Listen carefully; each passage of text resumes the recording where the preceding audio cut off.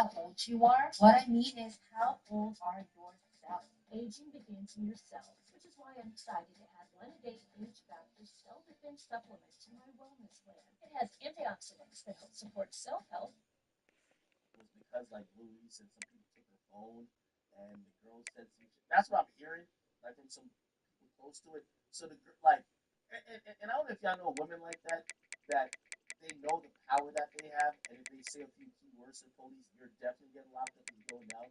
But apparently, this is like, I'll tell you the real story. You want to hear the real story? Like, this actually sounded crazy. This is this is supposedly the real story. It said, "Hey, just to let you know, I was there. Reese never raped that girl. She got in a fight with her homegirl in Calabasas, and her friend threw her phone and ran to a neighbor's house to call police. So Reese and a friend dipped back to his hotel downtown. The girl called the police from the lobby because she was drunk as fuck and didn't have a phone to call anybody else, but she was already fucked up from fighting her girl. Her clothes was ripped, she was wet from the sprinkler, so she looked bad. Police asked her if she had sex. She claimed she did. They assumed that this was blah blah blah blah, and yeah, they were fighting because the girl couldn't find her phone, and that to me that sounds ridiculous. So you're telling me that the police listened to a woman who's heavily intoxicated, who they could have easily reviewed surveillance footage before they charged this man with sexual assault or suspicion of sexual assault. You could have looked at the camera, seen that maybe her clothes got ripped, not because niggas was holding her down, like like taking the pussy, but maybe she was fighting with another girl. Maybe she got some bruises on her because she was in a fight. Yeah, she might have fucked some dudes earlier today, right? And also, apparently, her statement about whether Reese did anything or not was not necessarily that he did, but the police, based on their investigation, they felt that was what was going on, so they arrested him. Makes TMZ, he's embarrassed. That's the story I'm hearing. Again, this is from somebody who's supposedly an eyewitness there, and they told me this the day he got arrested, and I was still saying, I'm not gonna say this story because who knows what's gonna happen with this case, and we're gonna find out more. So now, if Reese is coming out to say the very first court date the shit got dismissed, maybe that story was kind of right. And I do think that's rather unfortunate because I'm gonna be honest with you. No matter how loudly you shout that it was some false shit, when you Google his name, it's gonna come up, and that's just some shitty.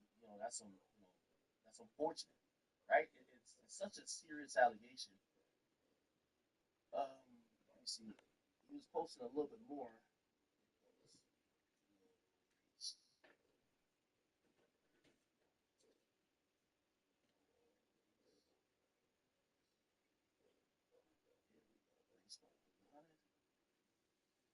So he posted proof of appearance, this and third, and I guess like he had bonded out with cash, so like whatever cash he bonded out with, he was gonna get back since he got dismissed. It says Shade Room and TMZ the same way I was posting that false ass information, like I did something to a bit.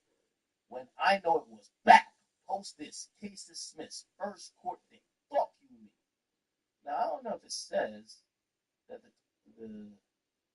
case is dismissed. But Tamaris Taylor appeared as a defendant. Da, da, da, da. Oh, the comment says DA reject. Okay, so it's not that it was dismissed. It's that the DA is declining to continue the prosecution, right? So I don't think he was ever officially charged. He was arrested on suspicion, and he bonded out, right? He bonded out. He bonded out with cash, and I guess they had to have a hearing. And in the hearing, the DA says, "Hey, listen, we're not gonna go forward with this." And yeah, so I guess it's kind of case dismissed. Whatever. Yeah, it says DA reject right here. Thank you. So I guess it means that this return is rejected to they're rejecting to prosecute this case. So the police locked him up for suspicion of SA. The DA, when he bonds out, the DA gets to court, probably sees the shit and says, "We can't prosecute this guy. We're rejecting the case. Okay, it's over. All right." Now he says, "Nah, it's time to go get that 25K back from 12. They took from her that she tried to steal and couldn't get away with and get bond money back." So it looked like he's saying that the girl in question probably was trying to steal some $25,000 from him or whatever, and also his bond money. Okay. And he says, now what they gotta say on I'm ready to sue. Okay? On BD. Now here's the unfortunate thing about it. I don't like, if the cops had probable cause to arrest him, you probably don't have a case to sue the cops. Like that's where qualified immunity comes in. He's not gonna have a civil case so to issue with them. However, he probably could sue the girl, but the girl's probably broke. That's the thing, what I mean? Reese, nobody knows the girl. We all know you. Like, the girl's probably broke, so sue her for what? All right, okay. At least Reese might be a lot of things. He's a grim reaper. He might have 10 bodies. He's a menace to society. You might have typed LOL and the 15 niggas disappeared, but one thing you do know is that he do not commandeer. He do not take the box by force. Okay, that's good. That's good. That's good. All right, perfect. Okay. What else? All right, so we did a little recent thing. I do want to listen to this. So this dude was in the car. By the way, Kershaw Rock. Her new mugshot has been released. This is how she looks. Like she might turn to a Rastafarian up in jail. I mean, somebody say, oh, she looks like a 2K17. Sharpshooter, PG with all the badges. Hall of Fame. Kershaw Rock. Kershaw Rock is the epitome of, and I'm not wishing anything bad on her, but I hope women who do follow her see what this is. I've always said there's so many women who learn from her behavior. That violence was always welcome. That standing on business and beating women up and doing some of these wild type of tendencies that's not really associated with the majority of women who have class and have some respect. This is what she did a lot. She was, she moved like a swine. She was just kind of fighting everywhere, causing a public ruckus. She was putting her hands on her man and other people. And while a lot of that was seen as entertainment because she was even on a reality show that kind of glorified that, now we're realizing, I hope the women who follow her see the ramifications. The ramifications is that she has multiple charges. She was arrested in LA. She was extradited from California to Oklahoma, right? She had charges elsewhere in Scottsdale, Arizona for putting her hands on people inside of the club. And this is where all the women who love this behavior never really realize that it ends up with, right? So she went viral for blah blah back in June. Essentially, she has been issued a felony fugitive warrant. Apparently, she's facing up to 8 years behind bars. I hope, for me, I don't care that she does significant time. I want her to just learn a lesson. You know what I mean? And unfortunately, when you run into women like this, when they're not scared of anybody, even the police, the only thing that can humble them is if they do some time in jail. And I don't know, maybe she's cool with that. She might come out and be worse, but hopefully she learns a lesson and comes home. She has a kid. Both parents are in jail. She's in jail. Blueface in jail. Apparently, Blueface is getting out quite soon. But she might be in jail for a couple more months. Who knows? So hopefully she figures it out. Apparently she had 0 felony convictions or even misdemeanor convictions before she got into fame.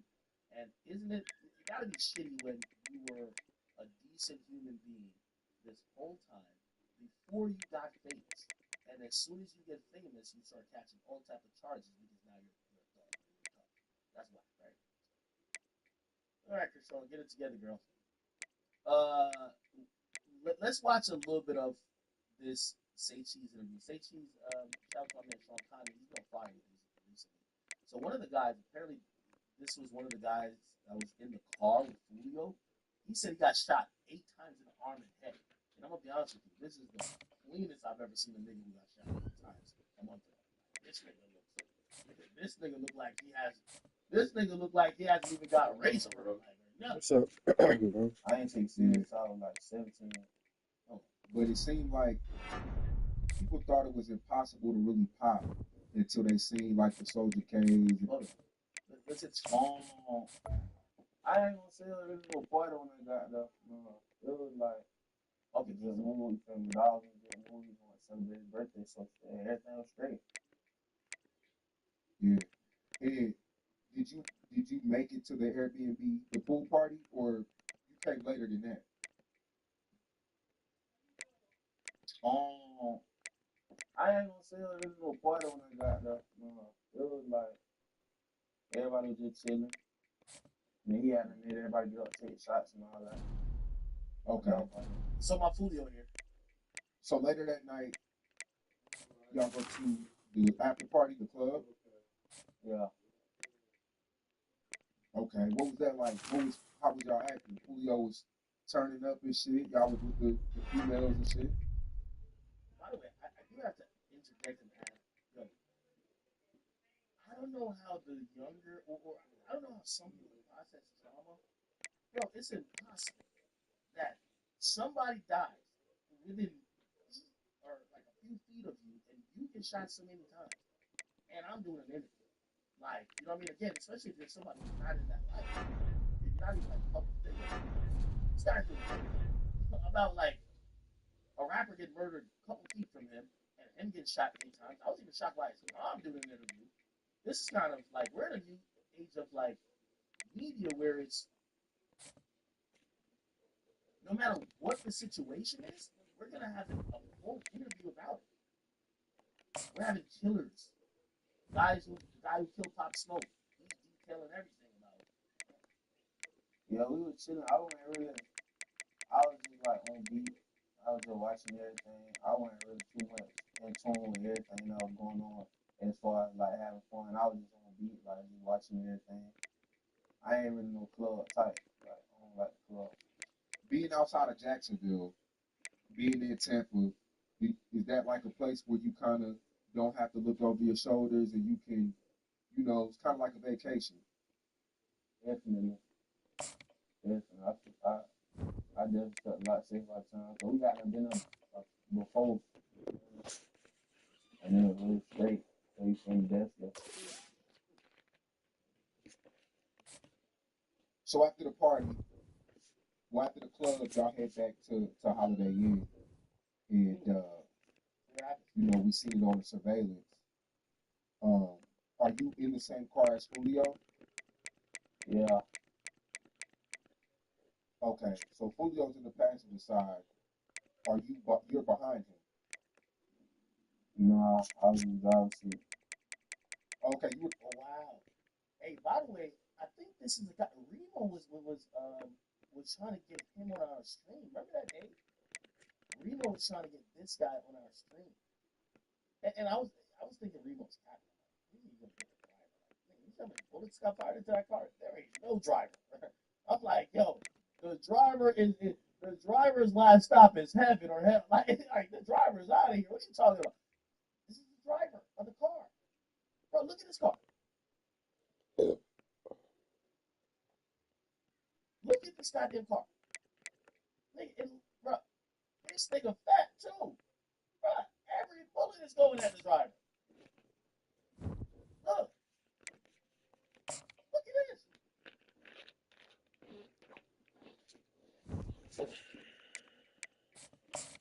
Nigga, this is crazy. Unless they were shooting this side and they were shooting the bullets hit here, but they were all going this way. But yeah, I guess nobody was directly in front of the car, but still, wow. If I was this guy, I'd be in church. Bro, only God saved your life. Who the driver? Yeah. Okay. Can you take us through that moment driving into the Holiday Inn, if you don't mind? We went at the Holiday Inn. We was gonna go to it, but Why have I been alive? Cause I ain't die yet. That's why I've been alive. I ain't die so yet. I wasn't really thinking much. You feel me? So we got to the hotel. Went in. The rooms was already reserved, but I guess they had like a glitch in the system or something, so they ain't let us get the room. So then he came back out to the car and we was just chilling. basically. Trying to figure out like where we was gonna go.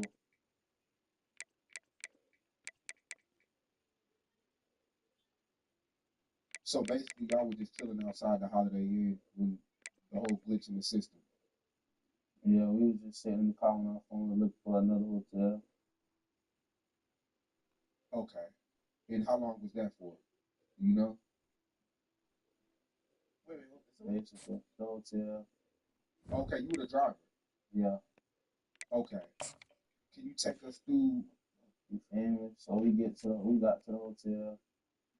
Went in. The rooms was already reserved, but I guess they had like a glitch in the system or something. Hey, chat. I was gonna bring this up the first night I covered this, and don't ask how I know, because I done tried to check into a lot of hotels. I'm sorry.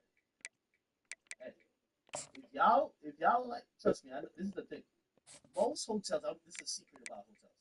Most hotels have like about 2 hours of dead time where their system changes over.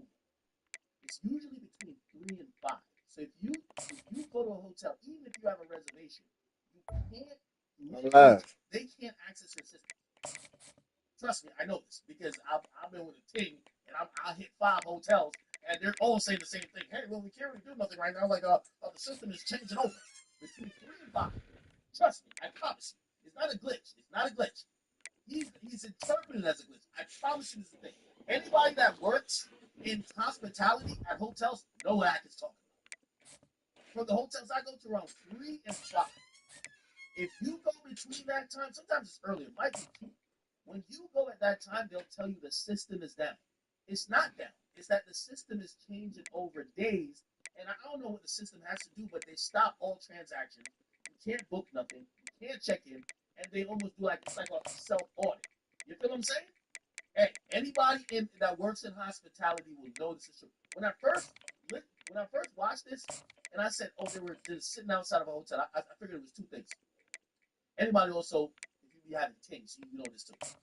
If you try to get into a hotel, right? If you try to get into a hotel on a weekend, a lit hotel or like a hotel around a downtown area, after about 9 p.m., it's gonna be sold out because everybody's trying to fuck a bitch for the night. Everybody who went to the club, they're gonna be sold out. So even if they're usually available on weekdays, after on a Friday, once it's the weekend, if you don't book that room for that night early on, it's sold out. So I was thinking that maybe they were just trying to drive from hotel to hotel trying to get a room, but most of them hotels are going to be sold out, which that's why they're probably at that hotel waiting to find Google or Maps a fucking another hotel.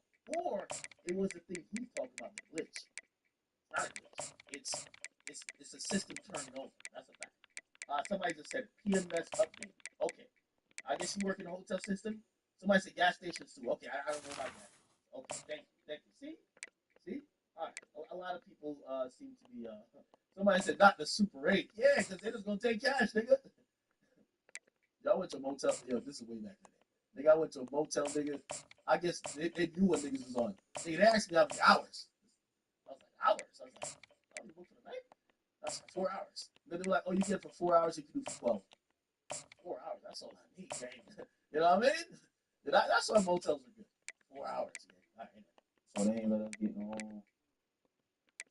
Oh, okay. Somebody says it's property management system update. Thank you. Property management system update. That makes sense. I was gonna say the first night we covered it, because I just know I've ran into that, but that's just my anecdotal experience more than me knowing the fact. Now I know this. So Okay. And King Grave 2 says it's called a night audit. Yeah, I've heard it kind of being referred to that. Night audit. It's rolling the day over. Okay. Thank you for that. Okay. and he came back out to the car and we was just chilling, basically. Trying to figure out like where we was gonna go.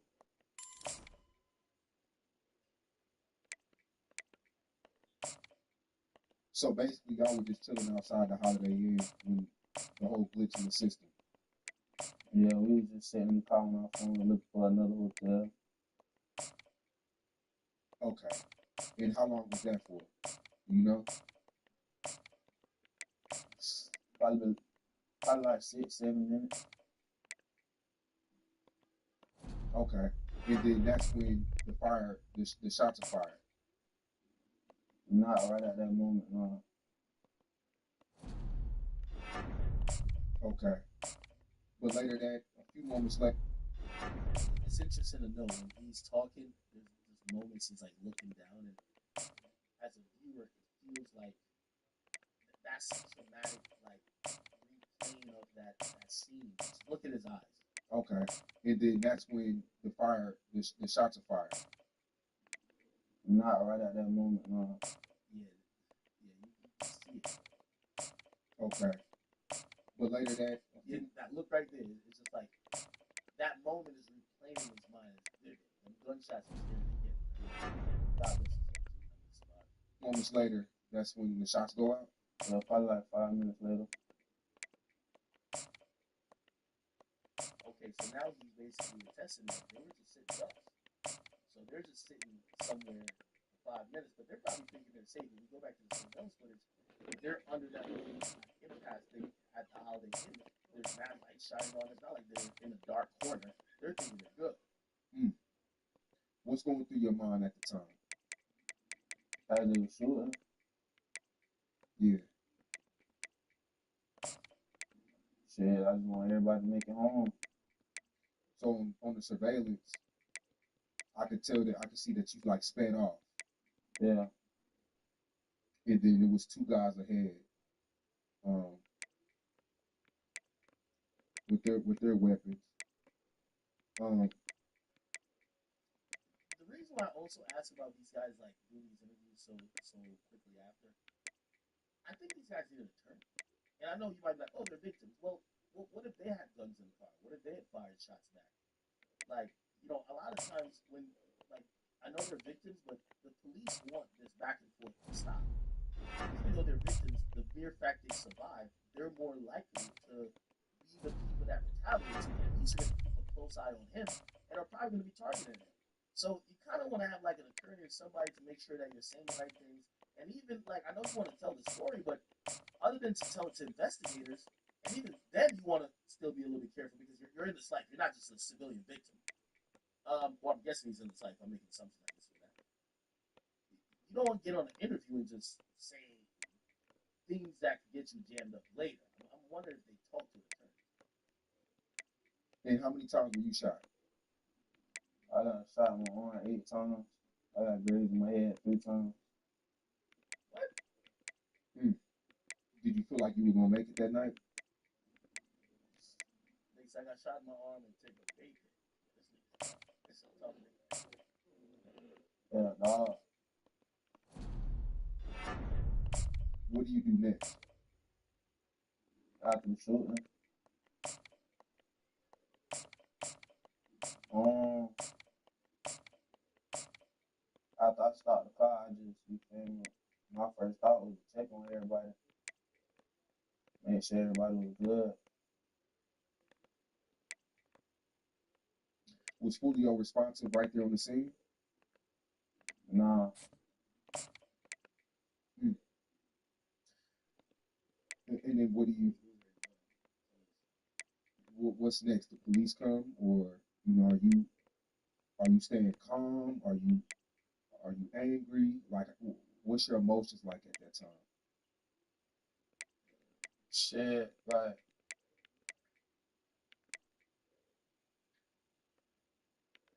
in the moment, I ain't even gonna say, like, I ain't even gonna say I was scared or nothing.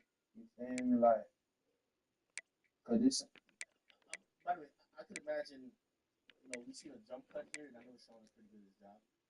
I think the question I would have wanted to know, because we saw the car come to a stop in that parking lot, and if the driver is still alive, we're assuming the driver got killed. Or we don't know if the car got immobilized. We would want to know why not drive out the parking lot. Like, if you're the driver and there's been a barrage of bullets, 80 bullets maybe, right? That got fired into that car, you're still alive. I wouldn't even think I'm safe to leave the car in that parking lot unless it couldn't move. And I would have tried to drive it out, like to somewhere, like we're just driving, right? And then also I would probably ask, how did you know that the guys weren't just gonna like, if the cars just come to a stop, that the guys were gonna come back and just like make sure their offense, right? Saying the situation like wasn't nothing new to me, so it was just like I hate this about street niggas. Come on, bro. Like you can just say you're scared, bro. Like, come on, nigga, you about to lose your life. Yo, I ain't gonna say I wasn't scared. Like, come on, bro. Like, it's okay. It's okay. Like, we're humans. We're humans. Nobody's a demigod. There's no voodoo that could just make you non-human. We're human. saying I just got the money recording. Said I tried. My first thought was pull out the car, but then I realized my arm was broke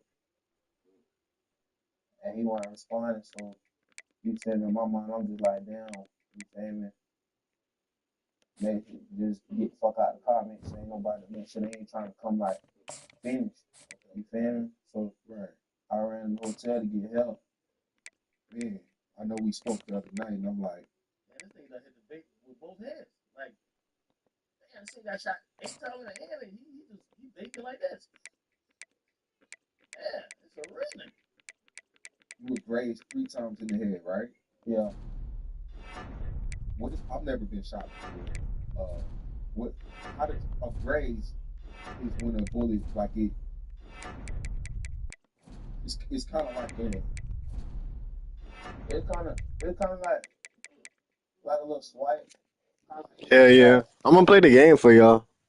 It's just IRL streaming all day. I can't do that. I'm still gonna play the game. So if I'm gonna play the game, I might as well make some content. man, bro. You here for a purpose, bro. Like Yeah. 8 times in the Hell arm. yeah. I'm gonna play the game. In the head. I can't. Do you? Does it feel like you got shot in the head? Nigga, I I just be like, guess it was alright. I guess. I be feeling on our chew or something like. Yo, this nigga, this is the toughest thing I've ever seen. There's some regular shit. Yeah, it's like a scratch. It's like one of the itches. Don't really. I'm getting like little pain and I be chewing, but other than that, no, I don't really be feeling like that.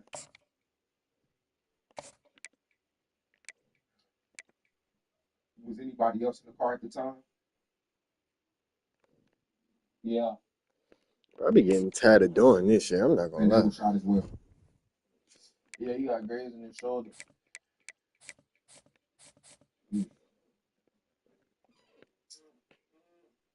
You get taken to the hospital. Do you feel like you're not gonna make it?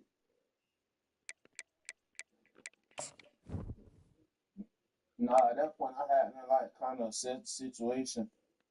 Okay. I had to calm myself down. You feel me? I was just,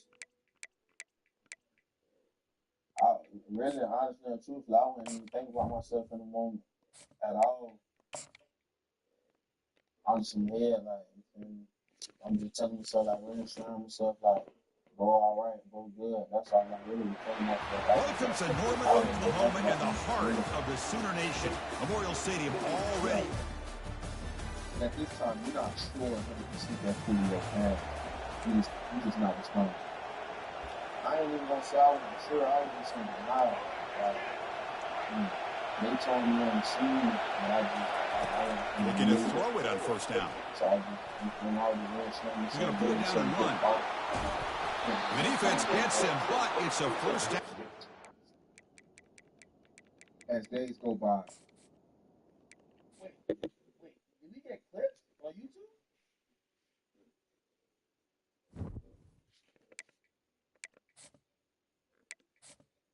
Wait, did we get clips on YouTube?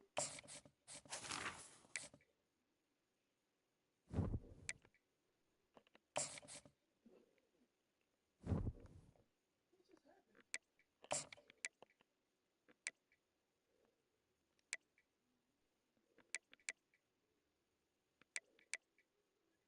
That wasn't copyright, was it?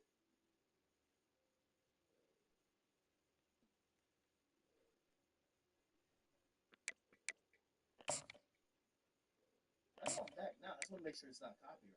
Let me speed this a little bit.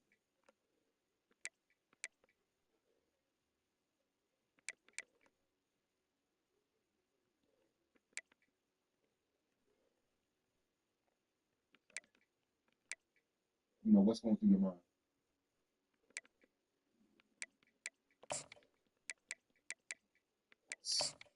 Shit, remorse, guilt. Hold on. I can make sure it wasn't copyright.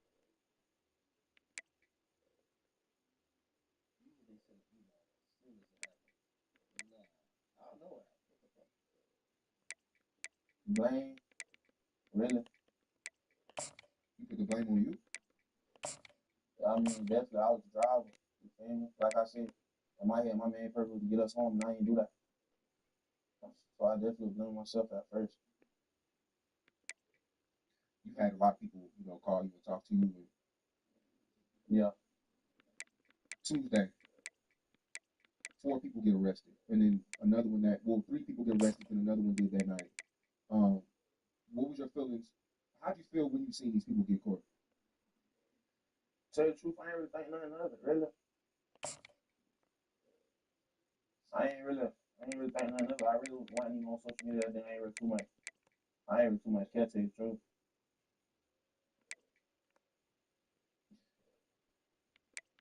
Everybody was pointing to the girl when you know how social media is, but people say that the girl was there that night at the party.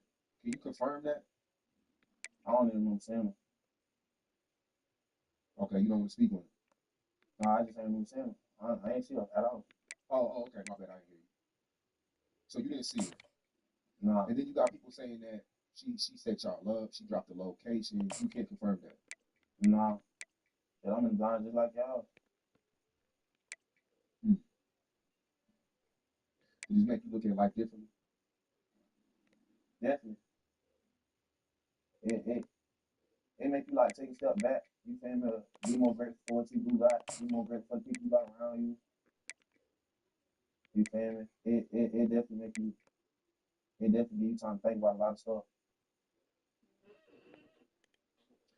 I remember we were on the phone a couple days ago, and you said it's fucked up that this shit had to happen for people to know that I can actually rap. What? Yeah. It's fucked up that I had to lose my friend. Wait, what? What the fuck? I just dropped it. Wait, hold on. What? What?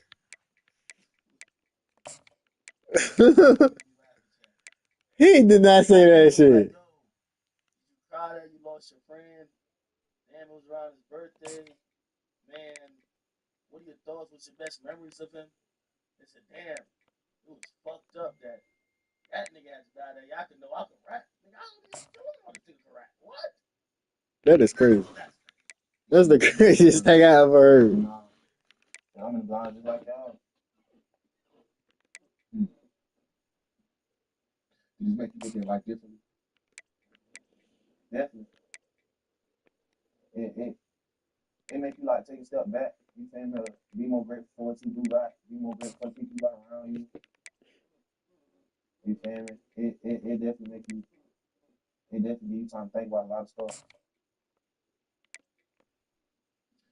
I remember we were on the phone a couple days ago, and you said it's fucked up that this shit had to happen for people to know that I can actually rap. Yeah. It's fucked up that I had to lose my friend to get notoriety on my music, to get interviews, to get people to reach out to me. And I felt you on that. Definitely. So how's your arm doing? I mean, the good part is going faster than expected. I done got movement back in my arm. Bullet holes sitting up decent. And I mean, I still been a lot of pain some days, but other than that, it's just like, yeah. Just like having like a broke arm. You shot 8 times. What kind of bullets were they? Did they tell you? No, they ain't tell me.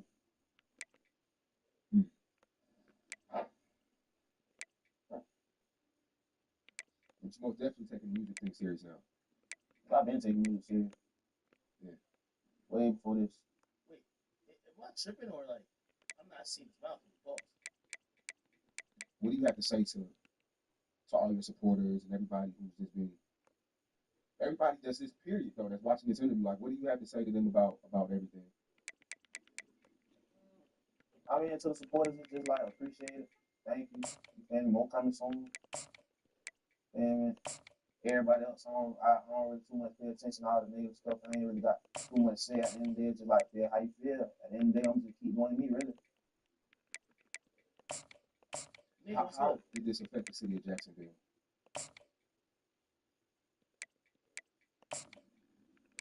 It's boring now. That's all I really can say. Like, it's boring now. Full of the excitement. You feel me? Yeah, I agree with that. I read a comment of people saying that the Jacksonville scene needed. It's like I'm not gonna say the story's over because it's like I see people like yourself doing your thing. The Lil Cracker, I see him popping off. I'm not gonna say I don't know about the war or whatever. I don't really know about the back and forth, but musically, I definitely see people from Julio's branch taking off now. What do you And, think? but Julio was an entertaining guy. Like he was the heart of the rap scene, if you ask me. Yeah, definitely.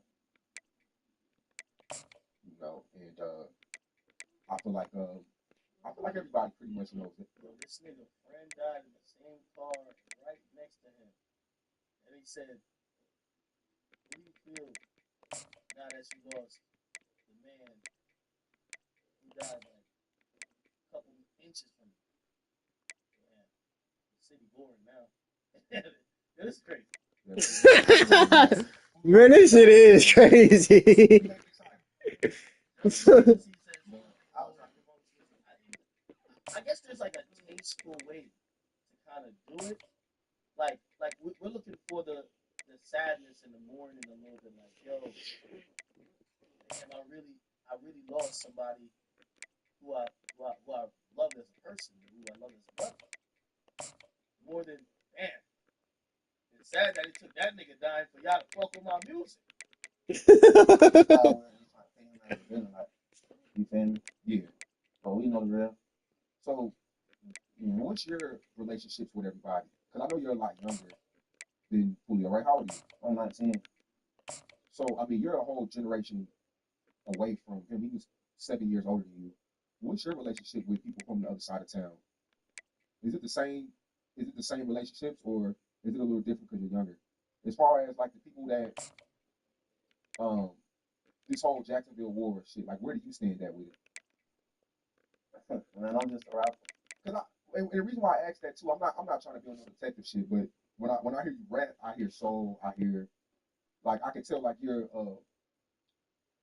can tell you're when I mean good kid, I ain't calling you a square, but I can tell you have a purpose. I can tell you're a really smart guy. I can tell you can make more music than drill. I feel like you have a lot of potential. So like, where do you stand at with everything? Are you one of them type of guys who are like, man, I just want peace, I just want to make music, or is it like, man, this shit gonna sting a little bit? Whatever, I'm with whatever.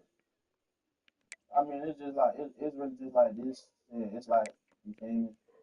I done took losses. You feel me? I done took losses. So it's just like, really, it's like, I just want to make music. You feel me? I just want to rap. You feel me? But it's just like, I'm just stick to what I know, stick with the niggas I know. I don't really too much be invested into the war or whatever you call it. I just, you feel me? I'm just a rapper. Those 5 people that were arrested, have you even seen these guys before? Nah. So when they got arrested, like, you were even confused. Shut the fuck up, man. But it's just like, shit, all right. Because the females, like, it seems like people knew her though. I mean, shit, they probably did. I did. Good answer. Good answer. Are we gonna get more music from you? For sure. For sure. I mean, I've been doing. I ain't got no reason to stop now. Yeah. Do you have music with Julio? Yeah, we got a song we ain't never released. And he believed in you too, didn't he? Definitely. He used to always tell me that he's been my ass like by music in general. And you and Lil Cracker, y'all are cool, right? Yeah, that's bro. So I mean, we expecting music from y'all. I mean, we got shit, but I don't know. Only time will tell. And So basically, y'all are like, are y'all cool or y'all just got like mutual friends? no, like we cool. Like you think we got music together already. Like Yeah, man, y'all gotta come together, man, and for Julio, man, and go on a crazy run. definitely. I mean, everybody's eyes is on Jacksonville right now. Like, Jacksonville's the rap scene that everybody's paying attention to. And then outside of that, man, you got artists like the Lil Papas and I can keep going. There's a lot of rappers out there that people know, but whether they're ops or not, Jacksonville as a whole right now is doing their damn thing. We can all agree to that, right? Bro, I was gonna do this for Man, bro. school, man, before we get out here. Shit. Stay at school. Listen to your parents. Yeah, I don't know. Okay, all right. He showed his wounds, so a little trigger warning. If you wanted to see, apparently he showed the bullet wounds in his arm. And Oh man, we back with a new interview, man. this is him showing the wounds. Damn. Wow. Holy shit. Yeah, god damn it. He must be on pain medication to the T. Holy shit.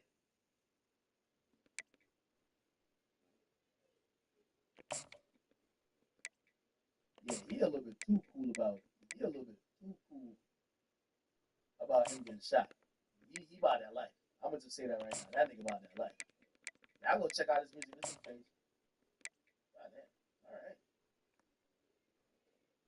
All right, people. I don't know what's going on with YouTube today. Like, I don't know if the service went down or something. I know we lost some significant amount of people on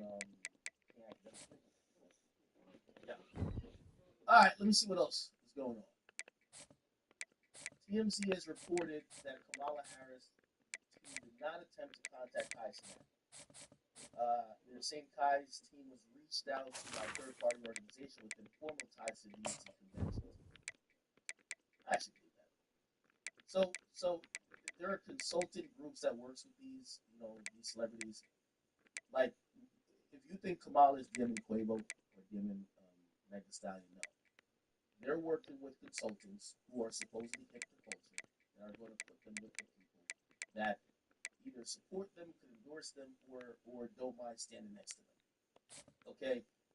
How I know some of those people that work with Trump hit me up to say if I wanted to do stuff, or they'll be like, hey, could you put us with some rappers that might be cool with Trump? Yeah, like, that's kind of what it is. So, Welcome to Norman, Oklahoma, and the heart of the Sooner Nation. Memorial Stadium already rocking with the sounds of Boomer Sooner. We're going to hear that all day. This is not just a regular matchup. Battle of top 10 teams. Two teams colliding early in the season. One team can make a strong statement about the season ahead. As we'll see the number 3 team in the country, the Colorado Buffaloes, taking on the 4th-ranked team, the Oklahoma Sooners. 3A Sports College Football. I'm Chris Fowler, here in the booth with Kirk Herbstreit. I think we've talked long enough, Kirk. Let's get this game going.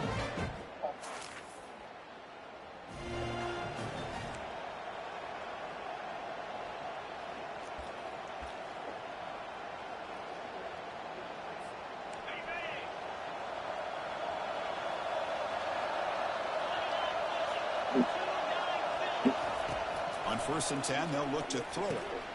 Catch made on the left side. Hey, it's a game, but you get the sense that this offense wanted a little bit more from that play. It's early, but this crowd is fired up. Listen to this noise here. This is going to be tough for the visitors today. Hit as he releases it, and the pass ball is incomplete.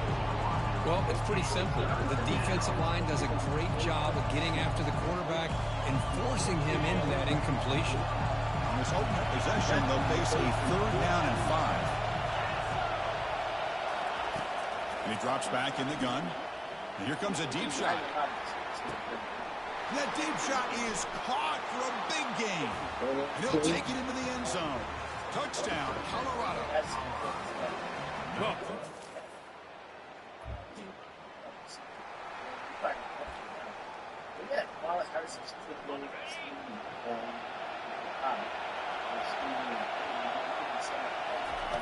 here comes a 1st down pass attempt.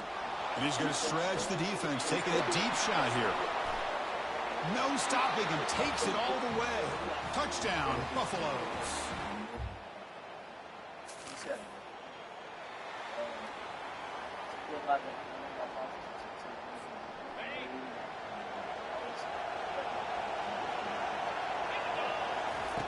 Looking out throwing here to start the drive. The quarterback delivers complete to the right side. Receiver brought down after a short pitch and catch. And the Buffaloes come to the line to run the hurry up. They look to throw it here on 2nd down. Cannot escape it. Down he goes. Well, that's the kind of play right there that this defense has been looking for. Maybe that'll spark them because, let's face it, this game has not gone the way they had hoped, but it played like... Lofting it toward the left sideline. Receiver left alone down there for a huge gain. They're not going to get him. He's in. Touchdown.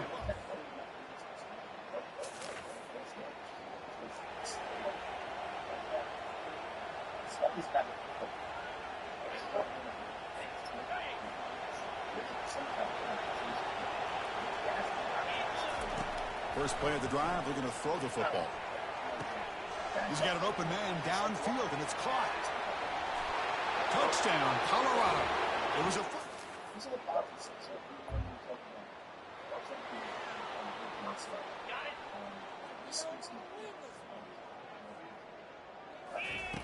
First down, looking to throw the football. Here's a shot toward the right sideline. Tried to press the ball deep, but it's incomplete. That ball just seemed to sail on it. You got to make sure to give your receiver a chance to be able to come down with a catch and bounce, because in today's game, man, these receivers make catches like this all the time. And if you put the ball out of bounds, you know... The catch is made for a huge pickup. Oh, and it's a fumble. Defense grabs the football. It's a turnover.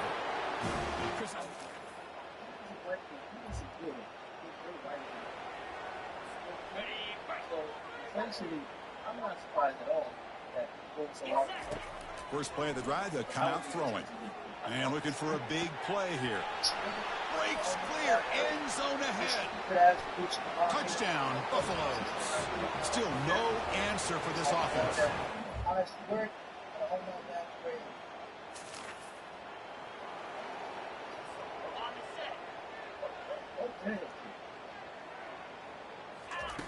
On 1st and 10 here, looking to throw the ball. He's escaping the pocket now. Throws the ball to the left after plenty of time in the pocket. Excellent protection. Tackle made way downfield. Enormous gain. 1st down and 10 now. That is great arm strength and accuracy by this quarterback. Let's not forget the wide receiver's job of bringing... And he'll loft it to the end zone.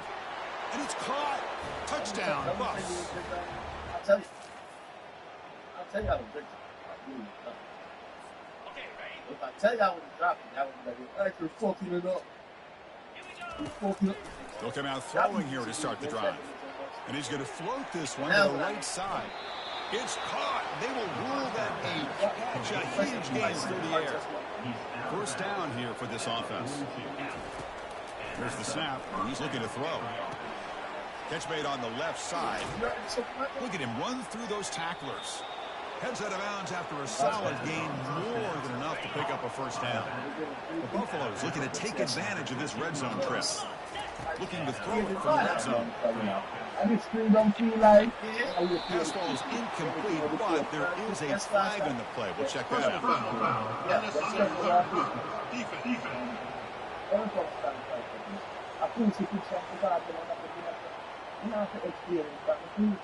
And the head coach will decide to accept the penalty and take the yardage.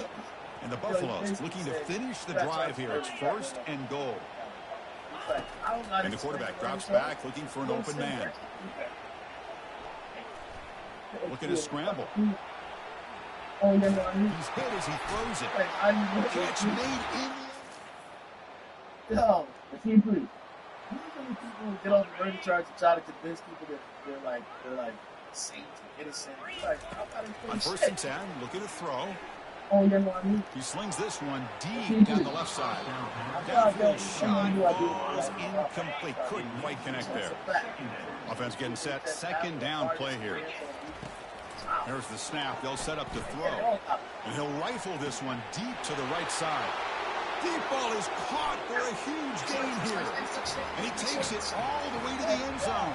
Touchdown.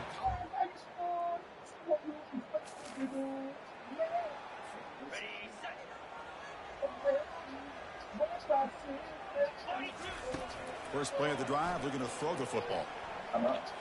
Quarterback moving out of the pocket, trying to create. They get him down. That's a good run, enough to move the sticks and keep this drive going. See what the call is on 1st and 10. Drops back from the shotgun, looking for an open man. Just as he throws the ball, and it's incomplete. Even on a first down throw, he was under some heavy pressure. Incompletion sets up a second down. Throws a rocket toward the right side. Catch made wide open way downfield. Takes it.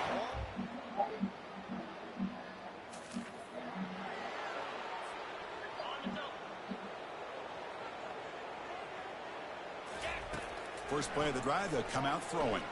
And he floats this pass deep down the right side. Oh, and he's got it. Big gain inside the 25. And the Buffaloes will come to the line to run the hurry up.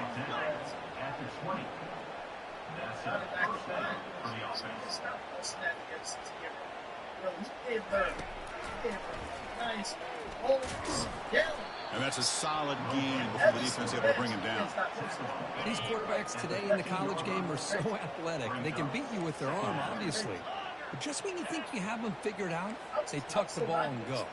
I'd expect this defense to put in a spy to keep this quarterback from running.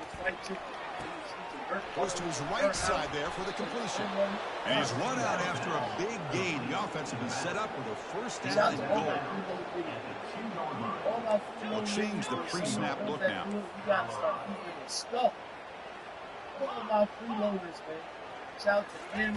And the quarterback looking to make a play through the air. Bro, you gotta bag that nigga. I ain't gonna lie. You gotta bag that nigga. Really good coverage here by the defense, but I love their awareness. That ball is in the air, headed to the end zone, and the ball is separated from the receiver with the contact.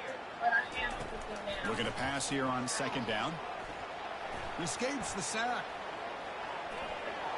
Get off me, bitch ass nigga. Get off me, bitch ass nigga. Hey, let's go. I still don't know one thing she would do if she got left to play. It's kind of stupid. I don't know one thing she would do, but she gets away. Okay, ready?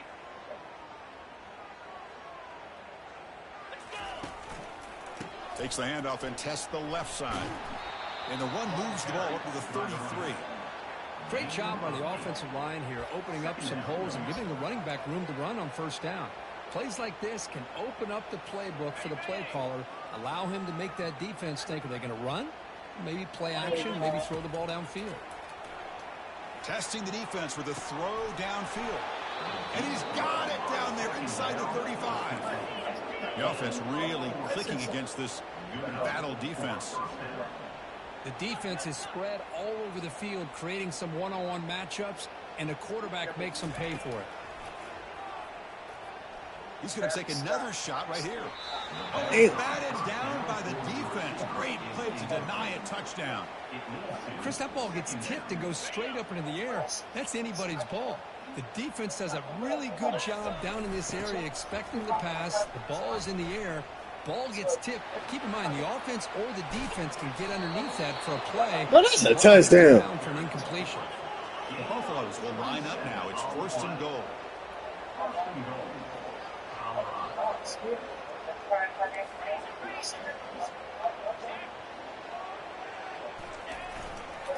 On the ground, trying to power toward the goal line. Goes backwards, losing 3 yards there. And the Buffaloes looking to crank up the tempo a bit.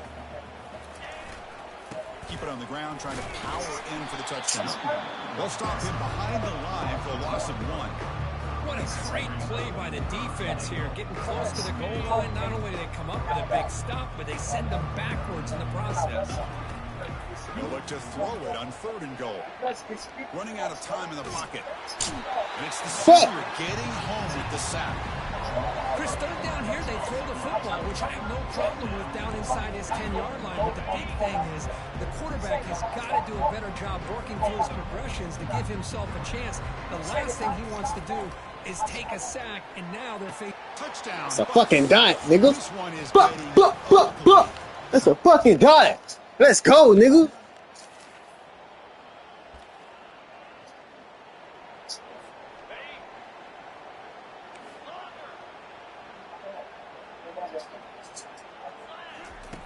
They'll come out throwing here to start the drive. Here's a shot toward the right side. Go get that bitch. Go get that bitch. Way downfield for a huge yardage gain. Fucking go, nigga. Touchdown, Colorado. Stretching the lead. This one is getting ugly. Shut the buzz down. Let's fucking go, man. Go get that bitch. Oh, God. Go get that bitch. First down, looking to throw the ball. Go. Go. Go. Big catch down. Dumbass nigga. Breaks into the clear. It's a sprint. Touchdown. This shit too easy.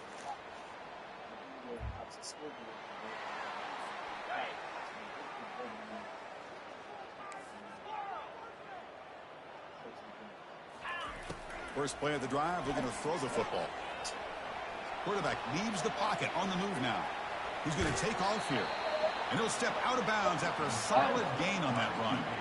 That's what I love about this guy. Just getting good positive yards here and continue to just keep this drive alive.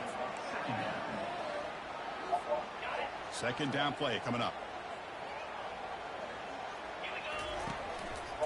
Ball handed off. Stop out at the 39, but good enough for a first down. No huddle now for the offense. And at first down, they go right back to him. They tackle him. Looks like it's going to be just short of the marker, inches away.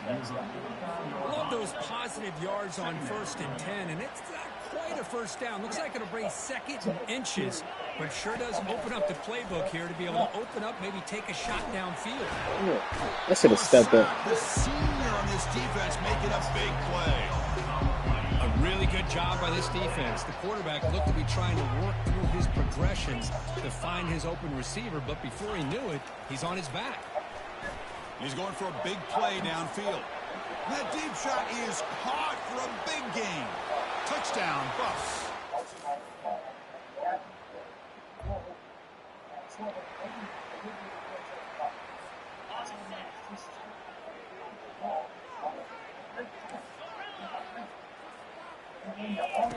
And looking to throw now on first down.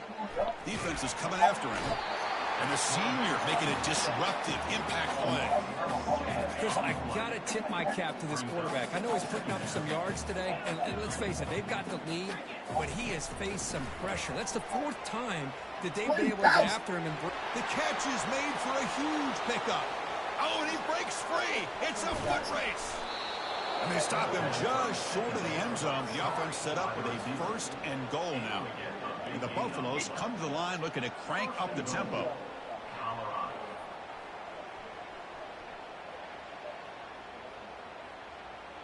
That ain't bad. To rent a boat in Miami, 4,500 for how many yards? Quarterback drops back from the shotgun. Looking right, this one caught. Oh, and he's ruled down right there. They lose yardage on that play. Touchdown, Colorado. And the beatdown can...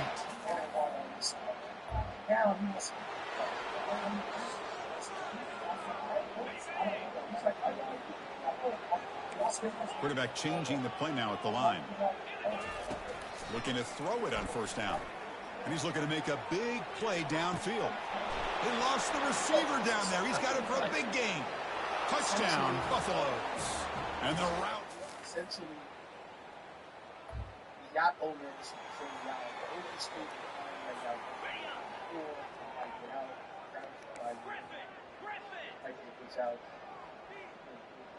They got tired of these guys. They just largely ignored. First play of the drive, they come out throwing. He'll take a deep shot here. This one is broken up and falls incomplete.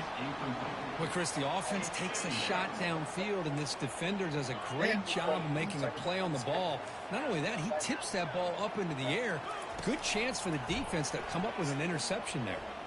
Hit as he released it. It's incomplete. He took a hit as he threw the football, and it brings up a 3rd down.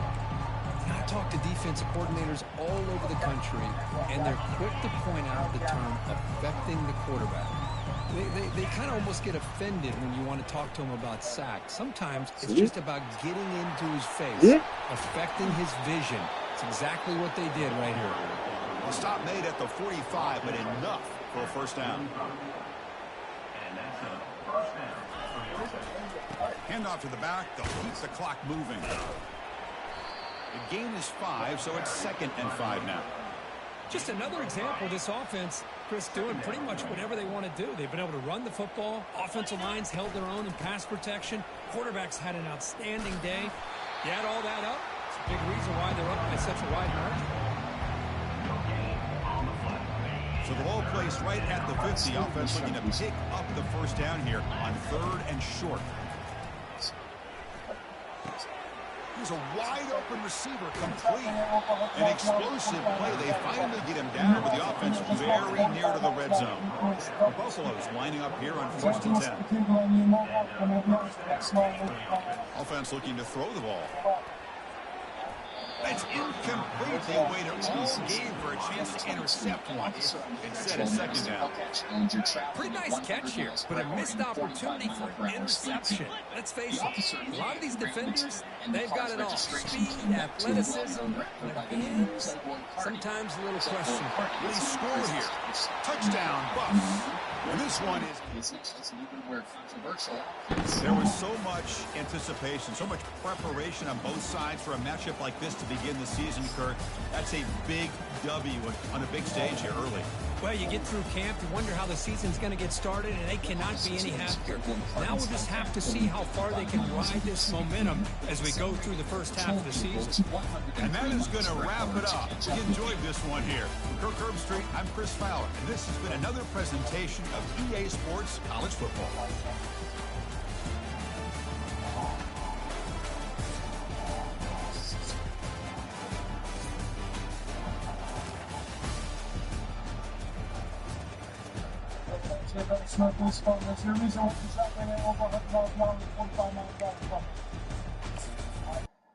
I'm literally hitting 105 and you're still pulling away from me.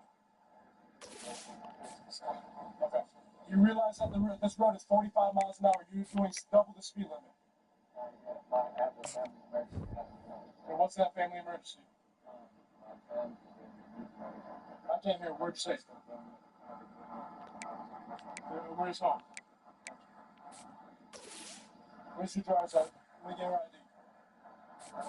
Yep.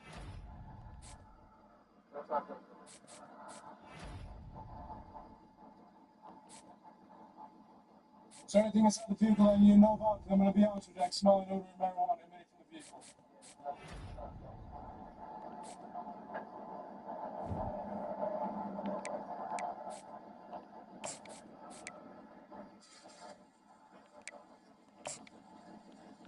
So it's a big phone. She ain't got a wallet, but I just picked her up from home. Anything guns, knives, bombs, grenades, anything like that inside the vehicle that you know about? I have a gun that was in my name. Where's it at? Where? Where is that in the car? So what I have to do is with your left hand, take off your seatbelt. It's about to be before. Step away from the vehicle. I'm not angry. You promise you that. Step back there for me. I'm just going to pack you up for weapons. Anything that's going to put mistake me hurt you.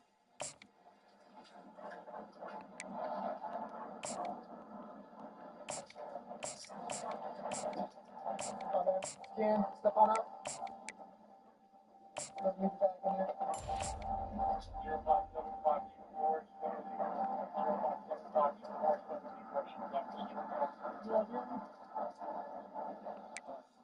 That's my best.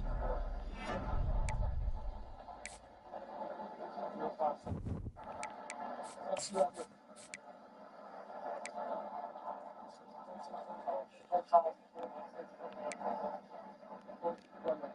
I'm gonna grab this stuff. I don't think I'm through this stuff there anyway. As soon as I put this up, I already start. I'm just gonna grab the gun with it.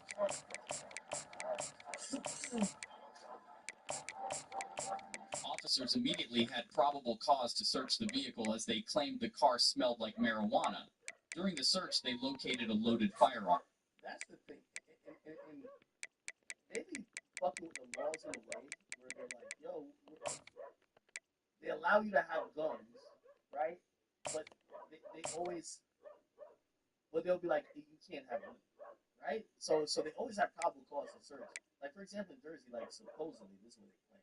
I don't know the cops are following that law. They can't use weed smoke as probable cause anymore. But for the most part, it's so hard to have a concealed carry that most likely people won't have guns anyway. So like now you can smoke weed, but most likely you don't have a gun. But in places you could have a gun, like for example Florida, I don't think weed is legal in Florida, right? And I think this is in Georgia. Is it in Georgia? This might be in Georgia. Yeah, I don't think weed is legal there either.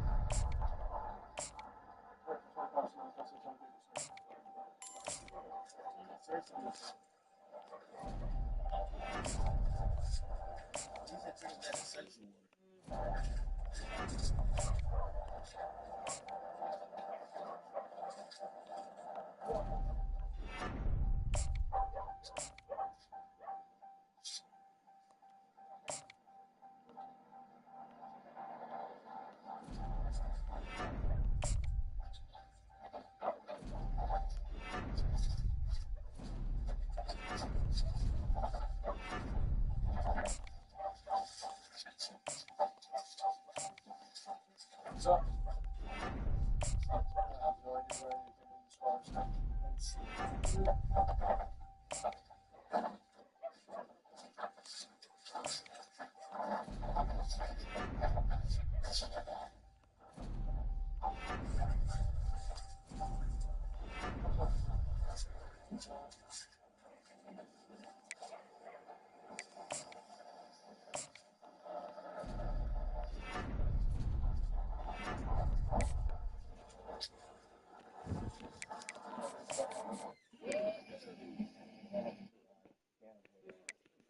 All right. By the way, I've seen some of the other things you guys are scared of too. I'm gonna try to look at those.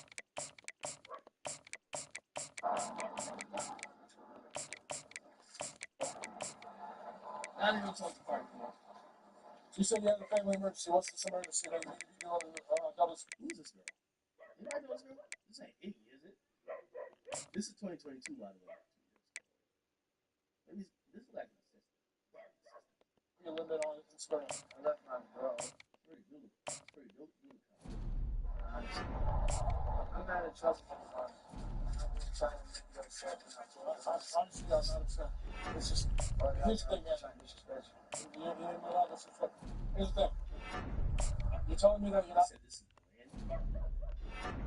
Party. Who's that?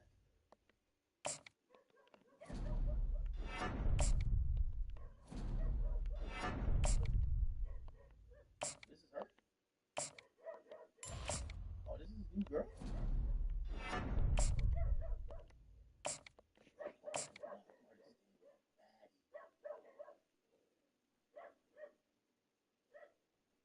Oh, this is new big moms. Oh, okay, this is new big moms. Okay. All right, Cardi. I'm going a certain speed. I'm telling you, and there's a GPS that'll back me up in court. That shows how fast we were going. Okay, so the speed limit in this city is 45 miles an hour. That's it. Okay. I get it. You got a fast car. That's good for you. But what we ain't gonna be doing is we're ain't gonna be doing double the speed limit in the city of Springfield. I respect it. Honestly, double the vehicle. Step back to this.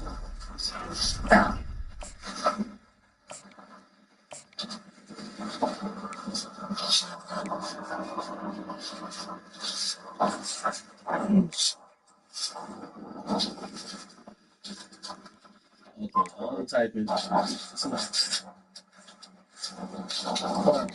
Here's both of your IDs. Here's your wallet and your credit card that you left on the back. Yeah, that nigga made the girl drive after that. Tonight you're going to be getting a citation. I'm not going to be taking you to jail. I'm going to be writing you a speeding citation for 90 miles. That's 15 under what we were going. All right? I'm going to tell you this now, man.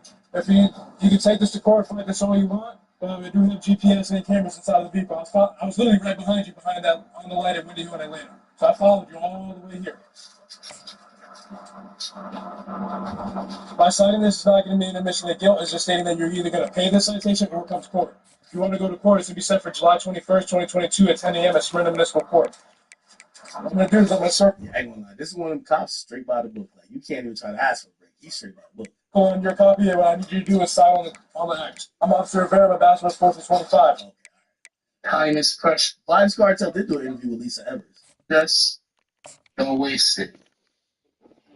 They're candid. Similar to how he looked coming out of the Tower Street Correctional Facility, Nicki Minaj and Drake celebrated his release. Less than a day later, he dropped a mixtape called First Week Out. The 12-track EP is already blazing up the charts, hitting #1 on Apple Music in some countries. Both teams have circled this game on their schedule. Igniting talk of his return to the stage. You've got fans everywhere that are already asking about when they're going to see stage shows and everything like that. That's how we say about December. They can look out so they can save their money. You know what I mean? It's going to be expensive, so they're going to be ready to sell organs. Helping win love from his fans is still intact, as his devoted fiancée Sadem Ozturk. Yo, that's a good girl right there. Yeah. The royal penis needs to be clean, shorty. Okay?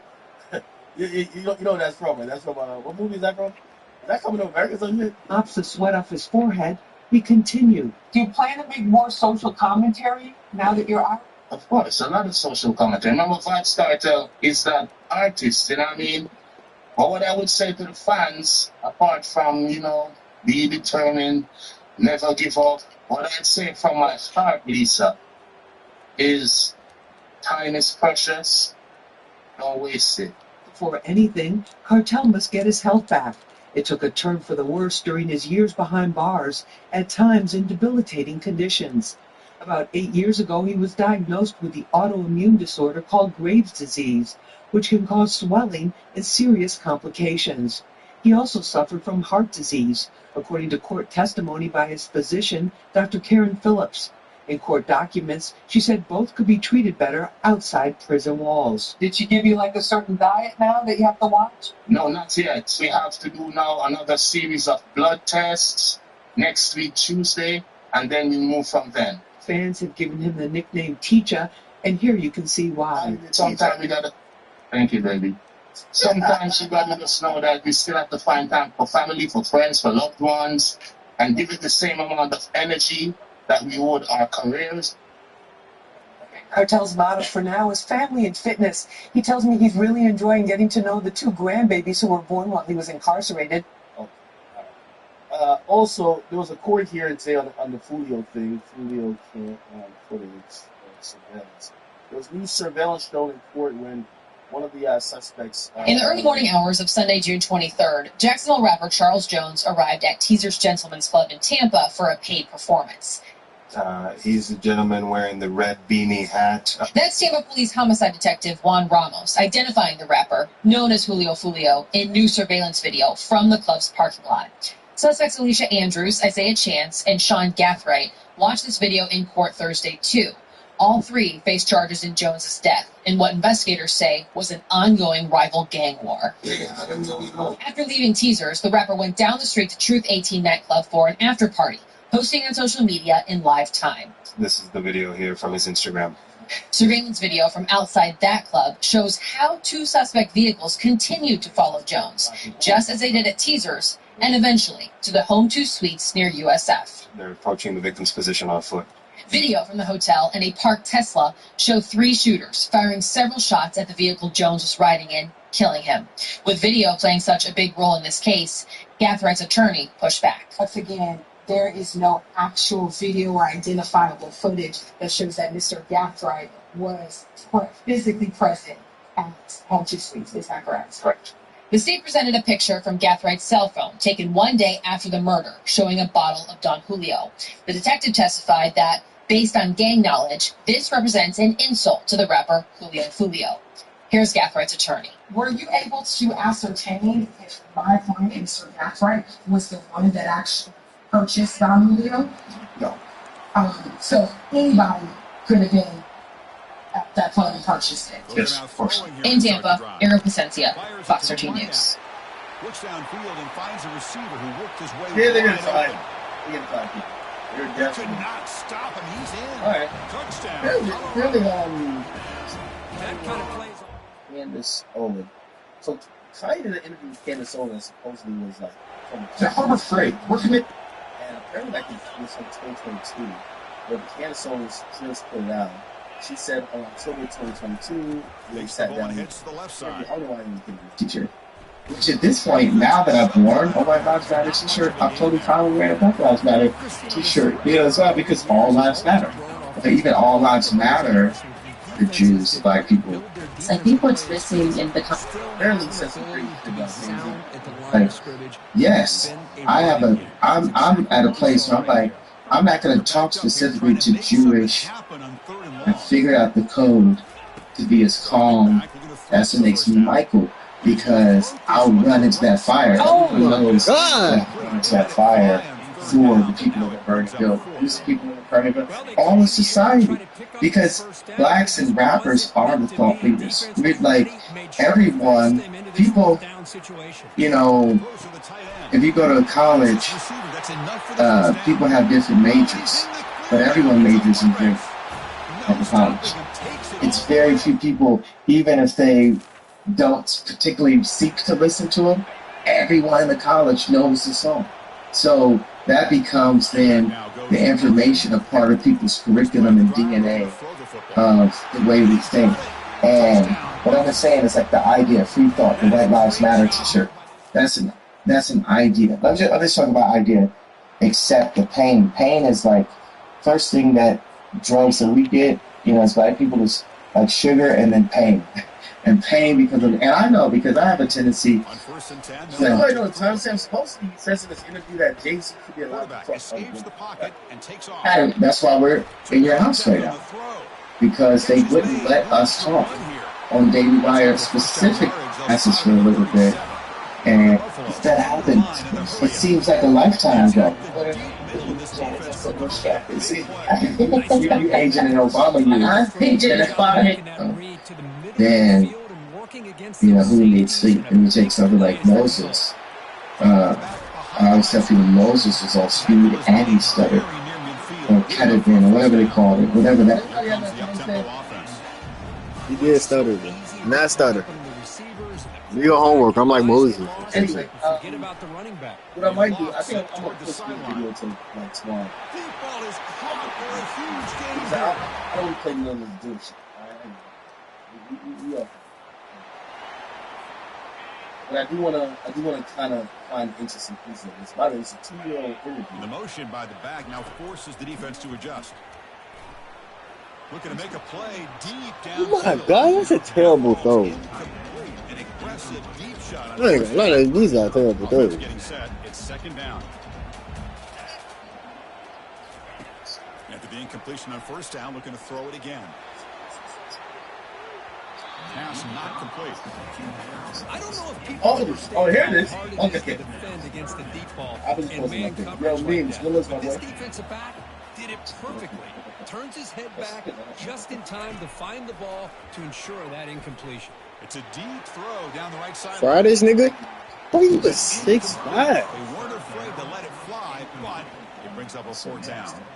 Well, Chris, obviously they had to go through the air there to try to pick up this third down and long, but when you're so far behind the chains, boy, you really allow this defense to dictate things, and it allows them to put pressure on your quarterback and can affect the timing, as we saw in this. Oh, and nothing but green grass ahead. They got him, but they convert on fourth down, and the drive keeps going. Oh, my gosh, the defense does their job. That ball is thrown short of the first down. They've got to rally to the ball and not let him have that kind of effort to pick up the first down. Now I'm being stupid, but I'm giving you guys stupid stuff because this is how it works. Now you gotta give me the Lose the ball at 37. The Buffaloes pick up enough yardage for a Yeah, they're smart. You know what I mean? Like he was talking business, but you either got it or you didn't. He was telling you the Like the Jewish media does. So, but this makes me think Drake is the best rapper ever by the numbers. Jay-Z is the greatest rapper ever by the inspiration. He's fine. There you go. He's smart. You know what I mean? Like he was talking business, but you either gotta admit it. He was telling you that now I'm being stupid. Like I'm giving you guys stupid stuff because this is how it works. Like in order for me to stay successful, I have to keep giving you stupid stuff. I just think y'all say need to let him go get some pussy. Seriously.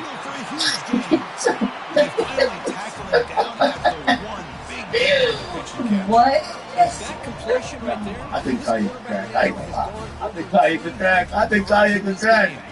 Yeah, I think Kanye can crack. What y'all think about that? Y'all think Beyonce will let Jay-Z go get some pussy? Well, that's the drawback to this play. Even if somehow the quarterback pitches it, he's not immune to this big hit. Go to the DR, something like, you know what I mean? Like, What's that about, though? What's that about? Are you good friend? Are you good friends with him still?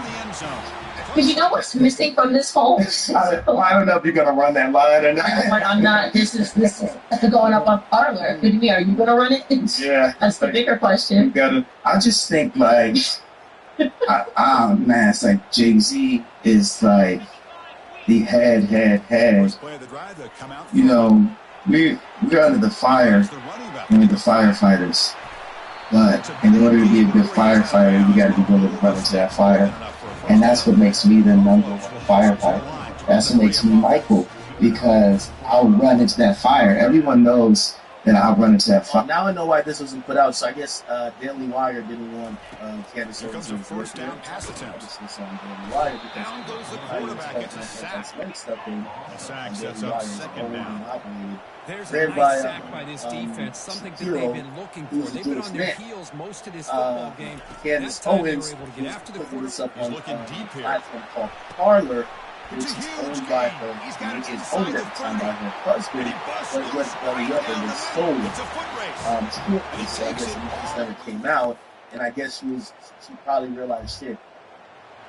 She didn't really use her own platform with YouTube, so I guess she said, damn, I don't put on Parlor, we're not under contract. Now goes in motion. Defense will have to adjust. Fire to the left side. For the people that are built. These people are built all in society.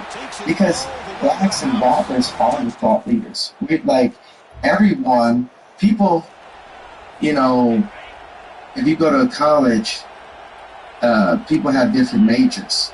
But everyone majors in drink at the college. It's very few people, even if they don't particularly seek to listen to them, everyone in the college knows the song. So that becomes then the information, a part of people's curriculum and DNA of the way we think. And what I've been saying is like the idea of free thought, the White Lives Matter t-shirt. That's an idea. I'll just talk about idea separate to that t-shirt. You have the idea for civilization to move forward. What did we do in marches? We marched. And what's marching? Walking, right? In order to walk, what do you need? Both legs in order to walk. Fucking ball. How do both legs work? One foot in front of the other, one foot in front of the other. So watch this. An idea is your left leg, and actualizing, I like it better than execute, like universal positive. Oh, that's a dot. That's a dot, though. That's a dot. That's a motherfucking dot. That's what I need from your bitch ass.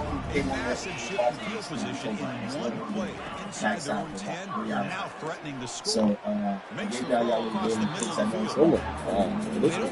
completion here. The timing seemed to be off between the quarterback and receiver. And this defensive coordinator may want to consider getting more pressure on this quarterback by changing some things up. And he's going to fling it deep. Bro, this nigga suck. That's watching tonight. What the fuck is you throwing that to? Not going to be easy here. Backed up a long way to go for a first down.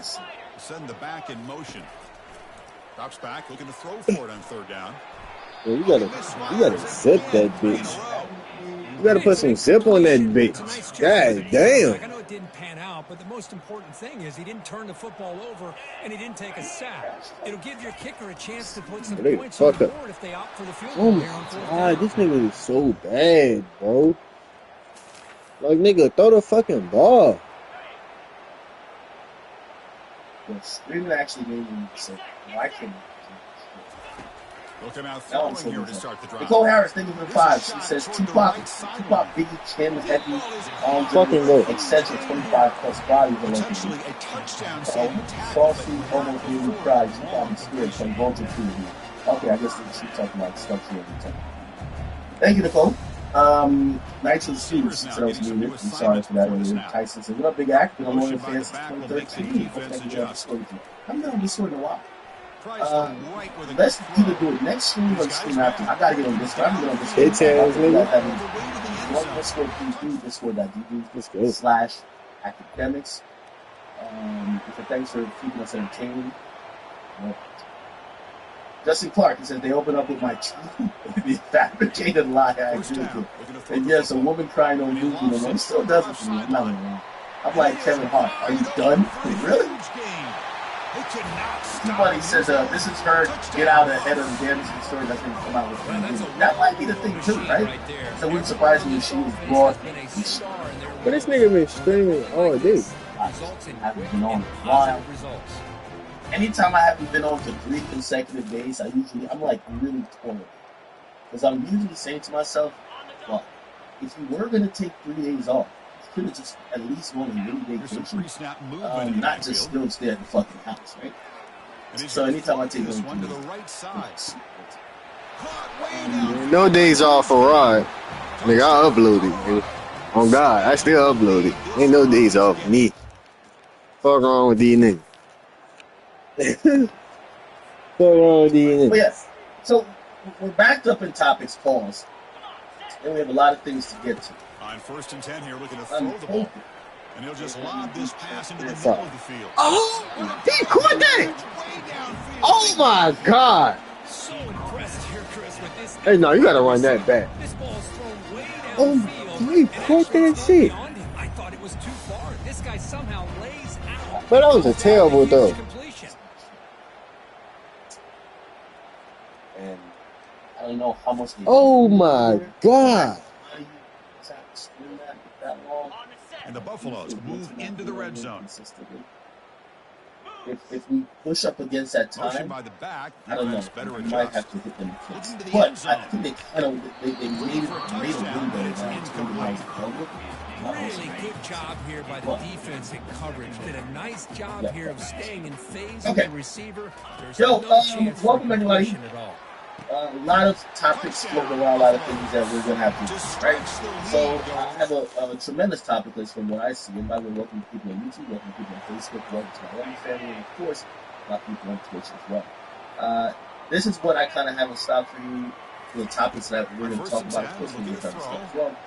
But this is what we have. No, we have to catch that. Some You gotta catch that. promoted for Felix Killer as well. Okay? That has now been revealed after some really good investigating by some other people. Quarterback checks the defensive look, makes some adjustments. A few things that's happened. On 2nd and 10. What's going on? I'm trying to consolidate all the drink topics. This nigga, how many throws are you gonna miss? Talk about drink for 7 hours still, right? But of course, there's always given some type of content or controversy, so we'll definitely have to talk. In motion now. So we'll try to get all those topics mixed in. So there's drink seconds. There's going to be drinks.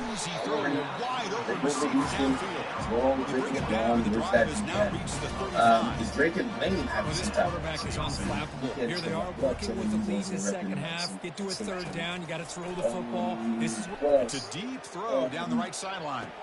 Drake and Houston coach. So it's one of the things talks about why he feels Drake owes Houston artists and shit. We'll get into that. We got an update on Kanye and Nitrous. If there's any more Drake topics, you guys can tell me. Kanye and the Nitrous situation, I think we got some leaked text messages. Pressure is coming. We have famous Dex. Right? And Second down coming up. Atlanta. I don't know what's going on with Atlanta, but yo, hey, Atlanta is delusional at an all-time high, and I'm gonna check one of the delusions today. What else? Some pre-snap movement. Erica Mena and Safari, they're kind of sprawling it out. You heard what I said about Erica Mena last time, man? Listen, Chicks feel like you don't lose up all your youth and beauty and all your time. They think when you're kids, still at Prosper with no new chick, always on vacation till shirt off. I mean, surgery she had to go get back right. Anyway, we talk about that. Rowdy Rebel finally addresses the band from LA. Okay. There was basically what Whack 100 brought it to the table in terms of no jumper by saying, yo, listen, I don't think Rowdy Rebel can return to LA after saying, fuck LA and fuck the Hoovers. That's what he said. And people wonder why he said that. Clearly, there was a guy who's a Hoover who supposedly the Crip that killed Pop Smoke, and people feel like people felt like New York was, well, this is how New York is. They're like, yo, yeah, LA act like they don't give a fuck. Like, yo, this is what it is. That nigga's cool. All right, so we don't really fuck with that type of vibe, and a lot of people I know feel like that, not really spoken, right? Then you get somebody like Rowdy, he says something, but it's kind of more targeted at the entire region than just the people who did the act of murdering Pop Smoke, right? First play of the drive, Wando, he pled guilty, and he's also releasing and rolling out a new project. I don't think today, he's probably going to sit down. Play makes it 2nd and 10. You got questions and stuff you want me to ask, you guys should let me know. Quarterback drops back. We'll get a Okay, test the I think those are the main topics. There's a bunch of other main topics. Oh, Woody. Yeah, we got to get back to Woody. So, okay. Woody and YSL trial. That's a whole almost section in itself. There's been so much going on, and because we missed like 4 days of screening, we literally missed like feels like a lifetime of the YSL trial. Don't know what's going on. Essentially, after switching judges twice, they then went through a whole hearing to say, yo, Woody, are you going to testify, and what's going to happen from here? Woody basically says, all right, I don't want to get locked up for the remainder of this. The prosecutors and the defense attorneys are like, oh, Woody, you know you don't testify. The defense attorneys are saying, well, if you say you don't want to testify, you guys can force it. We're trying to make sure you're not forcing to testify. It's a whole back and forth. Eventually, it came to a point where they get on with the trial, and the judge says, if we could ask the jury to ignore certain things that he said that he shouldn't have said, and if they're down to ignore, if somebody tells you like they did a murder, right? Like, and the judge says, ignore the fact that he told you did a murder. I don't know what's in it. Fine.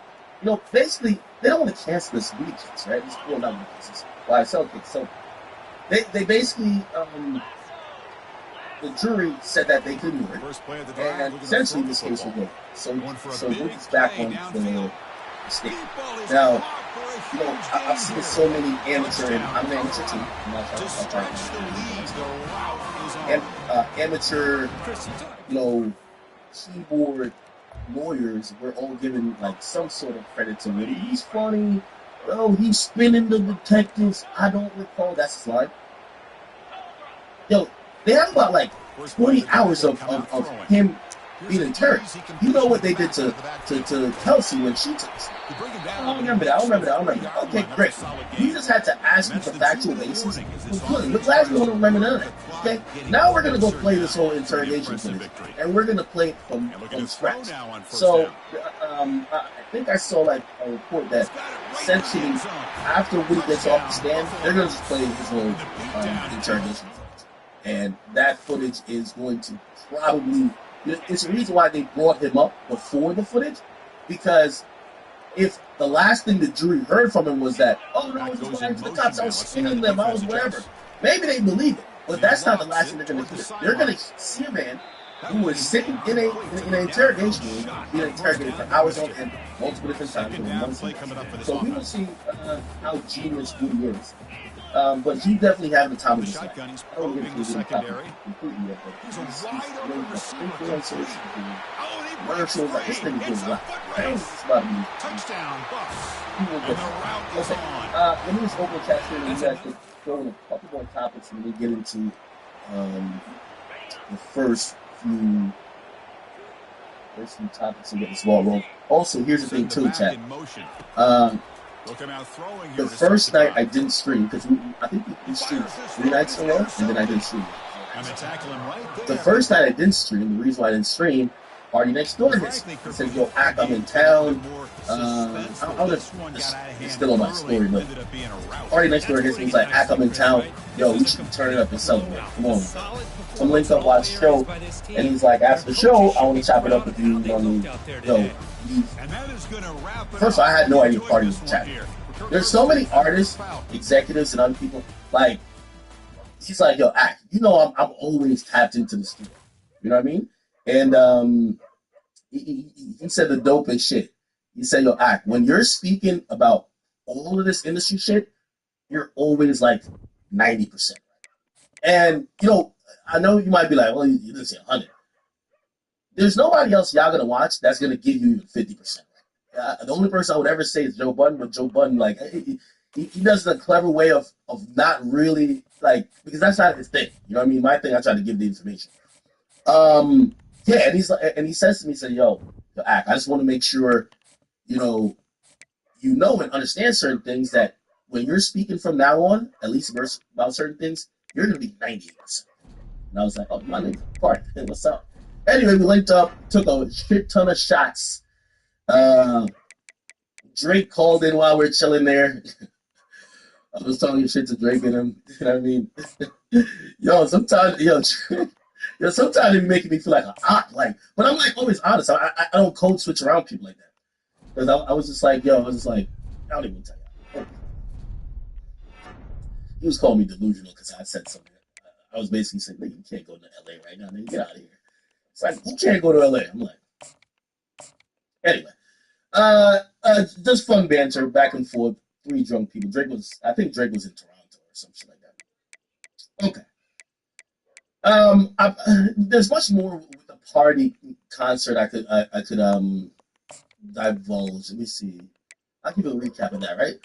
How was the concert? Concert was really amazing. Now, I'm gonna be honest with you, as much as I am a Party fan and I call him the GOAT all the time, I realized at that show, this is why like artists like Party, no matter what we say with sales or sometimes we judge these artists of if they're hot or not. Bro, I knew about, I want to say 70% of Party songs, and I knew them.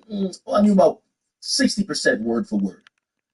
There were some women in there, and I'm telling you, it was all beautiful women in there. Like a shit ton. They knew every single song, line for line. Like, and I'm usually when I go to concerts, I do a little people watching because I want to see how much these people really are in tune with these artists, or like when they're performing like a B-side track, right? They're performing a track that's not a single, that's not whatever. How much do these fans really connect? How much do you have a core? Man, they were going crazy on it, right? So he sold out 3,000 people at the Paramount in Brooklyn, back-to-back nights, so that's 6,000 people. Then he went to Connecticut, sold out about 5,000 people. So, at least we get a gauge of what, where he kind of is, but not gonna lie, they did go crazy. What else? I was glad the fact that he performed. My boy performed some of the reference tracks. I ain't gonna lie. He performed work. I like that. I think Legend might have been also in there too. I think Legend might have been also in there. He does Come and See Me, right? I think he left with that. The only song he didn't perform that I wanted him to perform was Savage Rose. If you're a Party fan or you're a big R&B fan, that's like a song really hits. Yeah, he performed pretty much all the hits. Like, you know what I mean? She was a great show from start to front, so I can't knock him. About his performance, his actual performance, he's one of those artists, and I just, I have to give y'all my perspective as I'm like kind of breaking this down. I haven't seen many of the newer R&B artists perform. Now, keep in mind, a lot of us when we think R&B, we're thinking like Genuine, we're thinking Chris Brown, Usher, even Justin Timberlake. Like these guys are doing a whole fucking dance routine, rubbing up their body with oil, backflipping, all type of like moving and shit like that. You know what I mean? Grabbing their crotch. That's what we're kind of used to. I don't know if like a lot of the newer R&B dudes. And when I mean newer R&B, I'm putting in the Daniel Caesars in there. I'm putting in who else is newer R&B in terms of men and even the women, right? Like I don't think Summer Walker, does she dance around? I don't know if she does. Maybe she does. Does her dance around? I don't know. Party, he's kind of keeping it cool, calm. He has this really good dance group they bring the energy. He's more doing the vocals, and he's walking around being intimate with the crowd, but none of that extra, like, none of that bullshit. He ain't doing all that. You know what I mean? My boy's just chilling, bro. You get what I'm saying? Okay. All right. Somebody said, I'm officially an op to XO. XO loves me. All these people love me. Yo, if you don't like act, there's something wrong with you. That's what I've realized. If at this moment in time you don't like me, there's probably something wrong with you. Also, hey, party, but I'm a trustworthy guy. I won't say. Yo, Gabe, they didn't announce the album title yet, right? The one with Drake? Okay, I can't say. Oh, man. I want to say so bad. I can't say. Sort of secrecy. They would take my OVO flag and my OVO flag. So I can't say. But the two titles kind of floating around. I like one of them. And there's a lot of, let's just say there's a lot of facts. You figure out. Okay, cool. I know that doesn't make sense to a lot of you because you're like the actor you say. I just make sense. All right. Enough of the party next door stuff. I had a great old time. His team took care of me. Ooh, ironically too. So I would go backstage. Okay, I say this. So, and it's the first time. I remember when, so Elliot Wilson back in the day was just like, and I guess I can say this now because Elliot and Drake ain't cool no more. Apparently Drake was about to do like a press conference, like, I don't know, last year or the year before, at his house. And he was like hitting up select journalists to fly to Toronto to go to, because you know everyone was just like salivating over this Drake. You're gonna get a Drake interview. You're gonna like the whole culture. I mean, every goddamn media personality. I'm not trying to throw it away. Just everybody, right? And apparently this was a plan. Drake tells, or Drake, I think Drake comes up and like, yo, I'm gonna bring certain journalists here, and we're gonna do a press conference. So rather than pick one of y'all to do an interview with, I'll have all of you and be a press conference. It didn't end up happening. But I remember Elliot, he was in the mix. And Elliot was like, let me get this act. Did Drake hit it? It puts so much pressure on the defense. You know what I mean? Actually, I remember he was just like, oh, actually, he said, it wasn't really Drake, it was like Mr. Morgan. That's what I started doing that thing. For the defense to have to deal with. Morgan. I remember when I asked Drake for his motherfucking name. You told him? The pocket breaking down. It's the name of that song? That was caused by the that song. I asked Drake for his Spotify wrap up to see how many streams he because I post everybody's streams at the end of the year. And he was just like, oh, yo, just hit Mr. Morgan. I was like, who the fuck is Mr. Morgan? I'm thinking he's going to tell me to hit Oliver or somebody. Anyway, I just didn't know who he was. Apparently, the guy was in the room. I didn't even know who was him. And I think, well, they called Drake because they're a party. But then, like, it kind of shows how organic and how simple Drake's process is. Like, so Drake's like, oh, act, what up? And so it's me, Party, Mr. Morgan, and Drake. And that's the night he dropped the three, whatever it's called. When it gets? Is that what it's called? Did you call him 3-pack when it gets? Or I don't know. Whatever the 3-pack gets up and be ready.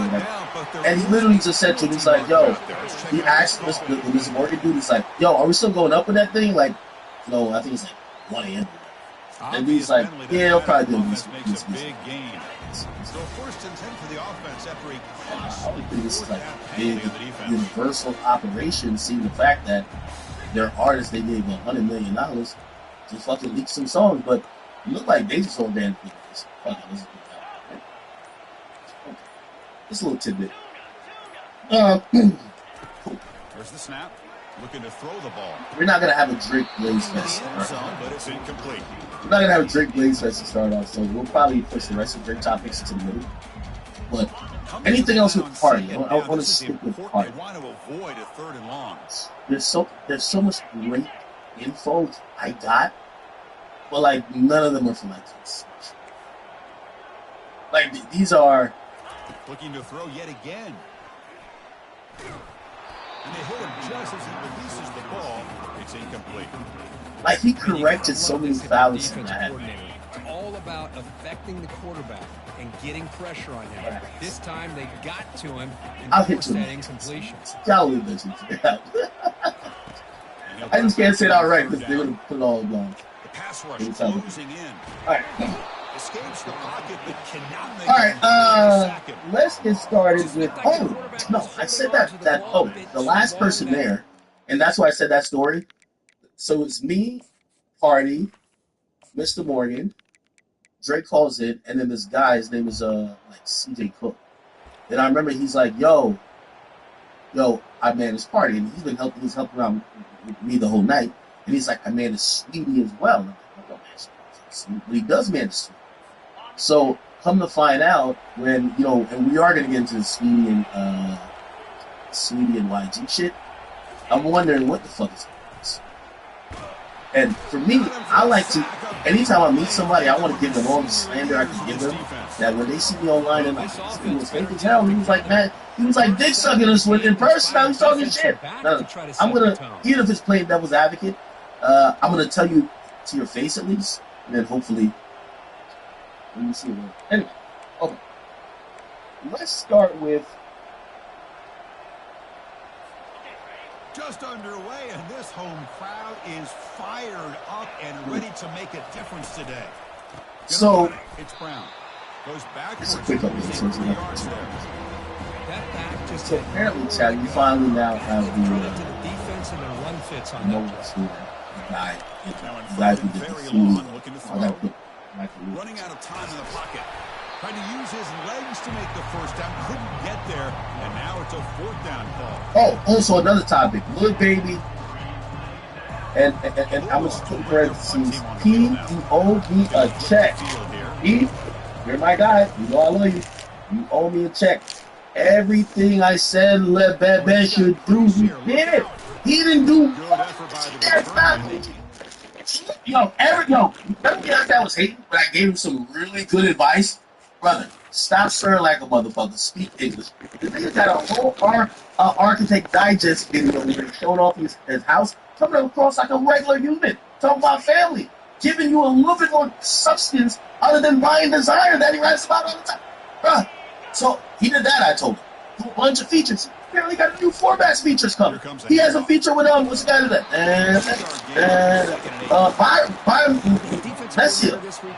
He did a feature with Central C. He did a feature with Boss Mandilo. Yo, people are now saying he's back on his feature run. Like he's having a. Who told him to do that? After he dropped 8 duds in a row, and I said, stop dropping solo songs. It's not working. Two features. I need a check for that. I'm sorry. I'm like consulting through my screen. Alright, so we get Michael a little bit. We'll get to Lil Baby. But let's start off real quick with the Fulio situation. This is incredibly sad. So the motive for the why these guys were that motivated to go kill Fulio is this apparently Rashad Murphy. Remember the guy who came out with the Bible, right? And he sends his chihuahua out or whatever. He came out with the Bible, right? He's got an opening. Watch out. He's got great speed. And the returner will be brought down. Apparently, he's the one who sent the text. Remember in the affidavit I read? He sent the text, he says, yo, my thirst has been quenched. Bro, he might as well insert the needle into his arm right now. He's dead. It's no possible way he don't get a death penalty. This seems so premeditated, even if it's my revenge. You're cooked. So Rashad Murphy. Defensive back, getting a hand on it and tipping it Let's see. Up into the Somebody air. must have Anytime you see a tip go up, often that defense is thinking interception. This one falls to the ground, but the next tip ball could be going the other way. He got arrested. He called out with the Bible. They haven't caught Davion Murphy yet. Nobody got that. All right. There's a lack.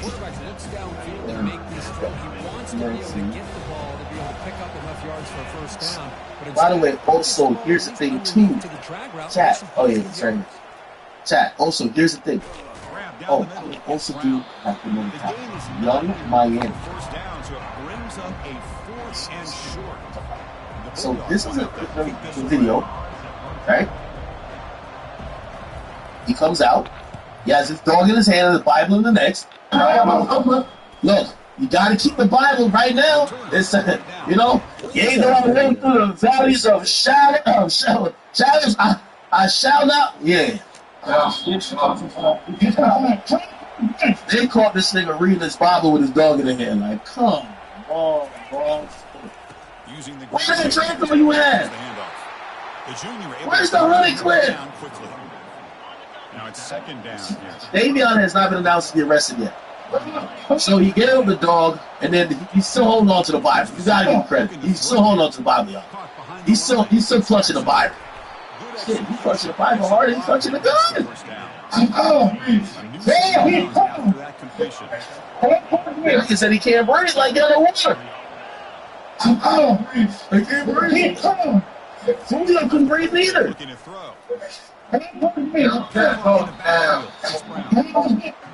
Damn, said drop the ball. Hold on. You know what we gotta figure out? Wait a minute, hold on. Nah, not this time. We gonna figure this out, chat. When they say drop the ball, that's the King James version, eh? Is that the King James version? Gave him a chance in a really nice game. Oh yeah. Okay. Lets it go. Tight end makes the grab. Brought down to the 47, and that will move the sticks. That's a great play by this offense. Drive alive, and a good find by the quarterback on third down. Pick up enough yardage to move the sticks.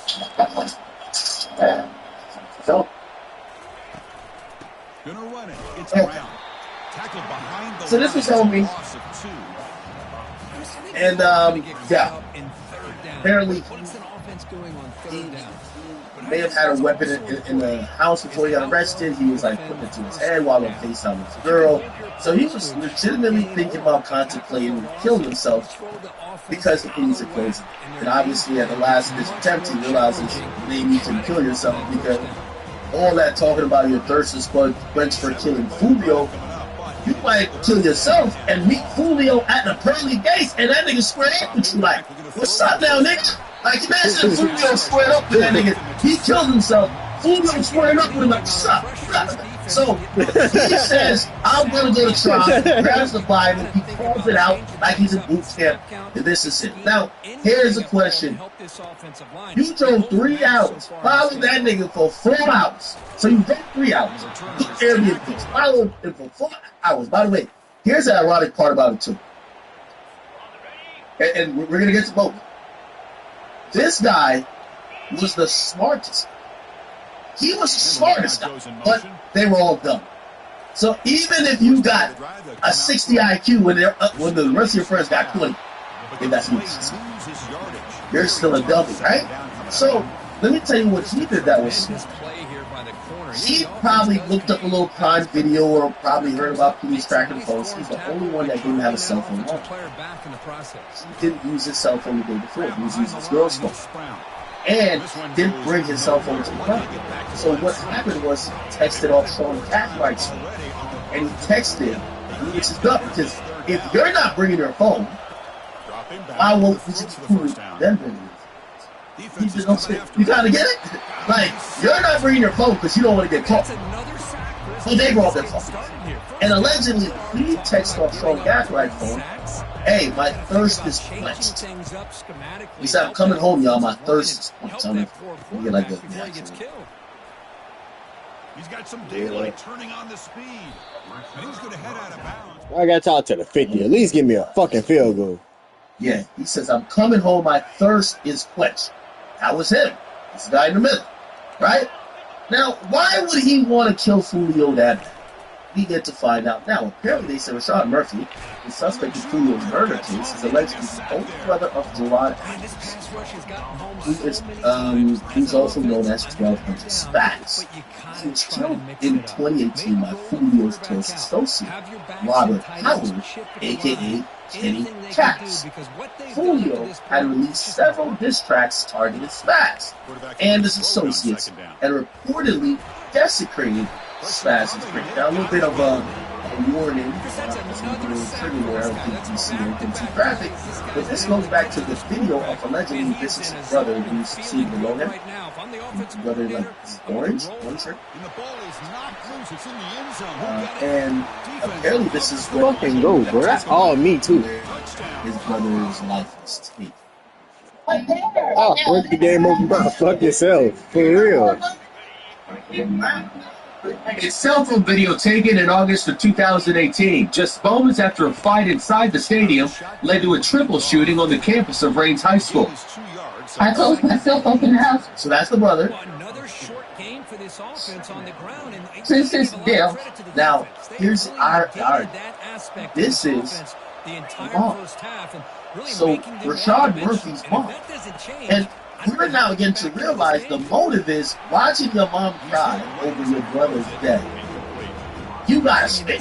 You know what I mean? Like, I know some of y'all is like, yo, have any of y'all ever had the unfortunate, obviously, hopefully not in this situation, but like, a situation like this, where you ever seen the mom cry? As a man, you feel hopeless and you just really need to. Like, put like this. You know, if you say your mom was with an abusive, and say you ever see your mom, even if you're like 15, 14, 13, Smart. Punish his bitch ass. you just know. So this is his mom crying over his brother's death on the news. My family has been saying that Dad hurts. Police say Adams was shot and killed during a Rains versus Lee High School football game in 2018. 18-year-old Robert Howard is charged in his murder. According to Howard's original See? arrest report, the incident was gang-related, and he was listed as a gang member. Over the years, Murphy says people posted these videos, damaging her son's grave. She's also heard her son. Now, what happened is somebody posted a video of him going to that the dude's brother and obviously the woman's son, the guy on the left. They posted somebody going to his gravesite, ripping out their pubes on the grave. There were decorations on it. They taped all of it, and they said, "F you, nigga." Again, it comes back to the central theme of even in death, disrespect continues, and that disrespect probably motivated and fueled. Don't double me. Don't double me, bitch ass nigga. You know what I'm saying? Instead, mocked by rappers in music videos. They refer to him as Spaz. And apparently, Spaz got shot supposedly in the face. Oh, he was right. Starting them second to God. Somebody got shot in the face? Yeah. Nigga, I do it myself. Then the next video, look at this.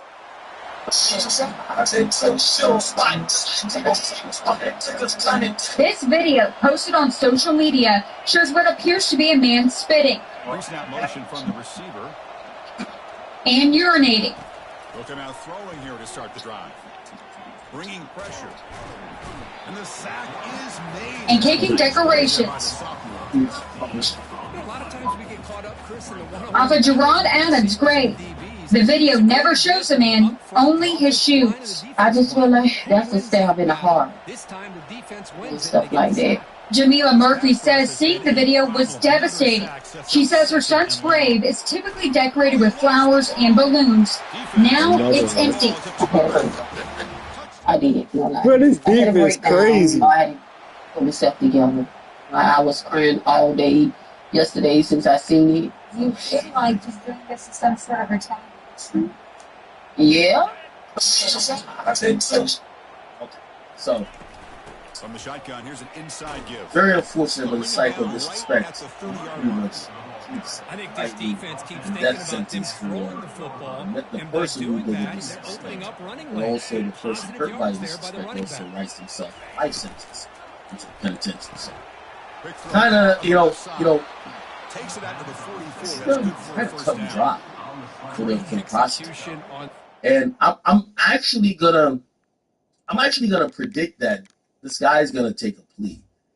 Not immediately, but he's going to take a plea over time to probably avoid the death penalty and to possibly, I know the dude's like 27 or 28, so possibly, this is Florida. See, Florida don't like letting you back out after you've done murder like this. But I don't know if they'll give him, I don't know, maybe 30 years, and he could possibly get back out. It's better than definitely life in prison, not the possibility of parole, or life in prison, being on death row. So, motive is there. They got so much surveillance footage of it. They got all the electronic data, and then the woman, the young girl, Alicia Andrews, she's cooperating. And she's basically down to tell the police, yo, I didn't know. It's like she's almost corroborating the murder too, because the only thing these guys can say, yo, I know you got me on, you got somebody who looked like me, but is that really me? The person's masked up, this and third. The girl is gonna tell everybody who's in the car. Also, the girl claims he used the phone against these guys. So, rest in peace, Julio, and rest in peace and freedom. You know, rest in peace. We'll see if he can make a play on this return. Let's hop into some YSL bullshit. YSL. Before I get there, I do want to touch on something. I want to touch on something. Atlanta. Give me a second. I have to. I don't know what's going on in Atlanta. First, we had Gotti. He had Gotti who got a little bit delusional, right? Like, you know, saying that Atlanta is inspiring all type of fashion. Yet the major, notable, huge, disruptive fashion trends they've tried to introduce have only got laughed at. Finger paint, dance. Nobody's stopped. It can go to the house for a touchdown. But dresses. Really Nobody's stopped. Listen, if y'all couldn't get those two things off, y'all can't tell y'all that. Okay? That's anyway. Let me see if I can find this. This is important thing. So apparently there's this guy in Atlanta, and he had hunting. And obviously this is coming after the media list got announced, where they announced the top 25 media personalities in hip-hop. This year I was crowned number 1. Last year I was number 2. But there's a bunch of people on that list.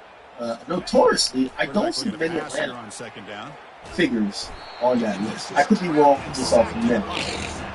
Now, this guy takes aim at the topic of, I guess, why Atlanta isn't creating new media funds. You gotta remember, this isn't a time where everybody gotta come to New York. People go to where they want to go to, right? And they go sit with who they want to sit. So this time New York had this wild advantage where it was just like, hey, the labels aren't in Atlanta. They're all in New York. Not only that, the biggest media outlets are in New York. But these days, people don't care to go to WXL. They don't care to go to conference. They actually both sit with who they want to sit with. If they want to go sit with Jada Wild, they're going to go sit with me. They want to go sit with Drink Chance, they'll go to Miami. They want to go to No Jumper, they'll go to LA. They want to come to Act, they'll come over here. So listen to this breakdown, and this is what I'm saying. Atlanta is getting delusional. I think it's because they're losing some cool points market share, I think, to Houston. But I will digress. I'll let him check this out and tell me. Tell you something. There's something very important. I'm gonna give you guys a secret about Atlanta. You can't have a Vlad TV won't be built here. No, academics could have never been here. Not only that, No Jumper could have been built here. You want to know why? Yes. I really, cause I ain't feel like it. There wasn't no reason for real. I just didn't feel like it. One man in the backfield, and he'll get the football. Everybody in Atlanta. We know if our academics loudmouth shit talking, blah blah blah blah blah. Man, nigga, you know, what you don't understand is that the personalities here, we outside. Yeah, when I was in LA, I didn't see no radio people outside. This is true. I didn't see no media people outside. You talking crazy and you be outside. You gotta go outside. Out here. You gotta go outside. They will say academics is up here at Banneker High School football game. Tweet that, nigga. We outside waiting on them. That's what I'm telling you. You can't build. So even us, we gotta give kudos to us. Them too. We were able to build ourselves in the city, being somewhat real, as real as we can be, without having the dangers of people. I don't walk outside and worry. I don't be like, man, did I say something crazy? Because I'm smart enough to know the line to walk, my nigga. I already know. I gotta understand that it's relationship also. Like Atlanta's like a big community, right? Yeah. Every other city not like that. Atlanta's like if Ray got a problem with somebody says something about him on the show, yo, BT, yo, what's up with this, bro? On each other. Yo, what's up? And let me tell you something. There's something every point I'm gonna tell me. Man, this was the most pathetic piece of talk radio I've seen in a while, man. There's a reason why these guys are still doing radio stations. Newsflash, let me tell you this. I don't know in what universe y'all think that niggas is thinking Atlanta is the most dangerous, so they couldn't go do whatever they wanted to do. Y'all need to stop. So Atlanta is the most swagful, the most dangerous. What are y'all talking about? What are y'all talking about? Takes the handoff. Good enough for the first Now, down to the 37. The reality of it is, sir, their weapons and guns are. Let me get to the proximity of how I do things. Number one, all right, I never lived in Chicago, but I'd be damn there. I wouldn't say Atlanta's dangerous. Number two, where I live at is in between Philadelphia, the number one murder capital right now. These are nothing things to brag about, but I just want to admit that Atlanta is like, oh, they have guns. Everybody has guns. What are you talking about? If you're scared to give an opinion that you can't be cool with the rappers, so you're like, that's your problem. That's not a regional problem. That's your problem. If you want to, and this was my biggest thing about this. So think about this. Because, forget me, but think about even where, so you're saying it's because Atlanta's so tough, niggas can't go there and do outlets like No Jumper. But No Jumper is in LA. The niggas usually go, most rappers not from LA usually go there and die, with all due respect. Most rappers that's tough in their other regions go to LA and don't come back. But No Jumper could exist. Since Atlanta's the toughest,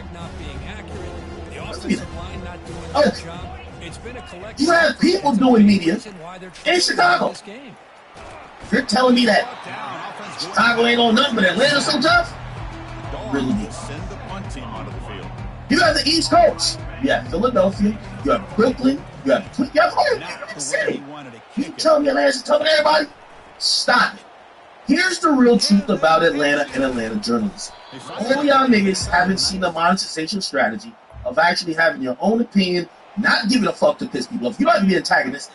And I think sometimes you have to throw me into it because I act like I'm just trying to antagonize. No, I'm just free of thought, free of opinions, and I'm also free of relationships. Because a lot of times I get cool with an artist, then I'm not cool with him. Yeah, it might get to a point you have a person like, oh, baby, I'm pretty sure if he saw me at one point, he would want to do something. But you think that's going to make me be in fear of saying what I think? That's the difference between me and y'all. Y'all make y'all money by being in the clubs rubbing shoulders with these guys. I don't ever have to step in the club. And listen, here's the thing. Everybody y'all name, we don't ever have to be around the rappers, and we get money just like the top 10% of the rappers. I don't ever have to be in a nightclub that I'm like, oh, little baby's coming through the host or 4 p.m. or something. That's the point. So when I hear Atlanta radio hosts, or whatever these guys are, say this, niggas just say you scared. You're talking about you gotta go outside. No, you make your money, not from that radio station. This is why radio's out.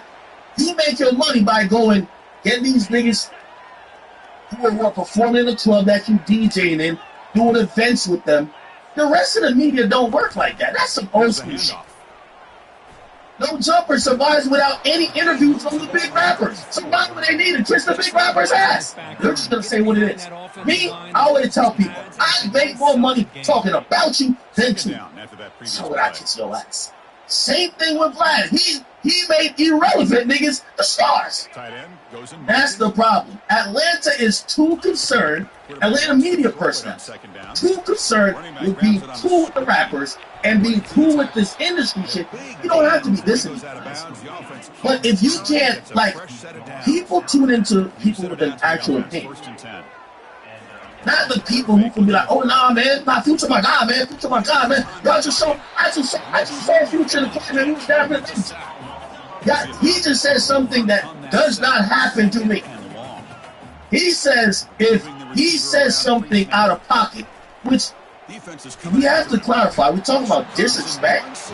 You're saying like, fuck these guys, or you're saying, hey, that nigga's music is whack. Oh, my baby was falling off. If you say that, somebody's gonna call your fans and say, why is he saying that? You're a grown man, you ain't getting checked by these rappers? That's what listen, if you ever want to know the contribution I think I brought to this game, I brought a contribution where I make sure every rapper knows. I don't need you. And you can't draw money.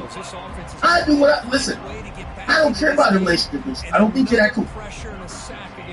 And you know what usually happens? Every single one of these guys, they play ball. You're still in the old media industry where you gotta be like, oh nah, yo, they got a host it tonight and I'm gonna get my 1,500. I'm gonna, you know, shit. I know he's dropping a whack ass album, but I can't say it. I know he did this fuck shit, but I can't talk about it.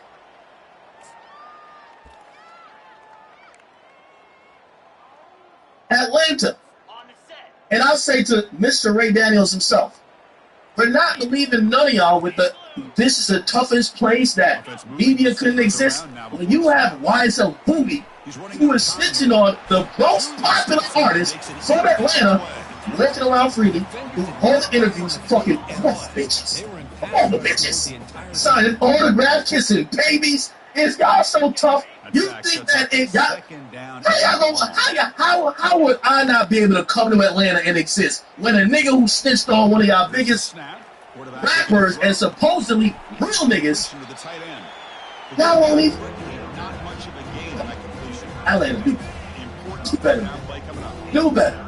Y'all getting hold by the DA. Y'all getting hold by a nigga who's rapping. Put it like this. Put it like this. Say what you want about New York. 6ix9ine got the fuck up on out of here. He went to Florida. Say what you want about New York. 6ix9ine got out of there. Say what you want about Atlanta.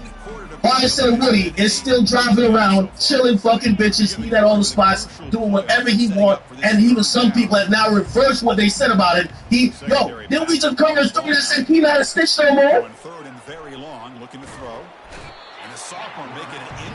If Atlanta can't exterminate their rating problem, what would they be doing to a journalist? Nothing. Stop it. Okay? Listen, the mere fact is this. If I come to Atlanta, I don't need to be in no clubs with none of y'all niggas to make millions of dollars. So what y'all gonna do? I build a warehouse, which I will just try to overrun the warehouse? Not trying to sound tough or like that, but let's stop act like Atlanta is tougher than any place else. The people in media that are winning are running successful independent businesses that are uncompromised for the most part with from influence from rappers who threaten them, beat them up, kill them, this and that. Okay? That's my point. So again, please don't try to come for no excuses why y'all land niggas ain't make that list. Y'all ain't make that list because all y'all know how to do is press buttons, say yes, master, and keep it going. When y'all see whack shit, y'all can't talk about it. Most of the Atlanta dudes who are on the radio or whatever, they're like the little niggas for rappers. That's just not how media elsewhere is played. I'm just letting you know. It's a fumble. Fumble recovered by the defense. Like, put it like this. How is there an Atlanta, the biggest trial in hip-hop is an Atlanta trial, and no Atlanta outlet is taking shape to really give us a real... Yo, you have non-niggas from Atlanta like me.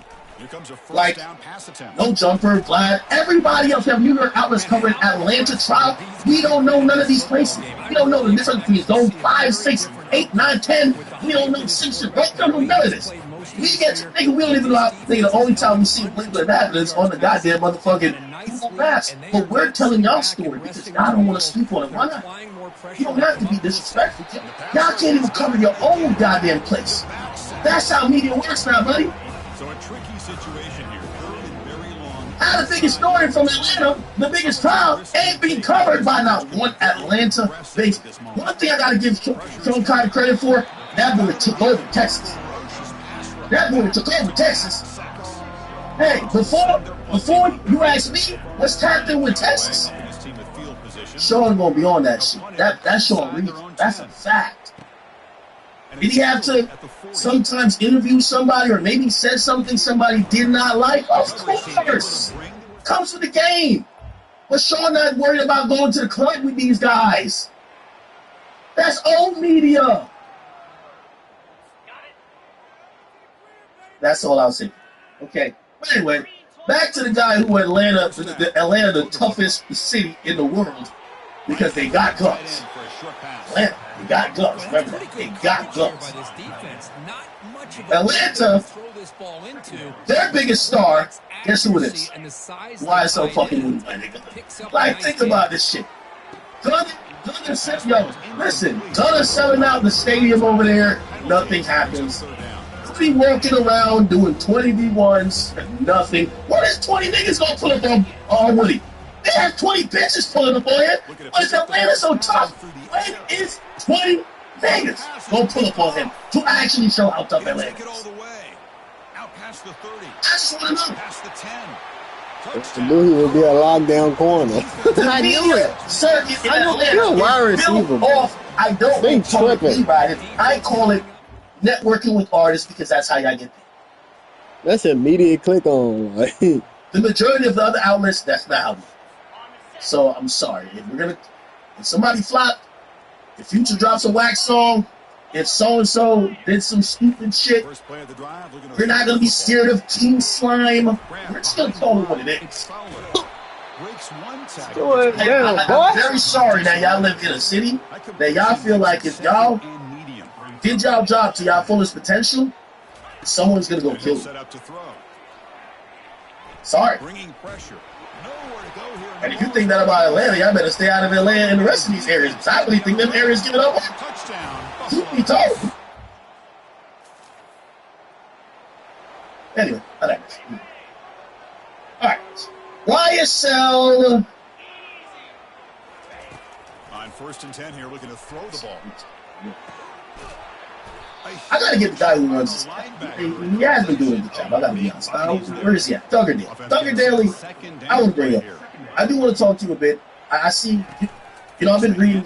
You've done it in a really nice thread level, where we can kind of see exactly what's going on. You get the best moments. And even though I do kind of see that you're a fan base. Like, of course, you're hoping everything turns out in Thug's favor and some little bit of bias, but still, you're giving the information. Yeah, 27 sacks. Sure. Okay, so let's do a real quick catch-up. So, here we go. It did not work out. That is a significant loss for the offense. Right. So, this is what I'm saying. Yo, this corner's in Atlanta. Yo, put it like this: 6ix9ine. When 6ix9ine told, I just want to point this out. 6ix9ine told on the 9 trade games, their bloods. From what I read through research, they're not the biggest gang in New York, and also the majority of them are incarcerated. Like, a lot of them are older than 6ix9ine at the time. They're incarcerated. Potentially, 6ix9ine could have still stayed on the East Coast just because the people he may have told on were all locked up. Well, you know what he did? You know what? Let me get the fuck on out of here. I'm going to motherfucking Miami. You get what I'm saying? Why is it now? Granted, 6ix9ine had to turn down federal protection services. Like they were going to give him whatever that thing is where they almost change your face, change your name, and hide you out in Montana. So he had to turn that down. They scared. They were the feds because he was an open court pointing out niggas. They were scared for 6'9". He don't even have a security guard. That nigga don't even have a shadow. He got nobody with him. He shows up to court. I hear this nigga takes the bus. Nothing happens to him. He's in the Hall of Atlanta. That isn't what? This is where I say media can't happen. This nigga is in the heart of Atlanta. Don't got nobody. He don't got, the nigga don't even got a chauffeur. He don't got an Uber driver. That nigga got a bus pass, nigga. And he's still making it a court. First play of the drive. He even admitted in court the only threats he got against his life. It's all right. Good pressure here by so I want to go back to that last thing. When he said Atlanta's the most dangerous place. A little bit too long to come up with that. If Woody is so chilling, second down now after the sack.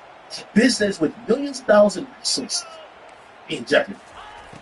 Quarterback sets up. Y'all Atlanta niggas, y'all been on some shit. You gotta talk. Anyway, little Woody goes on a rant on the stand. By the way, my boy came back to court suited and booted. Suited and motherfucking booted, right? Came through, and he's now realized that he has a stick. You know what his stick is? I'm kind of funny. People like when I talk. They actually think I'm spinning these people. And I'm going to be honest with you, they're saying that apparently the court reporter is the person who types up every single thing in the court. Types everything up. They're saying that person even took a picture with Woody. So it's like, he's almost like damn near an influencer. He's a snitching influencer in this. And I swear to God. Anyway, watch how, he's explaining because he got back on the stand. Like I told you before y'all called me the trap, I have lied. I made things up. I told you this before y'all called me the trap. I can tell you that. But they didn't score. Oh, 2015. I have got my life together. Y'all trying to put this in my country. Y'all trying to put people's life in my hands. I don't lie. I don't want to kill. Y'all have pressure on me. I'm tired of y'all. Y'all black people doing this to us. But I understand that. Man, y'all kiss me out. This, it's crazy how a goddamn witness is talking about it. This prosecution, I'm starting to sway in the other side of this trial. I do think it's almost damn near impossible to be there. Reasons. They're going to come with a ponderous and overwhelming amount of evidence that is just going to prove all these things. Even if you have one guy saying it's not true. Of course, like in the trial, you're not going to have everybody saying you're guilty. You're going to have some people trying to play around, some people trying to lie, whatever. But they had 300 witnesses for a reason. They have gang experts. They have this. They have that. They have a million things. I'm starting to now go on the other side of maybe Thug could beat this, even though I still think he doesn't. These prosecutors, they're getting talked to by the person they're having on trial, on the stand to give testimony. They're getting talked to like children. Unfortunately, and I don't want to sound anti-black, but take this as you want it. Ever since they put these two black women as the prosecutors, Miss Love and the other one, all they do is fuck ups, mistakes. They get reprimanded all the time. They don't seem to be people really in control of what's going on. Remember when that first guy, I showed you him before, Young Thug, King Slime, Edit, right? When this guy was on air, he was on his shit. This guy's good. Like, I think this guy would have sent Young Thug to jail. Facts. This guy would send Young Thug to jail. This guy, I'm not even going to play. Yeah, he was the one who said he's a guy behind the shadows. He was good. He was up on all the shit. Anytime Brian Steele came back with some shit, he had some shit back for Brian Steele. With all due respect, these two black women who are the prosecutors, they seem out of their league. Brian Steele is spanking them consistently, beating them down daily. It's like domestic abuse. I honestly believe that. I don't think they could. I don't think they got nothing for for Thug. But they're still trying because there is evidence. It's just that the way y'all delivering it, the fuck ups y'all are making, the amount of opportunity you're getting for them to call a mistrial, y'all are fumbling this case. And if y'all can't even handle a witness like Lil Woody, bro, this thing have been doing a comedy sketch in the courtroom. You know what y'all should have been done, bro? Either get this fuck nigga off the stand or put his ass in jail. How you got a witness who agreed, you gave him immunity, and he agreed to say A, right? Basically flipping a story and playing games, and you just sitting there looking like a dummy watching him flip the story. That's like, have you realized we've never seen, like, prosecutors don't work like this? Oh, you playing games? Look at the YNW Melly trial. Oh, you playing games? Oh, we got some shit for you. I don't recall nothing I said to no police. Stop asking me these questions. I can tell you I don't recall. I understand, but we gotta have to get through the questions. You can just continue to say you don't recall it. That's what it is. Yeah, this lady right here, the one on the right, and this lady, the one on the left that's sitting at the bottom of the screen. They don't got nothing for steal. And also, when a stupid nigga like Woody is out smarting and out talking you, you need to go find another. That's what you say. I woke up answer the question. Already bouncing as these fans have been preparing since early this morning. What a game and what potential drama we have in store. Extracting him how to testify. They instructed him how to testify other than people. No other objection. Or was that cover it? All right, go ahead. If you can answer the questions truthfully, and we can move forward.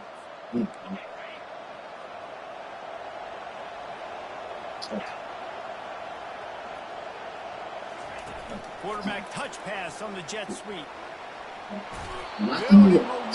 Whatever they could. Okay, so now Woody's explaining why he snitched. And how about setting the tone right there? Like you're going. Every time I get so his whole story, just to clarify, Get it to him early on the he first says, drive.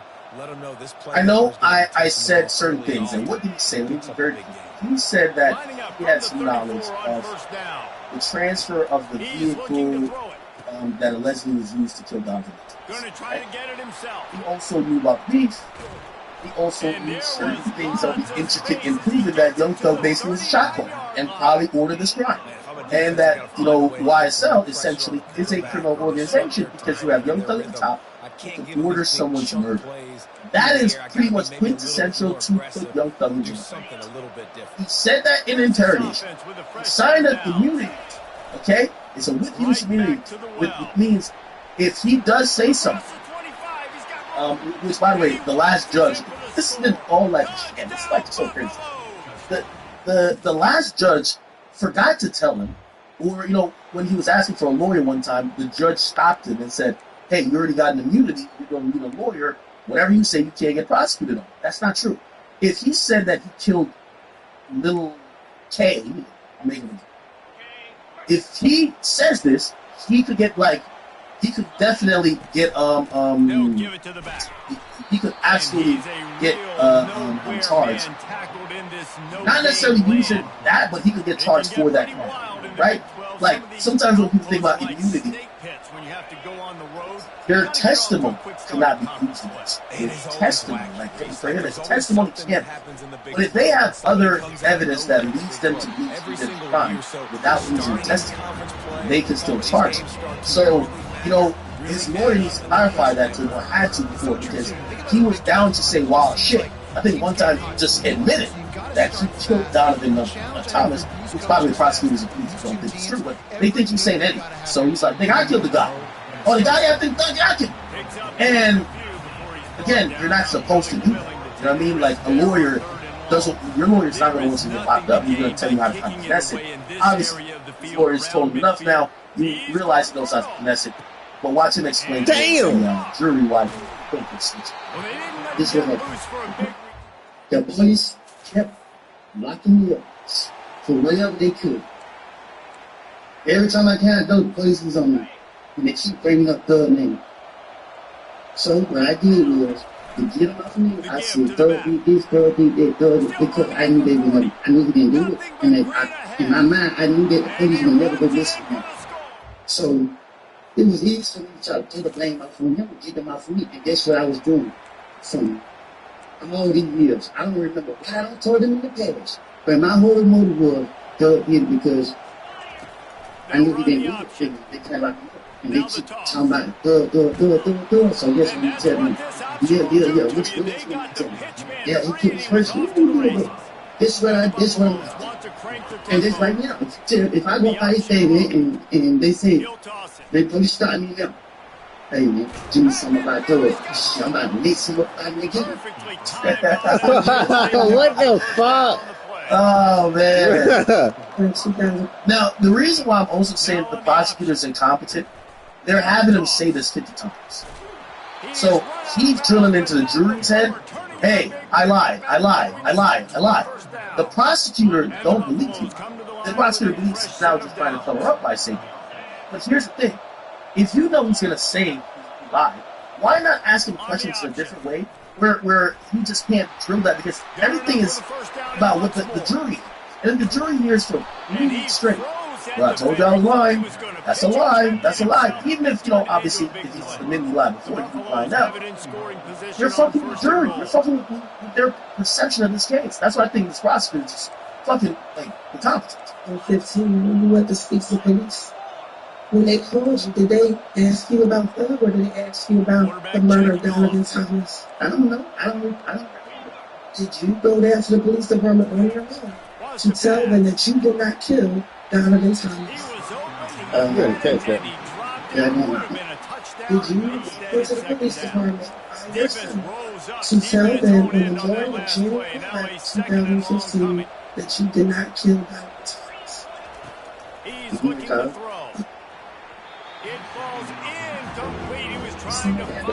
Okay, so remember what I told you? So Brian Steele once again motions for mistrial and basically says that the state is asking questions. You gotta remember this. So the state is a prosecutor, right? The prosecutor is asking questions in such a way that, they're kind of frustrated because this guy keeps saying the same shit. They keep saying, I lie. But they're not clever enough to get around it, right? Like, that's what I'm saying. With all due respect, I'm not anti-black or anti-woman, but these two black women got no idea what they're doing. I'm just point blank period. And I hope they're not a branch of Fonnie Willis' street, because at least Fonnie Willis came off very eloquent when she stood in that hearing about the special prosecutor. These two, even when they're asking questions, they're using. Somebody pointed out that the prosecutor was asking the question, and when asking the question, you notice I said the word ask. She said, "Ask." Did Young Thug ask you? Like, man, the prosecutor sounded like she's like she one of them niggas. Like she talking to you. So the prosecutor is in the medium. I don't know how. If this is the best prosecution y'all got in goddamn Clifton County, this is the worst.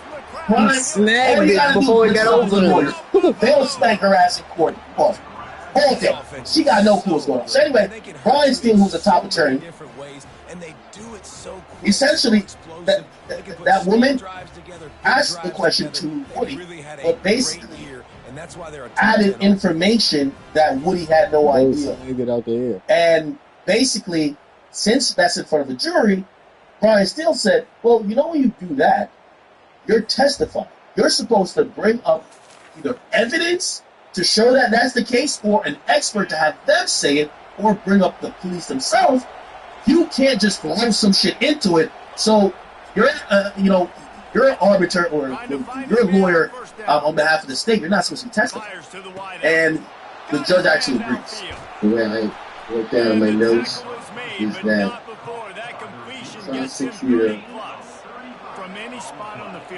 said, not a question, but a statement that the police verified interpretation from this. You gotta catch that, bro. You gotta catch that. Jurors make that determination. That is testifying by the prosecution, that is bolstering by the prosecution, that is putting the prosecution of the tongue on the scale of the justice, which none of this can be done. This is not the first time that the prosecutors have put themselves in as giving facts before the jury rather than just trying to tape that. So I am moving for a miscall. If you all the court denies it, I need clear instructions to strike it. And respectfully, if it happens again, it will not be the second time. It's a continuum. So I would ask the court, I know you weren't here, but to keep that in mind as we go forward as well. I'm not moving off on mistrial. I'm just anticipating. No one wants a mistrial. I didn't want a mistrial, but why say that to a rookie? So I don't see any big thing in that question. Thank you. Then 100% that's the movement you have. The question that you asked was, did you know that all she told them were lies? So that's the issue. Okay. I didn't know, but some of the things that he told me. Stuttering, bumbling, and fumbling. I'm going to be honest with you. If I'm third, I'm feeling a little bit better as the day goes by. This prosecutor ain't gonna work. Maybe a little frustrated after that last incompletion. It's 2nd and 10 from the 38. Corroborated or couldn't connect on first down. Now back to the air. He has to get her vernacular correct. This is someone who should have not only passed the bar, but this is somebody who should have excelled in higher academia. Can really give you a shot of momentum. Her speech is damn near almost equivalent to Flacco. What's going on? Blasted as he lets it go. Better versions on the east side. Okay, so being awful, but what I was talking about is the things that he told me his whole That's all. Man, I ain't gonna lie, Jeffrey might be home. Nigga, Jeffrey might be home by Christmas. Nah, actually, the child will go past us. Yeah, hey, if you're a Young Thug fan, you like this. Yo, this prosecutor showed up to court like she was bumping slum seats the night before, though. So do you have a response to your motion for mistrial with regard to you having said, did you know that all of the things you told the police were lies? Listen, I'd be very good if she asked the jury to strike that question. Yo, she gets... So when the defense says motion for mistrial, you usually listen to the state who's going to give a counter to why there shouldn't be mistrial. You don't even have to listen. Don't make me mistrial. No, I fucked up. Did you ask when they say strike it? Ask the jury if they could forget what I said. Huh? Yo, listen, come on. Jury to strike that question is to be question. You need to be more hurtful. Get them. What's your questioning from here on out? Understand? Not opposed to instruct the jury, that nothing that an attorney says in questioning is evidence, and also to strike Ms. Hilton's last question entirely from her. Any further curative? Jesus, this is bad. Yeah, this is, man. This is bad. Okay. Nah, here's this. Yo, if y'all ever go read the transcript of 6ix9ine's trial, they said after an hour of 6ix9ine being on the stand, they said 6ix9ine started leaning back in the chair. One of these when you kind of like, you start feeling comfortable, because normally you would imagine somebody's a little nervous and said third. But once you get a nigga who's snitching comfortable, snitching will get better. Look at my nigga. What's up, Metal? Got suited and booted. Got the facial expressions going on. What's up, Metal? Mm-hmm. You look like Franklin the Turtle. Come on. Stage. I probably did. I intended to. His brain was the size of a squirrel brain. So he could just tell you anything, go for it. Yeah, it's on the stage with him. And the shoot and stuff like I said, it's going for 6-11. I mean, thank you. Looking deep. And that one's incomplete. We're taking a shot there, but couldn't hook up. Yo, that's one thing I'm gonna be honest with you. If you listen to the judge, remember the judge in the XXX case? Well, actually, even the judge in Melly's case. They would reprimand the person giving testimony a lot. Like, shut up. Unless we talk to you, unless a question is being asked, no extra comments, no ad hominem attacks. Don't speak. Don't ask me unless I ask him. Yo, Woody up there doing a comedy show, but I need like Charleston White for real. I know. I know Woody don't got no pocket square. You got pocket square going on in there? Oh yeah, my boy. Nah, is that Tom Ford? I think my boy came in with Tom Ford stage. I probably did. I Detective thought his brain was the size of a squirrel's brain. So he could just tell you anything, go for it. Yeah, I just the decision X. How much you treat Mr. Copeland as a hostile witness. I would assume it's 24, 6'11" around. And then Don't worry about it. That's just for her to understand how she can ask the questions. You just continue to answer them truthfully. Isn't it true that in January? Pressure coming. Buys a little time with his feet. Let's see if we can get it. Oh, how did you make that move? Missouri appellate attorney and a guy who likes to make the law make sense here on YouTube. That was kind of freaky. I'm not gonna lie, that was kind of freaky. What you don't want an attorney. I gotta see that. I gotta see that again. That was freaky as hell. Of a client. So you're a terrorist? Yes. No. Of the witness. That's why when a lawyer does a direct examination of his client, oh my witness, God, he has to be very careful how he asks his questions. We often use leading questions. I'm not gonna lie, that was crazy. You close the door, right? You saw that movie, right?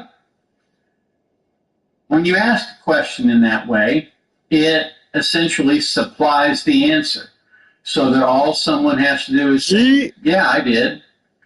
And therein lies the problem, because essentially what you're doing is you're making it look like you are controlling a ventriloquist dummy. And courts don't like that. Oh my God. So on a direct examination, we have to ask things like, where were you on the morning of January 4th? Well, I was sitting in my truck at the gas station. What did you notice, if anything, at around 9 o'clock that morning? Well, I saw this car come flying through and run the red light and hit another car. See how those questions are open-ended? Here on the other side jumps up and says, objection, Your Honor. Dr. So-and-so, we've got your testify about things that maybe are not on his medical record. You attack their direct testimony by in the hospital on B floor, that's right. But you don't remember if you were working on January 4th? No, I don't have any idea. Well, if I show you your time card, would that refresh your memory? Probably not. I mean, a lot of times those time cards are all wrong. Well, by now, the lawyer is getting the impression that maybe this witness is not the witness that he thought. Maybe something has happened to her. Maybe she's been intimidated. And yes, that kind of thing happens. I once had a witness in a nursing home case, and for example, in this case, she probably got charting a day. I have a feeling that she's been intimidated. In fact, it means exactly the opposite. It means you need to treat her with kid gloves to convince the judge that she's hostile. So you tell the truth as you know it, and you show what you have that shows that she's not telling the truth, and that will often convince the judge to let you treat her as a hostile witness. Now, that doesn't mean you get to call her names or treat her bad. In fact, it means exactly the opposite. It means you need to treat her with kid gloves. And what it does do is it allows you to ask leading questions. So kind of, I guess that probably helped the prosecution out a little bit, because when she had supplied information about what the cops verified, that was testified and the judge reprimanded her for it. But now, at least when she gets him to be designated as a hostile witness, she could ask questions like, I don't know. Yo, you were with Doug in that car, right? You know? Miss Smith, I'm showing you what's been marked Exhibit 19. It's the medical record from Mrs. Jones over here. You see that? Yeah. See your signature on there? Yeah. See that time? It says 8 p.m.? Yes. So you were there at 8 p.m., right? Yes. All right. Now, you came to my office in December. You remember that? Yes. And you told me some things. Remember that? Yes. And you gave me a statement. You remember that? I didn't remember giving you a statement. Here's your signed statement. It's Exhibit 24. We're not offering it for the admission at this point. We're just offering it to refresh your recollection. By the way, they did this to, remember that lady that took a stand in the wide? That was the mom of YW Melly's girlfriend. I remember her. She got treated as a hostile witness. Hostile witness, YW Melly case. She was talking mad shit. It was this woman right here. She's claiming she's been intimidated by the prosecution. She's been arrested because from Melly Fire, or is the jury, in your opinion, going to believe? Yeah, I remember her. Oh, here we go. Mariah Melly was paid off after she did the death. So, okay, so now we understand what this, commonly, because we're coming to these, like, weird things, none of us are lawyers, but we want to make sure we're understanding what the fuck is going on. So that's why, and that's what I do outside of the stream, too. I try to watch some videos or read some, if they have, like, layman's term law stuff. Okay, so basically, the judges now agreed that, I think they call it he be treated as a hostile witness, which means that, hey, whether you think he's been intimidating, whether you think he's not cooperative, you could now use the evidence that you've ascertained, because they didn't just give him a deal for him to show up and say it. They have hundreds of, probably dozens of hours of footage of him interrogating. They probably have him saying the whole thing in the DA's office again. Metal, that edit was good. Now they could just try to refresh his memory, which they'll submit into evidence later on. Right? Yeah, you edit way better than me. Okay. So it may seem like you gotta teach me how to edit. I'm not trying to hip him up. I don't care nothing about him, what he got going on. I care about the truth. The truth was, I was going through a phase in my life, and I have put all the blame on him. Oh my God. I don't know what he. I gotta look down. I be looking up at the wide receivers. I gotta look down. But when I look down, I be running. I be missing wide receivers. That be the thing about that shit. To get myself out of the situation, because the police told me they want to keep fish and fish. So when they told me that, my only motive was to convince them that I'm telling the truth about this guy right here and not lying. So it may seem like I'm trying to help Floyd out. I'm not trying to help him out. I don't care nothing about him, what he got going on. I care about the truth. The truth was, I was going through a phase in my life, and I have put all the blame on him. I don't know what he did. I don't know what he got going on. But y'all got to understand. I'm telling you, God, it's true. Leave me out of this. I made all these slurs up, put the blame on him to get myself out of the situation, because the police told me they want to pick fish and I'm going to fish. They ain't ground. So when they told me that, my only motive was to convince them that I'm telling the truth about this guy right here and not lying. So it may seem like I'm trying to help. So he's basically saying, he has to play this interesting line. I'm not here just to try to help Tug get out of this thing. I'm here because, it's kind of like it's like, hey, well, it kind of helps your case a little more if you tell the same story. Why do you tell the same story? I guess it's just saying, which I guess it's implied, I have immunity now, so I don't need to keep lying. Yeah, threw for a whole band. So, what he's saying, that game, I don't know what kind of game that is, Metal. They asked him point blank. I don't know what kind of game that is. It's a very interesting clip. So in this clip, when they ask him if he killed Nut, is an important time, because he previously, while supposedly in that ex parte meeting, that caused Judge Glanville to get taken off the case, and also the other judge who also stepped off the case as well because of the conflict of interest. Which, by the way, here's the funny thing too. You already knew that. Like, you already knew that. The judge. Probably not not. Going too hard. Like, think about it, Sam. Really.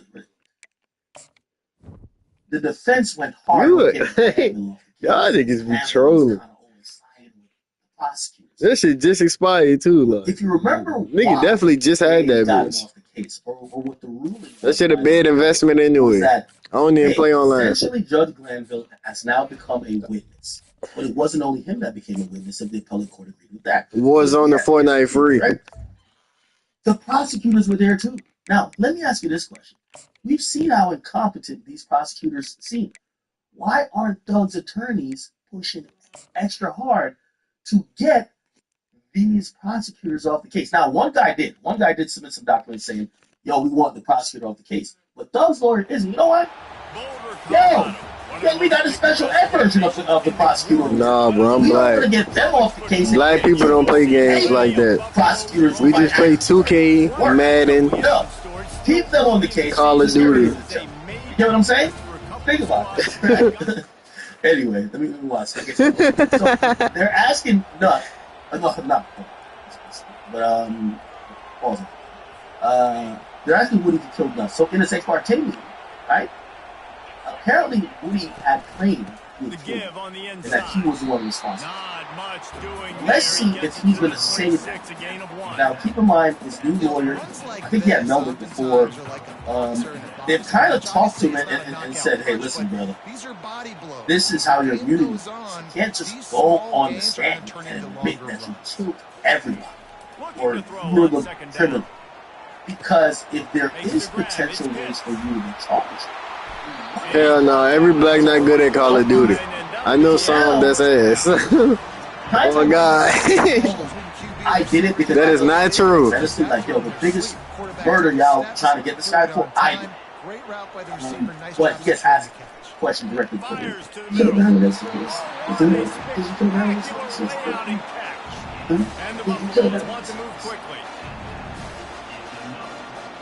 Receivers telling the quarterback what they see. I know.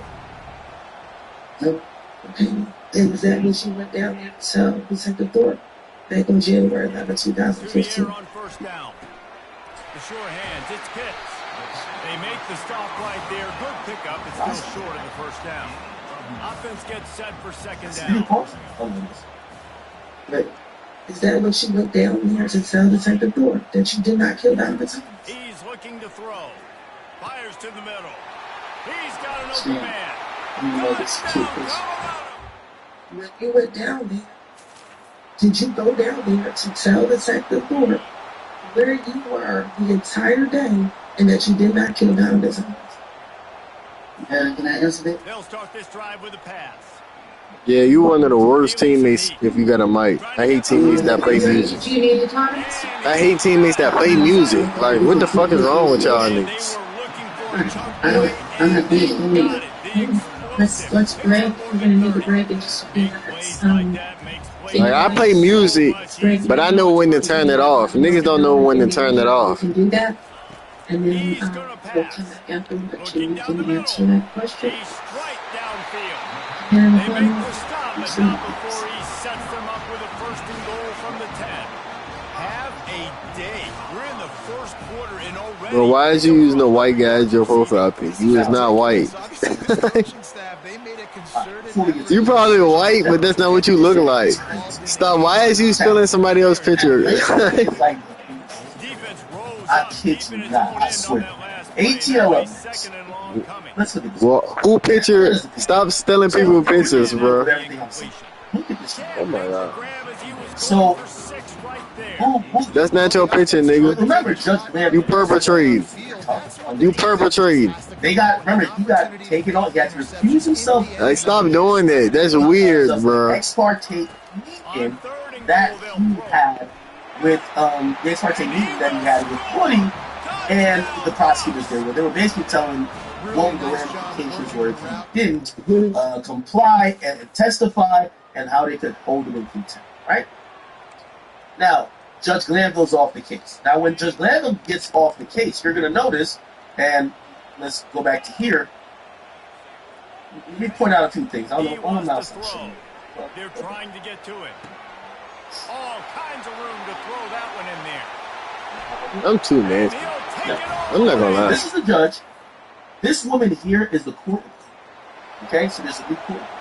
So Glanville would have been here. The court reporter would have been. What you're gonna know. So what happens is Judge Glanville got taken off. His court reporter got taken off too. Guess whose court reporter is taking pictures with him? So the previous court reporter that was with Glanville. Y'all gotta see this. This shit is on me. Look, this is the woman who used to be like. If you go back to the Glanville, look, this is what Glanville judge. Look,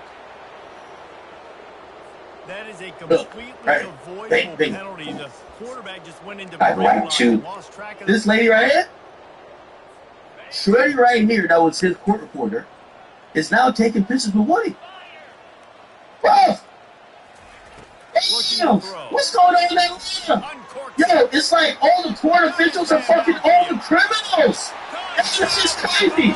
That shit's a shame. Yo, all of the elected officials for justice is fucking all of the guys doing the crime. Damn! Fonny was allegedly getting nominated by that. Allegedly. The last judge had to recuse himself because the bailiff was getting packed up on the seconds. Yo, what's going on? Yeah, they do love them some criminals. Yo, listen, they do love them some criminals in there. Yeah, and just like in basketball, yo, what is he doing?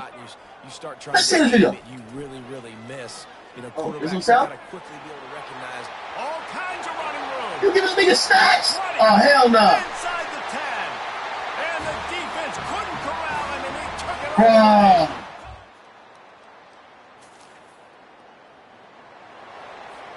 Energy to help with the yawning. Looking to go up top on first down. Trying This to get shit's to it. unbelievable. Imagine you fucking with judge. Down goes the quarterback just behind the midfield stripe at the 49. Imagine you piping a prosecutor. Well, at this point in the first half, the defense is finding themselves in a hole. This shit crazy. If they're going to get back in this, they're going to need more plays like that. Now, Atlanta's not a real place at all. Turnovers. They're going to have to create negative plays to get Look, themselves. she asked me, I'm going to say, I'm going to read today. I'm going to say whatever. She asked me about it. What a job to keep those feet in bounds and get the completion. I'm going to say something. I'll be honest. Jake, I but I want her expected to this guy to put up huge stats this year. Never would I have imagined, though, he just surpassed the 40. Yo, if I'm going to win, I got to join the game. Because the game didn't get on the Look, I'm starting to do crime immediately and I'm joining the gang. The gang niggas is fucking the whole court system. This is crazy. And the defense makes a play, sacking him back at the 10. Well, this guy's become a bit of a problem for opposing offenses. In their last game, he had 2 sacks, and he's dominating again, getting his first sack in this game now. He right now is wrecking people's game plans, and this offense better find out how to slow him down. He'll be brought down at the 5-yard line in this. Hey, you changed it to Skip Bayless? What is wrong with you? That nigga look like Skip. Damn, huh? This is how we do in Atlanta? I take back everything I said in Atlanta. Atlanta fire. I take everything back I said. Wants to pass. You tell the truth. Pulls it in the end zone.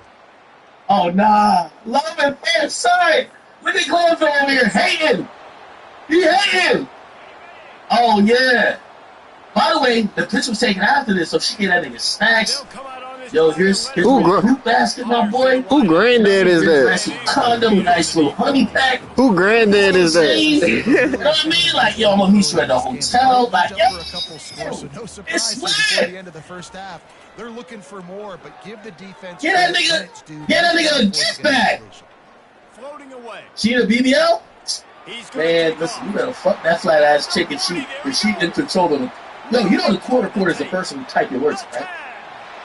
Like, well, usually have. I know there's a court reporter, and then you have. Is that the same as the stenographer? That's the person who does the transcripts. Regardless, if she in control of anything with the court, my nigga, you want to be sticking dick in her. Fuck the fat ass. Nigga, a fat ass ain't never gonna get you out of a charge ever in life, nigga. The court reporter who can just fuzz some shit, write some shit in your favor, like change something, that could do it. Y'all niggas fucking bitches, that can't do a goddamn thing, nigga. Y'all better start fucking using our dick for utility. What's you want to fucking chick at the club with a fat ass who all she do is trick on niggas? Or not trick on niggas, but get pimped out by niggas? And have niggas tricking on her? Or you want to fuck the court reporter who got a nice 401k, nice pension that if she, she can't snitch. Like, you gotta think about it, not to compare because this is a little, it's like when kids fucking the teacher. You know the teacher can't snitch. You gotta fucking catch the court that. reporter can't snitch. Her job is done. You know what I'm saying? You put a little blue chew, like, she probably put a little blue chew in the bag. Oh, rhino. What's the problem? Now, anytime, listen, if I'm Woody, the next time I shoot a nigga, I'll call her. Hey, if I get indicted on this charge, everybody know you sucked me off last week. That's a fact. Everybody gonna know you sucked my dick behind the dumpster, behind the court hall. It was courtroom 3. You went out through the back, we went down the stairs, and you gave me the craziest clothes I've ever had in my life. I didn't know gumless head felt this good. I'm snitching. You better make sure my charge don't go through the court system. The Buffaloes are moving. See, that's the problem. This is what Sauce Walker was saying when I interviewed him, man. He said, too many of us niggas are just handing out free penis. You gotta use your dick as a tool. Women use their pussy as tools. You see, us, man, we look for beauty. A woman's gonna look for utility. She said they right. And a 9-yard gain on first down leaves them with 2nd and short. And the Buffaloes in the hurry up. And he's tripped up, but not before picking up the first down. You got to have short area quickness. That running back there doing what it takes to make sure he got that first down. Miss Weaver. 14. They'll put it in play from the 41 on first down. Remember we found one of them lawyers remember we found one of them lawyers like, you know, Instagram and shit like she was busting it open? Looking to move it through the air. Yo, I'm gonna keep it a beat with you. Atlanta's dope. If the court reporter has this pin, look, this is on Instagram, I think. The court reporter has a shout out pin. What is wrong with you? And she has it pinned by the criminal who's admitted he killed all type of people in Johnson. Yeah, if they win this game, he's getting the game ball. How is the court reporter having this pinned to her Twitter? Yo, if I'm in Atlanta, I can't think no justice gonna get delivered here. Y'all got the court reporter pinning a shout out from the criminal. What is this? Bro, this is you wild, man. Like I mentioned, Converse Chuck's collection by court reporter Christina Weaver is impressive. She told me she got over 100 pairs. She had to reorganize her closet to make room and even keep. My court reporter got a goddamn. Listen, if I'm not even reporting crime in Atlanta, you crazy. The court reporter worried about her J's collection and her Chuck's collection. This ain't gonna turn out good, gang. He tosses one high and deep down the left side. He holds it in and nobody's close. She's getting oh my God. Atlanta's a special place.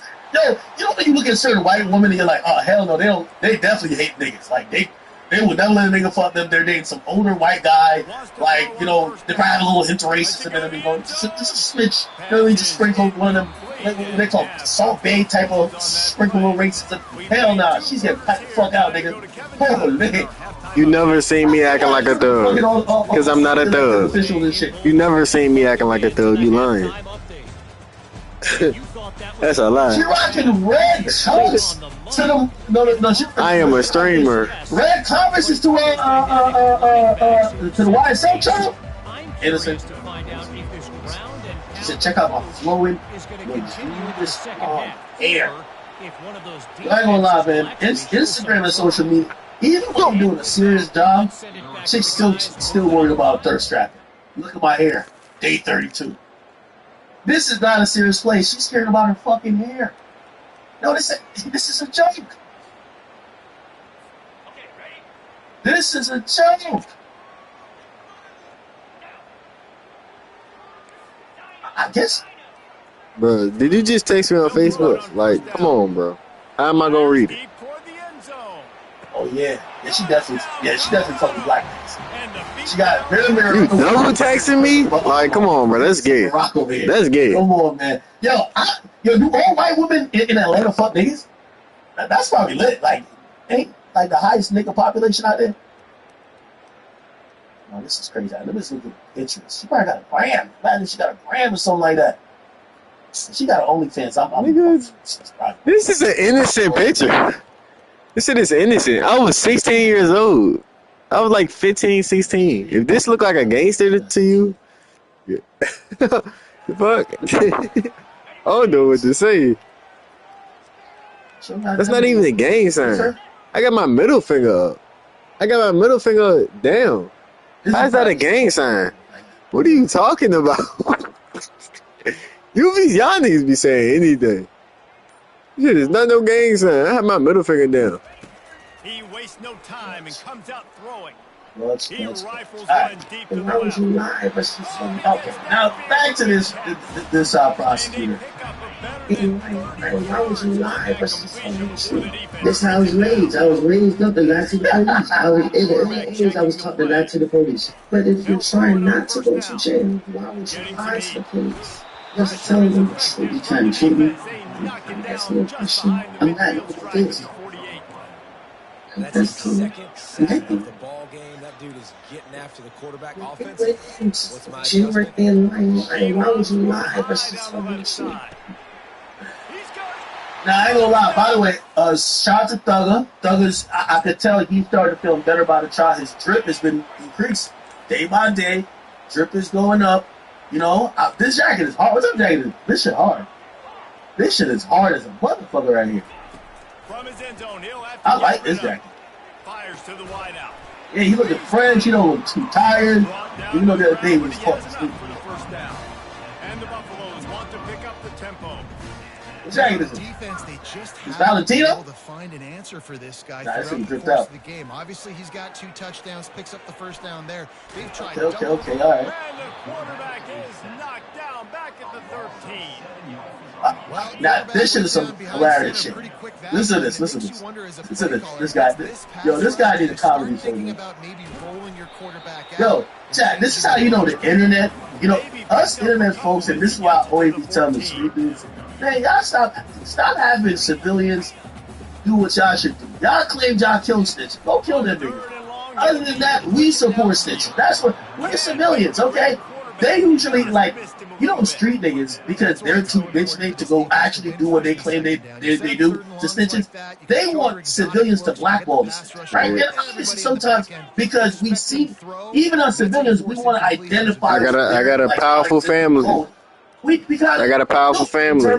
Y'all be sleeping on people y'all don't even know. Y'all don't even know for real. I really haven't popped my shit for real. Like, I'm really humble for real. Like, you don't even know though. Y'all niggas don't even know. And I'm like, nah, I got it. He's a go. This nigga, at first I was like, yo, this nigga is a strat. Master Splinter. Yeah, you know what I'm saying? Yo, this nigga hilarious. I don't care who he telling on. This nigga funny as shit. I like him. Look at this guy. Because I always stop. So when you snitching is based off the truth and our facts. When you're trying to finish your way to get things, so there was never the case with. There will never be the case if you're concerned about me snitching. So you know the snitching is you telling the police the truth. On second down, looking again to throw. And back in 2015, because I always stop. They were calling me, they were asking about Nuts murder. Were you telling them that you were not involved in Nuts murder? I'm telling them everybody. I told them everybody did. I told them Michelle killed them. I told them all type of people did. I didn't know. I don't know. And they get him on the ground, and that'll probably do it. Yeah, just pick and choose which I want to. I don't know who that is. Tasha Lyrical? I don't know who that is. Did I not say Michelle killed did? Did you tell me that she heard that could have been the room? So there's a room that they said I did too, right? And you didn't kill me, correct? We'll start the quarter offense about to Just kidding, she's black. Marcus, if a damn black girl walked up to you right now, you going, bro, cause you don't need to fuck bad bitches. Like, you on this bitch trying to be racist to black girls, but if the baddest 10 black girl walked up to you right now and said let's fuck, you fucking, bro, cause you don't need to fuck bad bitches. Like, let's be real, cuz you ain't never strike no dime. Nigga, you on this bitch capping. I don't care what you talking about, cuz I'm not hearing it. Beyonce walk up to you right, I ain't gonna say Beyonce, cause Beyonce probably not a, whatever 10 Ruby Rose or whatever you want to say, cuz you striking that shit. Admits Bro, you fucking snatching. Like, you know, like You saying black girl, but a light skinned joint, you might be racist against a dark skinned girl. Bro, you on this bitch capping. I'm not even hearing it. Bro, white girls not even bad, bro. Like, let's be real about it. All them bitches look the same. No bullshit. All, bro, cause when you go to a Chick-fil-A and look around, bro, all them bitches look the exact same, bro. No bullshit. Y'all niggas don't look no different. Every black person look pretty much different. All white girls look basically the same, gang. Like, I ain't gonna lie, all them bitches look exactly the fucking same. They look like carbon copy pastes. God ain't take his time with white people, bro. You can tell he took his time with black people. He didn't take his time with white people, bro. He just hurried up with y'all ass. And you know this is the truth. The boys don't look better than black boys. Like, let's be real, bro. Y'all niggas don't even look better, bro. Like, God did not take his time with y'all ass. Like, let's be real, cuz.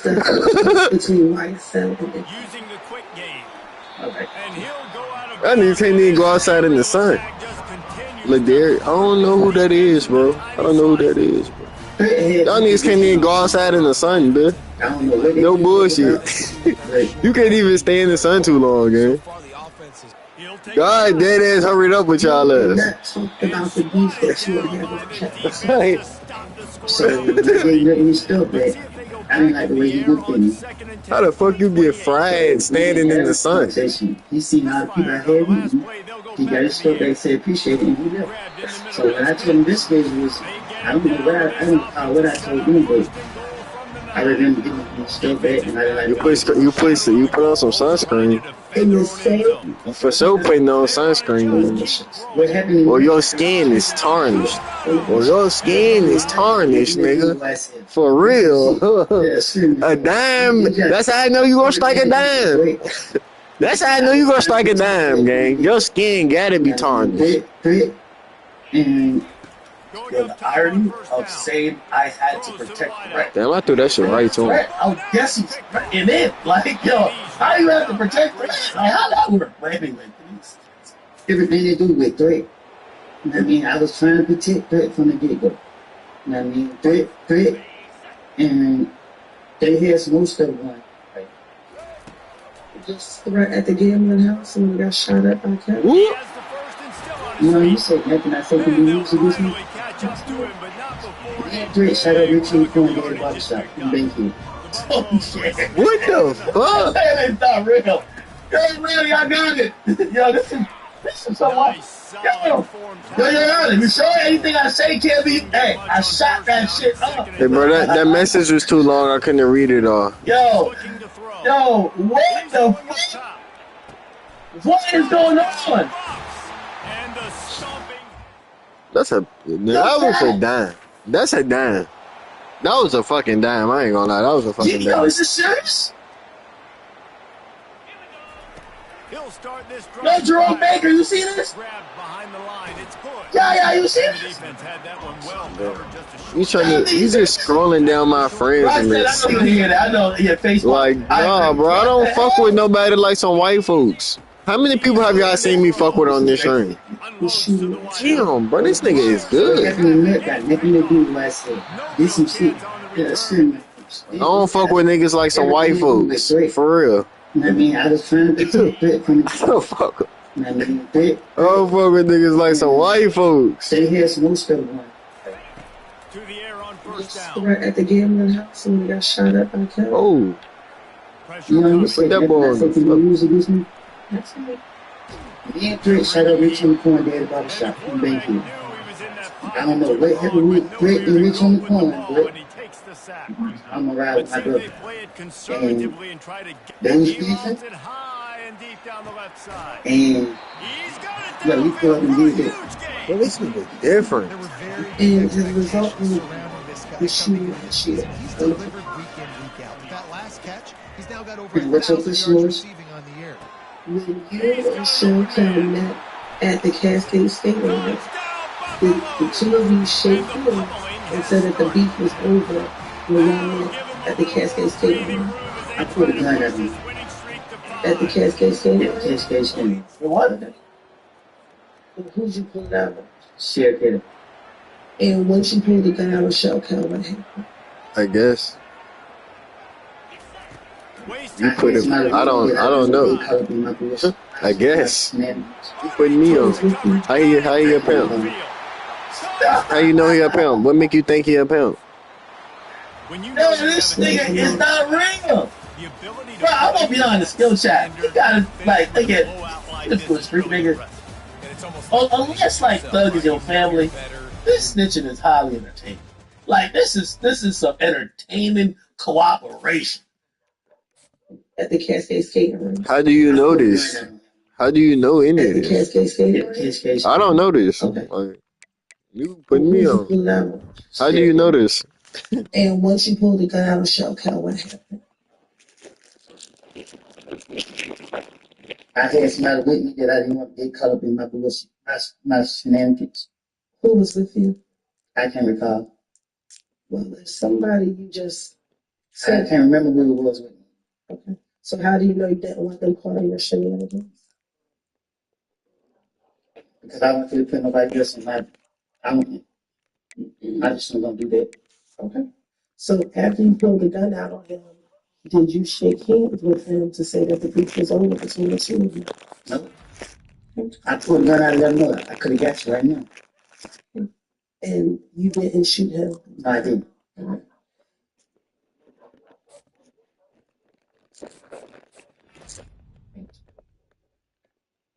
I love God. I love God too much to be shooting them. Did you tell? Do you recall telling the police that you shot him? No, I don't. I don't even recall ever shooting in there. I think it's surrender. They ask him if he shot in the air. He say, "Love God too much to shoot in the air." Yeah, maybe Woody's like that. It was surrender.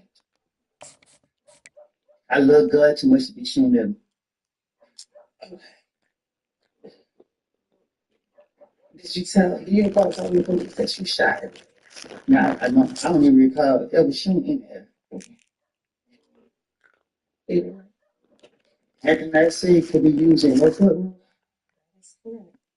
Federal or state? That the parameters of the community are Congratulations. Nothing can be used. Correct. What's his name? That's getting skating. I told y'all that. I wasn't gonna say anything about that thing to hurt my friend. My friend was straight. I was only protecting him. So when you told the detective about what happened the night of Donovan Thomas's murder, were you protecting Threat? Man, that ain't nothing in the NFL. And keep Threat name out of it as much as possible. Did Threat have something to do with Donovan Thomas's murder? I don't know what Threat got something to do with it, but I know that there was the last person I got. Man, send that to me. Text that to me. He not in the NFL. I just seen that nigga the other day. And I wasn't gonna say nothing about it. What Infinity car did you give the Threat? The Infinity car that I had. Okay. Is this the same car that you went to the rental car place with Thug and Thug rented the Infinity? But I'm talking about the great Infinity car that me and Zachary was riding in. I rented the car, put up on Threat, gave the car to Threat, and I left. So basically what he's trying to do, he's trying to say Threat, who supposedly is someone who passed away a few weeks ago, and that was his friend. He's saying he's basically pinning the murder or giving details that would lead you to pin the murder of Donovan Nut Thomas on Threat. That Infinity was used in the murder of Donovan Nut Thomas. Now, this is one thing he can't get around. Young Thug is the one who rented. Young Thug name is with the rental company. But he's saying, yo, I rented a car that was an Infinity and I paid it to Threat. And I don't know what happened afterwards. Now we know what happened afterwards. An Infinity was used to do a drive-by. And that's where Donovan Thomas actually got killed. Is that the Infinity that you went to the Atlanta airport with Thug when he rented the Infinity? Yes. Okay. Okay, so now he's confirming. Yes, me and Thug went and got the. Now keep in mind, this is crucial to the case. right? Obviously they're going to play the recordings of him being interrogated, but he's trying to switch the story up, saying that, oh, we gave that car the threat, right? But I gave the car. And he's even trying to take, no, I rented it, even though the thing's thug name's on it. And that was the car that... Man, this nigga not in the fucking NFL. You can tell this nigga not in the NFL, bro. Yo, this nigga look like an NFL player. Where did you give the car the threat? The same night I read it. Hold on. The night before that happened. For what happened? Yeah, that nigga capping. I gave cut the plate and I left. Referring to, is that the Infinity? So he's trying to basically, obviously he's trying to help Thug. He's definitely trying to help Thug. Right now, I think we've all suspected that Brian Steele and some of the other attorneys, they know this guy's trying to help them. Maybe they know his family or something like that. I don't think it's no type of threats of oh, we're gonna hurt you or something like that. But I think he started snitching to save his ass. He gets immunity and he wants to help save Thug. And they're telling him, this is my opinion, right? They're telling him how to maneuver through this, right? And not like they're telling him hey, go make these stories, because that would be very unethical and also illegal. They would go to jail. But he, as dumb as we think he is, he's using some of the facts of the case to create an alternate theory. And for all the other potential facts that he said out of his own mouth when he got the deal, he said those were lies. This is the truth now. That you went to the Atlanta airport with Thug when he... Yeah, somebody just said, somebody on Twitch said it. Somebody said, he's trying to keep his name in the streets clean. Of course, he wants to go back to the streets. You can tell. He's not one of those guys that, even though I've seen him do interviews and he say he's okay if people call him a snitch, you could tell he still kind of want to be around that lifestyle, or he cares about the streets. Because it's not like he's Robert Allen from the X case, you could tell he's nigga, I just want to get out of here. I want to move to the suburbs and I want to go get a regular 9-to-5 job. Went to the Infinity. Yes. Okay. And that was the car that Thug rented, correct? I assigned my new car, and I rent the car, and I gave the car the threat. When did you give the car the threat? The same night I read it. The night before that happened. For what happened? The same night. Okay. All right. Cool. Yeah, that nigga lying.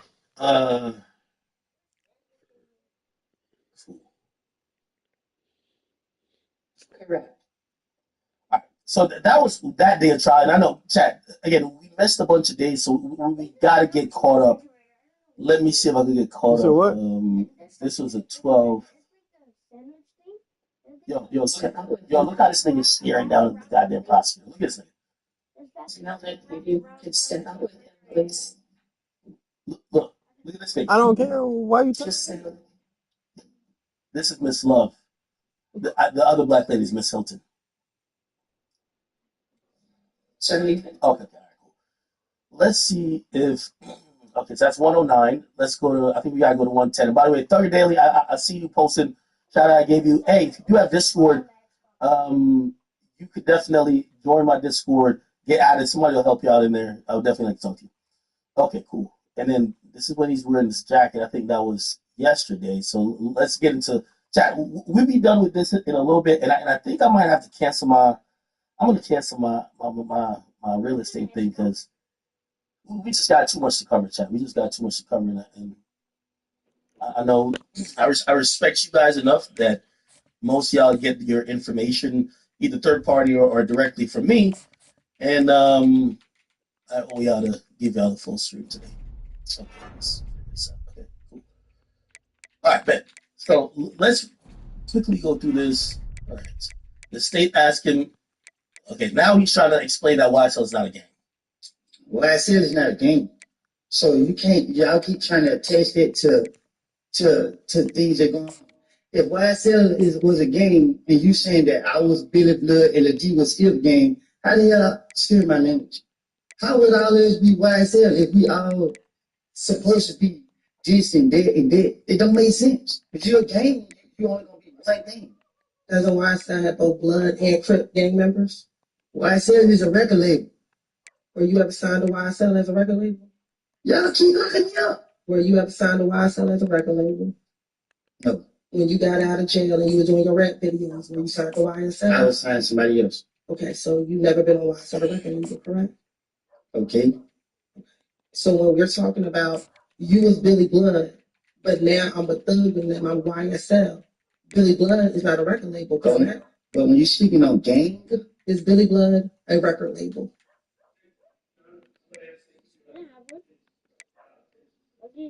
All right, Phil, he didn't seem to be answering. Go ahead and answer the question that's on the floor. Is Billy Blood a record label? I don't know what Billy Blood is. So when she asked you, she asked you was Billy Blood, you said, I was, but. I'm talking to the police, so I don't recall what I done said to them. But when you were trying to say gang, it's a difference. When you put that gang on things, you go into where I was. I was a 30 deep gang member. You can't say I was a YSL gang member. YSL was never considered a gang. I was making it a gang. When you responded, I didn't go back to Inglewood because I hang with Thug and I'm YSL. You say I'm part of YSL, the record label? So. Well, I think with the prosecutor, and obviously they're just, this is direct examination of Woody. Eventually, what they're going to have to do is pretty much make it very obvious and apparent to the jury, okay, what this guy is saying, right? He's saying YSL could still be considered a gang or a faction of a gang or a pseudonym of a gang if it operates under a known gang and everything going to fold up under blood. And I think, did they say that was like sex, money, murder or something like that? Yeah, they're going to create a tree. They're going to bring back gang experts and they're going to be like, yeah, YSL could be seen as a gang. You get what I'm saying? Like, think about the federal indictment that just sent Muwap and them to jail for like pretty much damn near life. There's no such thing as a O-block gang, right? And if their lawyers went into court saying, well, technically I can't charge him with a RICO, even though, by the way, there was a murder in the RICO, so it's like, right? Then they had a lot of proof for it. Well, hey, you can't charge him with a RICO because O-block wasn't a gang.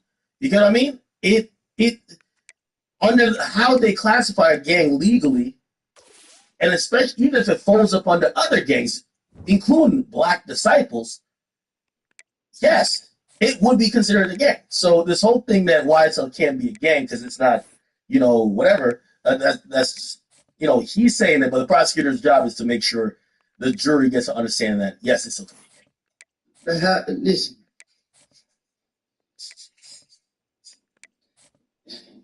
it's not a gang. You know what I mean? It don't matter how y'all try to put it, how y'all trying to see it. A gang is these people right here, everybody right here, and everybody. You can't put Crips and Bloods together and say that this is a gang. Because if the Crips and Bloods get into it and everybody just saying that, they YSL, they got to pick what they're going to choose. You can't say that when I was down the road. And then people like... Yeah, and I don't know too much about gangs, but isn't that, like, factually incorrect?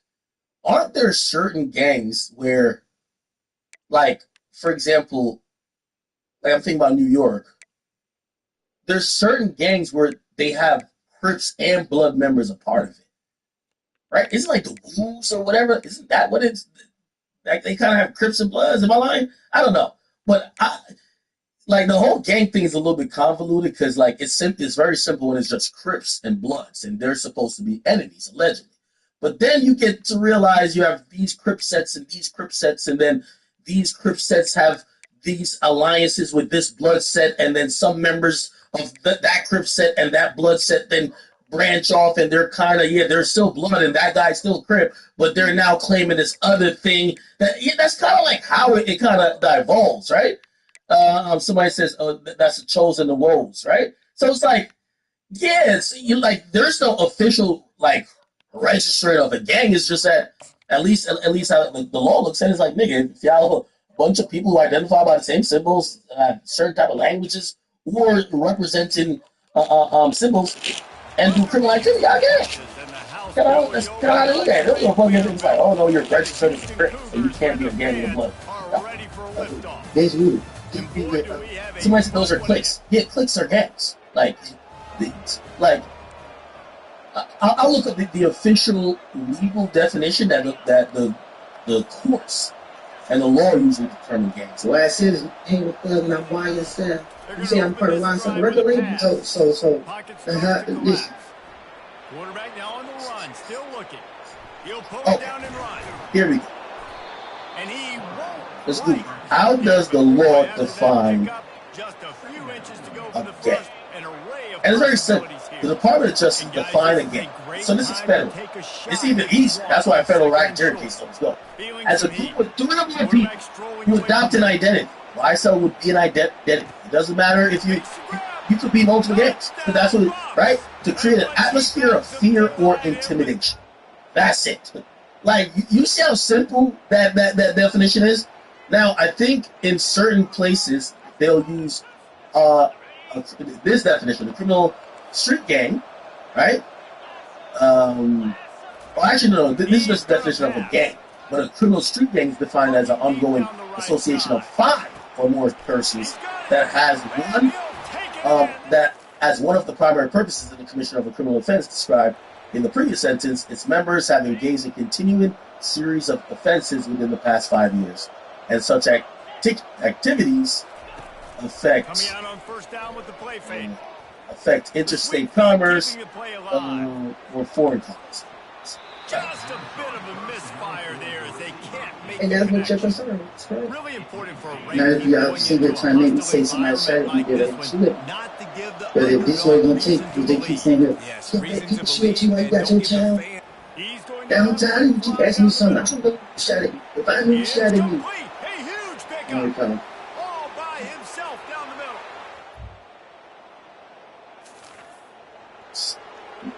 No, this guy is interesting. All right, cool. So now he speaks about Thug rapping about any songs. I didn't like him rapping about me. Why didn't you? And the throw down the gun falls to the Why ground. didn't you like him rapping? Now second Because it's my life. Like, don't be lying on me. What do you mean by that? Don't be lying on me. Are you talking about in the rap song? Yes.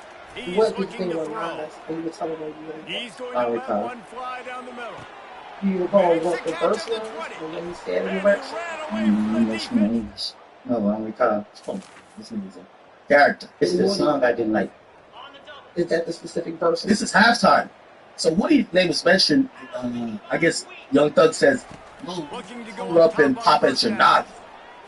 I didn't like the timing of the song. I didn't care about him rapping about these make people nuts because it wasn't true. But when he put the song out, when they put the song out, it was an investigation on me, and y'all kept harassing me, and that's why I didn't like it. No, I never heard nobody say, bro, cut on that Eminem. I'll recall. Never. I heard somebody say cut on 8 Mile before I heard cut on some fucking But Eminem. if the police question me, I'm trying to convince them that I know what I'm talking about. So it's easy to say, share, clear. It's easy to put people's name with crime that, because if he did it, well, I'm like him up. If I say I seen him do it, well, I'm like him up, charge it for it. So I don't know what or who did what. I just know that I'm trying to convince the D police that I know what I'm talking about. He's looking to throw it. Okay, I'm so fast. Trying to get good to throw it over the You ready? top of the D. Okay, Mike. No. Alright, I'm The prosecutors laughing. When Slim Jesus made drill time, I used to listen to that. Slim Jesus, do your homework on Slim Jesus. And all I could do that is tell you something that I know that they know. They know that this gambling house got shot up. So if I tell them this gambling house got shot up and these people did it, they'll go for all the other bullshit that I'm trying to cover up. You do. And he will get home. The quarterback goes down at the 17. All right. To get some of that yardage back from the 17. And I don't want to speak without my time. So this shit is such a shit show. So Woody hears supposedly that his lawyer has been suspended. Okay, his lawyer got suspended. Really, so it's called a reprimand. because of his actions in another case. And I don't care. Be a sanction that You said, is that why I didn't listen to Eminem because he white? And I said, and I gave you a white guy that I listened to. All that other shit is irrelevant. Oh God. And I don't want to speak about my attorney. All right. Excuse y'all back again. All right, give us just a second. Jesus. They'll start this drive with Basically, the jury just keep walking in and out, in and out. Okay, jury was sent home while Woody was being arranged a lawyer, and Whitaker instructs the state to have their next witness just in case they have to go a different route. Okay, wow, this is a shit show. All right, so now we get to, I think today, which is day 110. This is going to be the last one we do. A shot toward the end zone. He's in court with the white shirt. And apparently he's got a new lawyer. Godzilla, I don't even know what that is, man. Charles Godzilla, I thought that was a movie. After his previous one was suspended for practice for 6 months. The first interview they are playing is the day after Nuts' murder when Lil Woody came into the police station to clear his. Okay? I don't think Thugger Daily is actually even posting anything new related to this. So we're going to pop into the actual trial that's going on now. And we'll watch about 5 minutes of it, and then we just move on. Okay? So this is let's open, he makes the catch. And he eluded. Okay. So this is when it starts. Wants to throw on first down off the play. Bunch of sidebar conversations. Now they're going to get into. I think he's going to sit on the stand while they're going to get into playing the. Back at their own 24-yard line. Man, how tough is this guy to defend? He drops back, everything tells you pass, and then he scrambles. And I know some of y'all hate this. Deep down the right side. Judge basically tells everybody to put on headphones. Oh my God! How do you drop that? Okay. The defender was right there. After the misfire, now on second down. He's looking to throw. Trying to get to him. Nowhere close on that one as he got little time to deliver the football, and now they face third down. If they can convert here, that type of play can really give you a shot of momentum. So now what plays shit? Got his man downfield. Well, this offense told us coming in they were going to challenge this secondary early and often. So many breaks in this case. Speed to their advantage and take advantage of this quarterback's touch and arm talent. And already in the second quarter, they've got over 200 yards thrown. He'll take a deep shot here. Now, I'm not going to sit here and keep, playing all of these. But this nigga, he told a lot. So there's a lot of videos. I don't know if they're going to play all of them in sequence. I don't know if they're going to pause and then ask him, like, okay, what do you mean by that, or blah, blah, blah. But clearly, they're so frustrated with this nigga, Woody, at this point. They're like, let's introduce the surveillance evidence. He's already a hostile witness. Now we get to introduce his evidence and ask him, hey, is that you saying that? You said this, right? And he could keep playing the same game, but they have him basically saying it, right? And also, what normally is probably going to happen, they're going to ask him not to say anything else, right? So since he's a hostile witness, they're going to say, hey, listen, are you, you're on camera saying yes, right?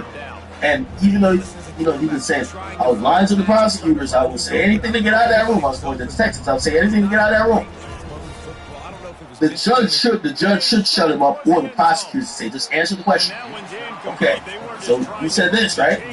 Okay, let me refresh your memory. You can say, I don't recall. Let me refresh your memory. Let's play this, state exhibit. All right, whatever. Okay, cool. We don't need to keep going through this. This is like, really, I feel like almost like bitch work, lawyer shit. That, it's monotonous. It's monotonous.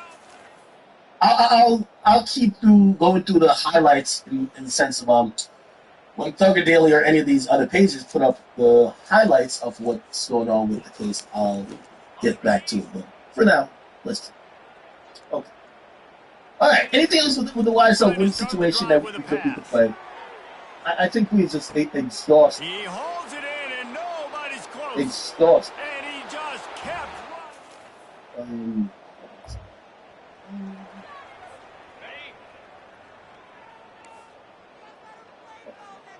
I think we've just exhausted They'll come out on this drive and let it rip. anything to do with this case. Underneath toasted coverage, got it deep downfield. Right. So let's get into, and you guys can pick whatever topic you want. I'll give you a list of topics. Pick whatever that might be most entertaining to you. We already did Julio's killer situation. We're done with the YSL case.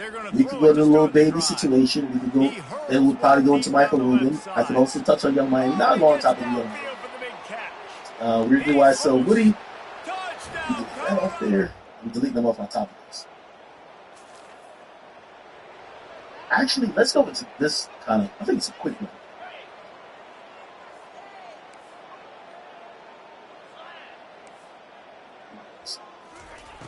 So this is kind of old, and I wish I had covered it back then. He tosses one high and deep down the left side. He's off to the races. He's at the 10. Touchdown, Buffs! And the punishment has been extended.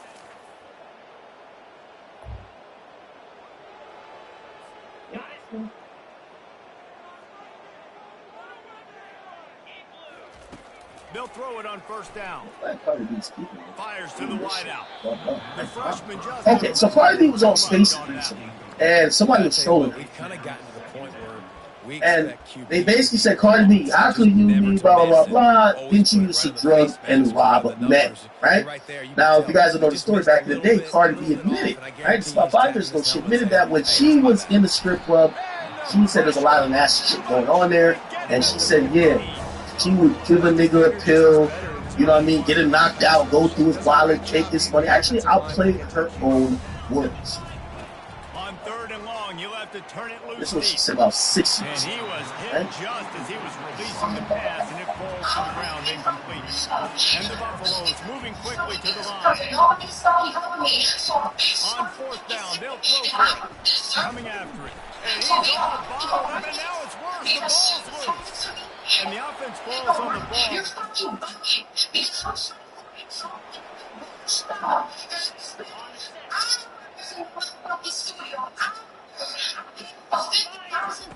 They'll throw it on first down. Fires to the middle. 45 on his way. He's running free down the middle. It's a beautiful pass and catch. I love the job the quarterback does manipulating the defense with his eye. He froze that safety, and that allowed his receiver more room to work his route. Guys, Colorado has the lead here. And as we switch ends of the field, let's take a quick look at the national rankings. They didn't just jumpstart that drive. They've electrified it, and now they've got a first and goal. Into the end zone. Touchdown, Buffalo.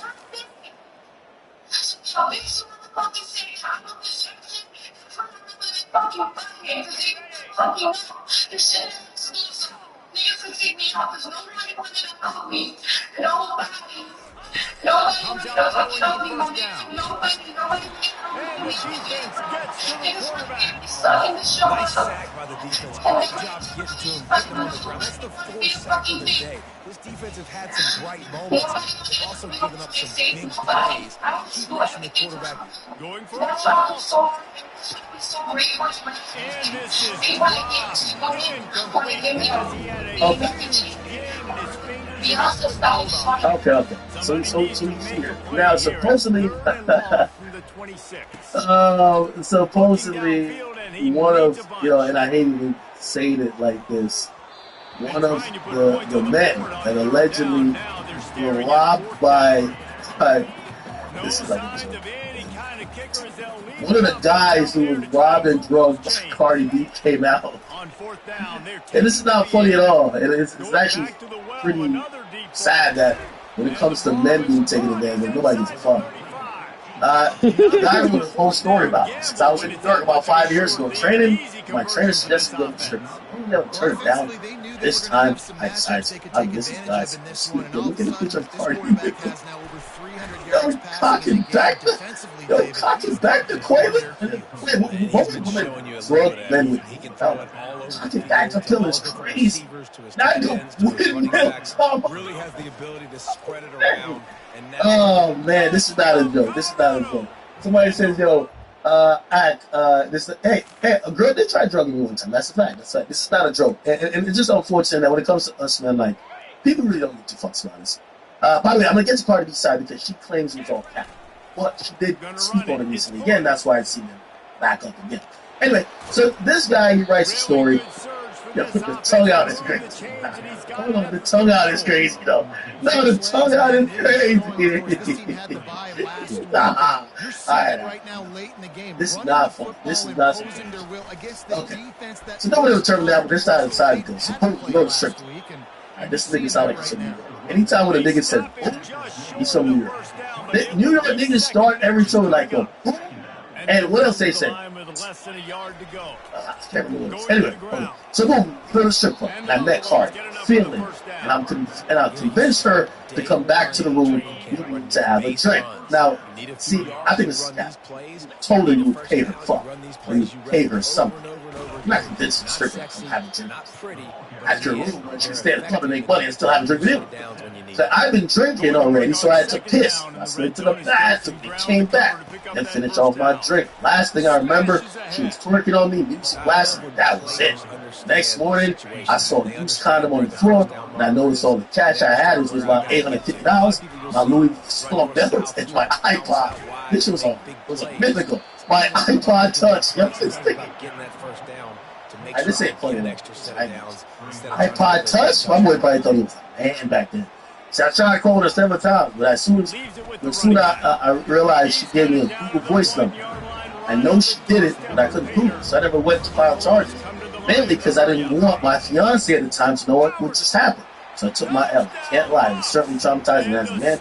Never want to admit you were taken advantage of. No man wants to say me too, said Smith. Oh, right. You a bitch. That nigga say me too. I'm gonna be honest with you. Just use some common sense. You take a woman from the strip club and you convince her to come to the room to have a drink. You're purchasing phenomenon. You're purchasing this, okay? And what probably happened, if you ask me, if this was a real story, brother, she's a stripper. She's expecting a transaction. Yes. Listen. Last thing you remember was taking a drink, but she went on and probably sucked and funked you. I don't know if this happened, but I'm just using some common sense. He went on and sucked and funked you, and you're passed out, and she looked for compensation. Now, her taking the belt is petty. Like, why are you going to take a nigga Louis Vuitton belt? Okay, I guess it's a deal now. Here's what I was thinking that maybe she was probably able to. Nah, she took the nigga belt and the iPod touch. Anyway, alright. Okay, so this happened a while back then. Bro, I'm fucking different. Let's go. Twitter, bro. Instagram. I'm fucking different, bro. And she's talking about the clip. She says, I didn't say drug. It clearly says drop. Why is it okay for rappers to rap about the same shit? But if Cardi B says it, get off me. Get off me. Hurdle him. Take it to the crib. I'm fucking him, bro. I'm really him. I'm fucking him, bro. I'm him. Get the fuck off me. You too, nigga. Lining up to attack one more. Bro, I'm fucking him. Oh, okay. So she was debunking this. Okay. All right. So I thought she rapped something else and she was talking about the rap. No, she was talking about those words according to his Twitter page. It says there's been accusations about Cardi B drugging men and raping them because of a video she posted before the fame saying she drugged niggas and robbed them. Actually, no. This is how much we don't give a fuck about men. You don't even think about that story. Let's think about what it is. Let's say she's drunk. No, he's drunk or he's like, whatever. Because I hear the condom, I'm like, oh, he must have consented because he had to put on a condom, right? But technically, all right. Anyway, all right. Okay, so she cleared it up back then, and now we get a new, like she was in space and got frustrated, and she went off as some people bringing it up. She said this. Why you keep writing, whatever, wild man, whatever crap? So what? I'll do it again, bitch. I don't fuck. I don't feel bad. I know. I don't feel bad for no niggas. Who are you? Feel bad for no Who you niggas. catfishing? Who you catfishing? You just be bored and be catfishing random motherfuckers. Like, what type of? You a weird person, bro. I ain't gonna lie. Hey, I think that gagging. I What the told you about that fuck? shit on my album too. I don't give a fuck. Fuck again. Bro, you supposed to smack his ass. I ain't gonna lie. This is where it kind of gets a little dicey because if I'm going to be very correct and literal to what's being said, and even though I do believe part of me talks in tongue-in-cheek at times, Better. so I do believe like this is some petty bitch. Y'all not gonna shame me for some shit that I was doing coming up. She didn't say raw. I believe this time. And tell me if I'm caping. Tell me if I'm caping. You know, tell me if I'm caping. I'm not trying to cape, right? But I also want to be accurate. I don't think she says. She said she robbing him. That's not the word she needed. You know what I mean? You know, a liar and a thief are like two of the worst things you can do. Especially, shit. you know, I hate women. Okay, you got a Korean girl coming A over. woman that will That bitch look Korean or some shit. No, very Well, you was supposed to crack his head off. because usually, Oh, congratulations. like, oh, I just took some shit. You got it in this one. But like, Steph, you know what I'm saying? Like in some countries, they cut your fucking hands off for that type of shit. So, you know, me, I don't believe that you should take something from anybody else that you don't, that you didn't earn, didn't ask for, you don't deserve. But to be clear, I think the outrage around this wasn't that she may have stolen from us, right? Because we do hype up and praise men who claim they've robbed other people, even though, again, there is a difference, right? Because one is a rapper saying, yo, or I'm robbing some stranger, or I'm robbing my op or whatever. It's another thing when you're deceiving someone you're having an intimate moment with, a lover, right? Like, you know, that's clearly a difference, right? You know, it's the reason why people don't look at regular assault like how they look at sexual assault, right?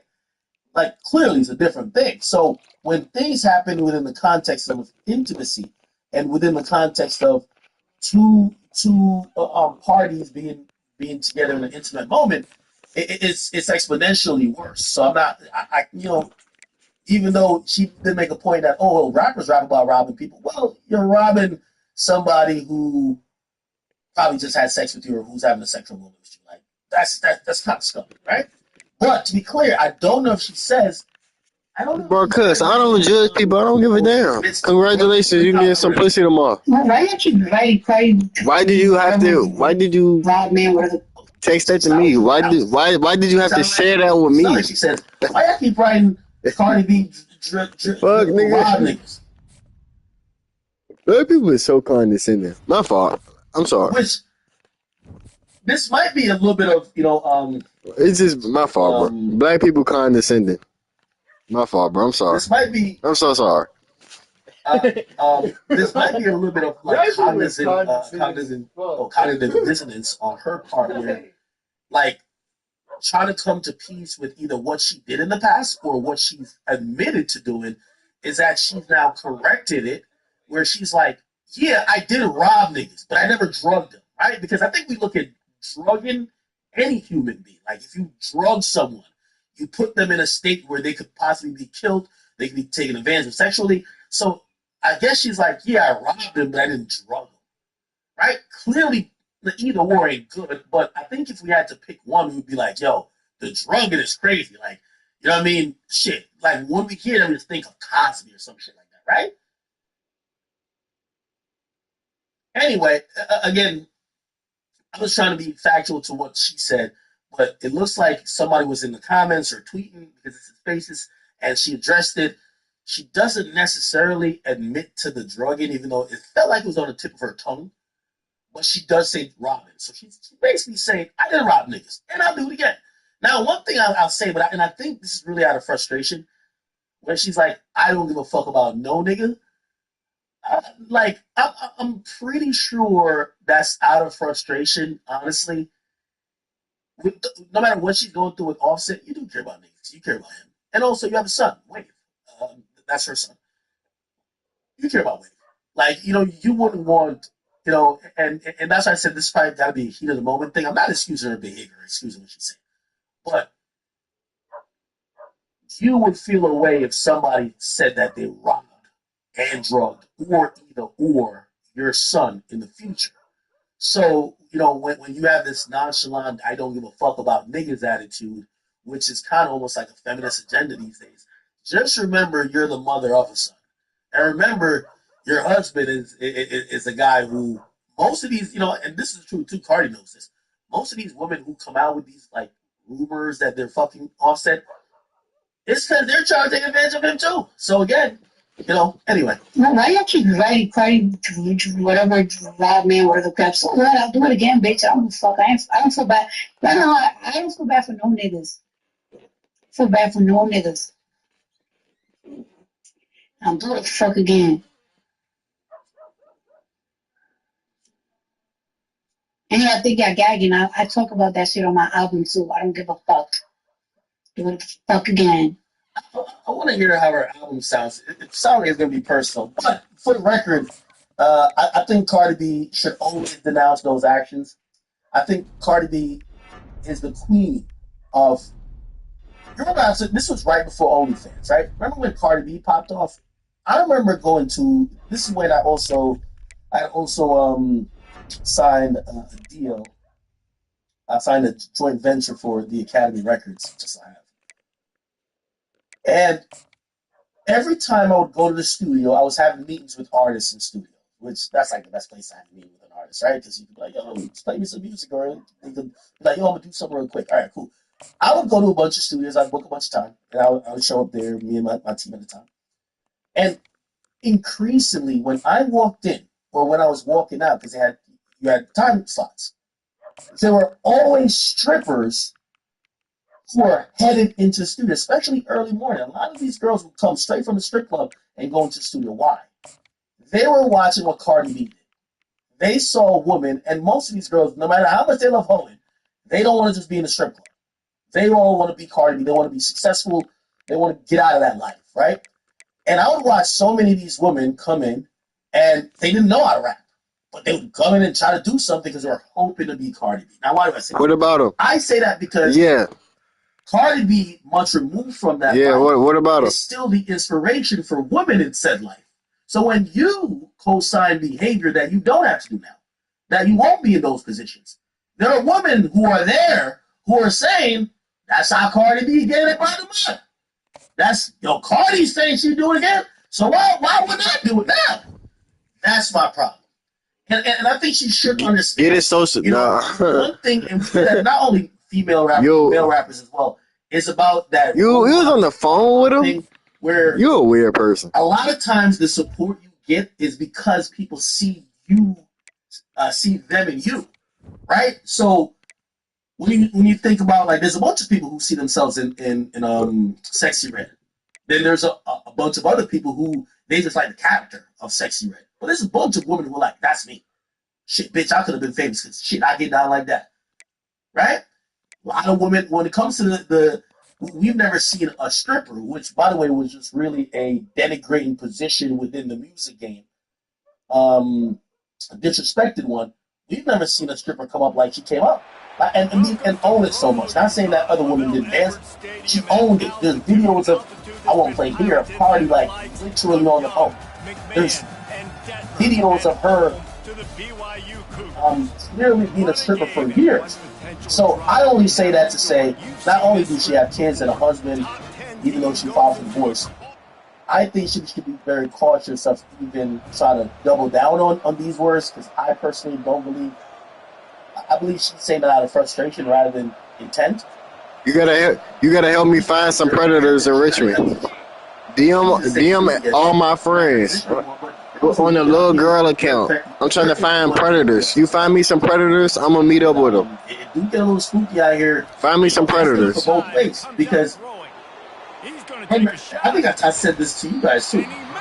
I think being a stripper is just such a dangerous time. Right? It's just a dangerous time. Yo, if you're a stripper, like maybe you steal from a square, and he finds out and nothing happens. Bro, you work in a strip club where you're either half naked or fully naked. Somebody feel like you robbed them, and they know they kill other niggas for less. You think they not about to either come kill you, do something to you, maybe actually then they want to sexually assault you? You're putting yourself in a position that I don't think you're armed to deal with the most frequenters of those clubs in those vicinities. The majority of people spend bro. And just say you like 15. Say you 14, 15. It's gonna be the I'm dead ass gonna meet up with her. Foreign string. It's gonna be the rappers. You feel me? Some people might take the L, but some people might be like, bro, I'm trying to get y'all real content now, bro. Real shit. I'm not trying to just be sitting around all day. You feel me? I done did that. You feel me? We didn't get close enough. I ain't shooting no real content no more. Or like, I don't get my PC. Or I'm like, I'm not right here playing the game. I'm not finna just be. I'm still gonna do IRL streams. I'm never gonna stop doing that. But you feel me? I'm trying to do real content. Like, no bullshit. You feel me? No bullshit. Nigga not gonna blow up at just sitting in the crib. No bullshit. I'm ready to start traveling, doing all that shit. I ain't gonna lie. Like, this last check I got from my lawyer, y'all seen what I did with it. I invested it in myself, you feel me? I bought this PlayStation camera. I bought that portable charger, you feel me? I bought, you feel me? I invested some of it in me. I bought my Draco, you feel me? I didn't did a whole lot. This next joint I'm gonna get from my lawyer, you feel me? I'm gonna get this PC, you feel me? I'm ready to do a little bit of traveling with this joint, you feel me? We ready to, for real, I'm really trying to blow. Like, what the fuck? I'm really trying to blow. I'm not even gonna lie. Young nigga trying to blow up for real. Gets it past the marker. Touchdown Bucks. And once he I don't let niggas in the streets play with me like that. How the fuck am I gonna let this bitch? Come on, this is nightlife, bro. So that's why I always look at it and I say, bro, I got for real, I got pictures for you. I got pictures for you. These environments, I hope they be safe. This whole finessing shit. No, I say no, black. No, you can do both. Do both. Do both. Certain situations where women. Oh no, I say, I don't know. Hold on. I don't know. You know the white dudes. You feel me? If you the black dudes, I feel like they ain't gonna want to stay and do no interview. The white dudes be have a good black one. You feel me? I don't know. Black people, I feel like on them strings, you don't see a whole lot of black people on them jokes. You see a whole bunch of white dudes, but maybe, you feel me? Man, fine, man, you can do whatever you want. Whatever they bite on, you feel me? If they not biting on the black joke, switch it to the white joke. They ain't, you feel me? I'm trying to find some predators though. You find me some predators, I'm meeting up with them for sure. And that shit really easy, bro. It's really easy, bro. I'm just, you feel me? Facebook, that shit weird. From my Facebook, bro, I was just trying to do it yesterday. They restricted me fast as a bitch, like it was Twitter or something. You know, on Twitter, they got them follow for follow jumps. But when you do too many, you follow too many people, like they restrict your account. Like you trying to bot it or some shit. I don't know. That's what they did to me yesterday when I was trying to do the predator shit on, you feel me? On my, I made a whole girl account and everything. They restricted my account first day. I ain't even get to do nothing for it. They know they have a huge advantage there. I expect them to go right back to it. And what do you do now if you're on defense? You got to be expecting that they're going to try and tack that side of the field, maybe in the same way, maybe on this next play right here. Couldn't fight his way out of his grasp. And I can't tell you how much I love seeing corners being willing to probably, I mean, one of them probably a weirdo. So huge for a defense. You can't Olay blocks. For real. One of them probably meet up with a nigga right now. Yeah, I find somebody in Richmond, though. You find somebody, I'm meeting up with theirs. I ain't even playing. I'm dead ass. You meeting up with theirs. Y'all gonna see it live on stream. Y'all like, bro, what the fuck? This nigga was dead ass. I'm dead ass. I'm gonna walk into the nigga, interview him and everything. Nigga try anything stupid. Y'all already know what's going on. I ain't even gonna say to him. Nigga better try anything stupid out there, dude. If anything, he better run. Just run, nigga. If you don't want to do no interview, just run. I don't think I'm gonna sit right there and call the police, but like, I'm definitely gonna try to get the interview. Or at least I'm gonna meet up with the person so y'all see him on camera like he really came or some shit. You feel me? If he don't want to do the interview, he ain't gonna do the interview. I ain't gonna call the police. I ain't doing that. You feel me? I'm damn sure gonna try to get the interview. I'm gonna walk up. But you feel me? You doing my friends. So you feel me? You doing my Facebook friends. If I see one of these people in the place that you saying meet up with them, they gonna think it's just a coincidence. They gonna think they just seeing me. Everybody know I already IRL them anyway. So when they see me, they just gonna think it's a coincidence. They're like, oh shit, this Rod. I'm like, what's up, bro? What you doing here and shit? They gonna be like, oh, all right. They gonna be like, bro. I'm like, yeah, I'm doing here. I'm just shopping or some shit. They at Walmart. You meet them at Walmart. He gonna be like, yeah, I'm just here shopping. I'm like, oh, all right. Shit. How you feel about underage girls though? That's when his heart gonna drop. You feel me? That's why I'm telling you, do my friends. You do some of my friends. I see them. They ain't gonna think nothing of it. They just gonna think it's some weird shit. But nah, nah, nigga, it ain't no coincidence. Ain't nothing no coincidence. Wasting no time throwing on this drive. Bro, that's a pass. For a chunk play, but the long pass is incomplete. It would have been a high-level play, but it's a play this quarterback expects to be able to make when he has a guy open. Man, these quarterbacks start practicing and doing 7-on-7. Yeah, I mean, that's good. I don't think people gonna believe that she like. You gonna have to say she like 16. Niggas ain't gonna believe 15, 14. Yeah, you could definitely say she like 16. Like say you 16. You ready to be 17. You ready to be 17. I'm 16. I'm ready to be 17. Trying to cap this drive with the pass. Got it. Them motherfucking freaky ass niggas gonna bite on that shit. Niggas gonna be hit. So a freaky ass nigga gonna bite. Nigga is gonna be hit. Yeah, that's decent. That's decent as hell. They're gonna open this drive. Somebody gonna bite. I don't know what you in Korean girls. I'm just gonna forget about it. Like, what the fuck?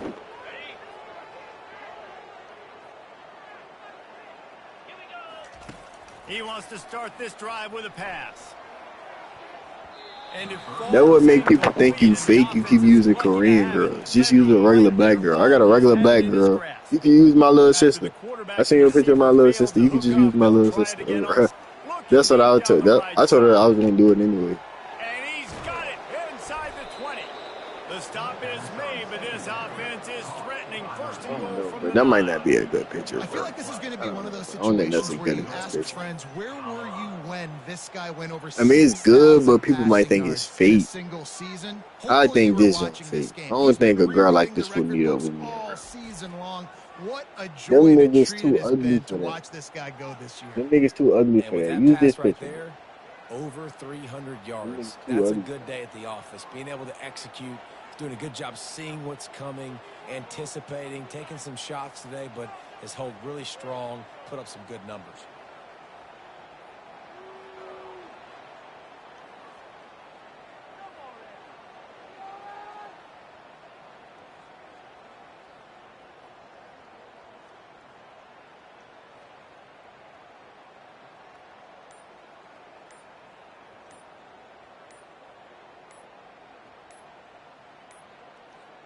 an unforced error there. They don't get the snap off in time. Damn, bro, I don't really want to single picture my little sister. Nah, yeah, you just go ahead and do that. Your ass going. I don't trust you that much. Just, yeah, go ahead. Just use that one, bro. Fuck it. What's a good name? Oh, a good name. What's an American Chinese name? American Chinese girl name. Ling. I don't know. Ling? Ling. No, not Ling. Bro. Say something like, but what's a Chinese black girl? I ain't never met a Chinese girl and ask her what's her name. I'm not gonna lie. I ain't never asked no Chinese girl like, what's your name?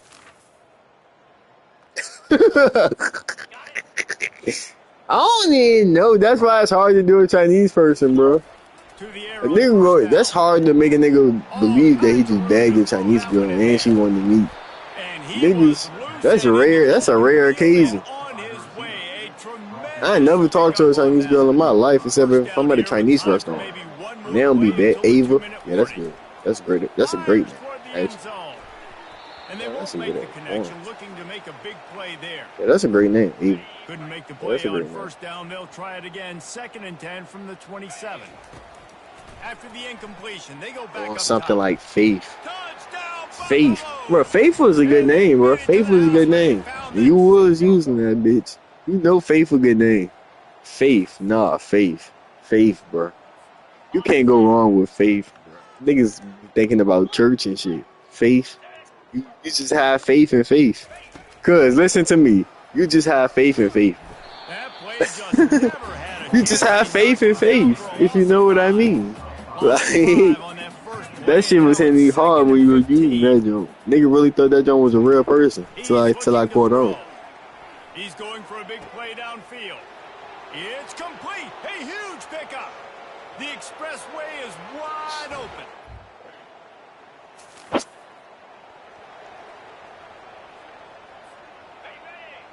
Ava, Faith, no, Faith Evans. Faith Evans. Bro, I don't know, bro. It don't matter, bro. You feel me? Them niggas, the real horny niggas, they gonna bite regardless, bro. The real horny niggas gonna bite regardless. So that's what we need. We need a horny ass nigga. The horny ass nigga gonna bite every time. And now It's incomplete. They tried to hit him with a big one on first down. Smart offensive coordinators, they're going to throw deep balls, especially those 50-50 balls you hear about all the time. My wide receiver is better than your DB. Well, not on this play. On second down, he'll try to make the connection. Reels it in down the left side. Ripping off a huge chunk of yardage, and he's got it just outside the 10 of the 11. And the I don't know what the hell wrong with you. No, 1-on-1, bro.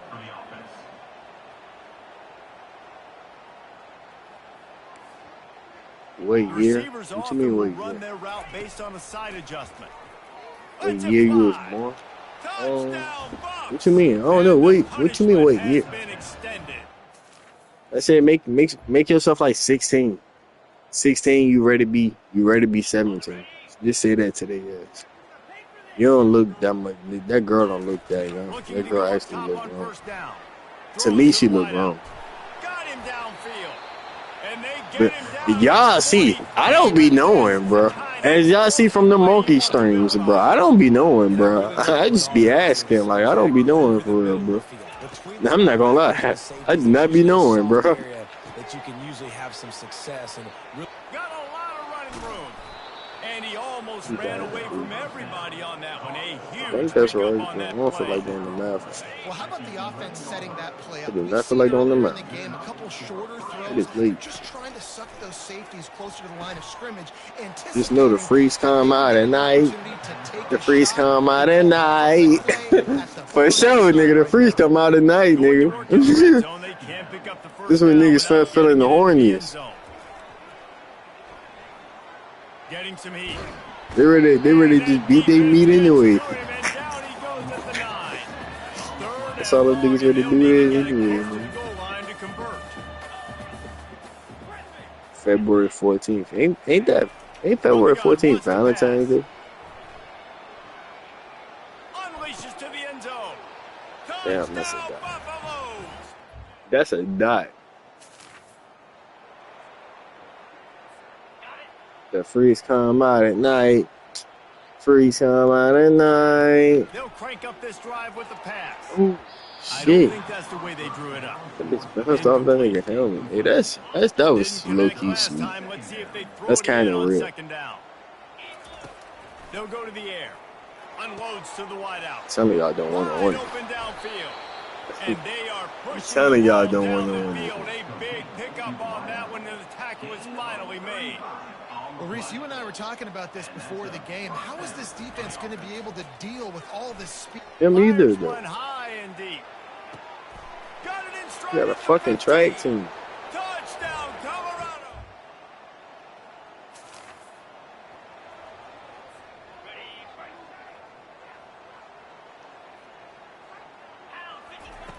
They'll start this drive with a pass.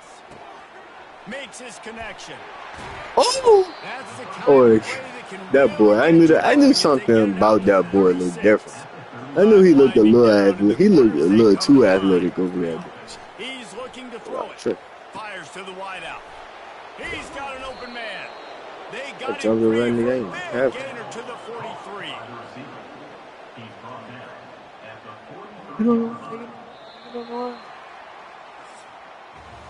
Guys, Colorado has the lead here. Let's take a quick look at the national rankings to see how this playoff race is shaping up.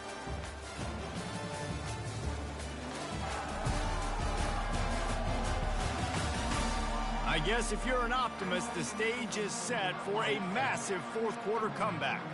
Now on first down from the 43.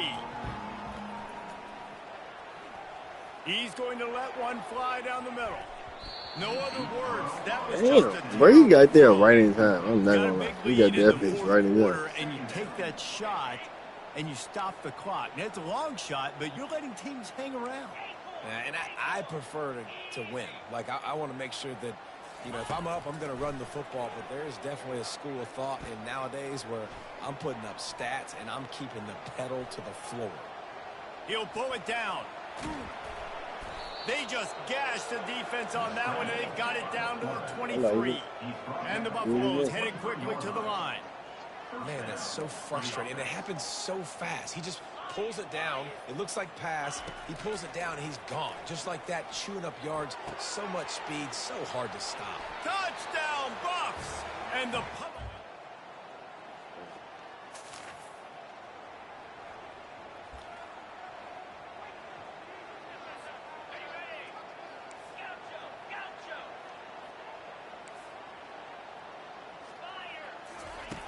looking to move it through the air. Pressure. And the Heat will get home, and the quarterback goes down at the 17. You know, I love defensive ends that are active and violent with their hands. Great job fundamentally by that DN getting that sack. Now the play fake. He lobs one high down the left side. Facebook. I don't know. Ever since Facebook got in that lawsuit, niggas was stealing everybody information at first. Facebook got in that lawsuit, and then they wanted to try to crack down on shit. It's too late now. They already got all our shit. Nigga, we've been on this bitch for years. They already got all our information. Now y'all want to be secretive. Fires to the right. He's got it. And he's knocked down immediately, but not before he moves the chains. And at this point, the defense looks as if they've been in one of those dizzy bat races. They've got no idea where the ball's coming from. He's over 500. Unleashes one deep. And good coverage and better hands by the defender to knock it down in the end zone. Now on second down after the incompletion. Quarterback changing the plays at the line. Wants to fire on second down. Got his man to the left. They've got it inside the 30. They'll mark it at the 28. It's first down. The Buffaloes come to the line with a new set of downs.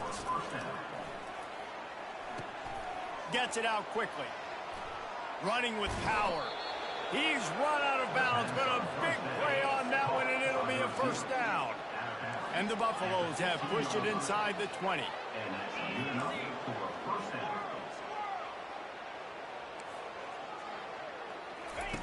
They're in the red zone, and they'll pass it. He caught it. Touchdown, Colorado.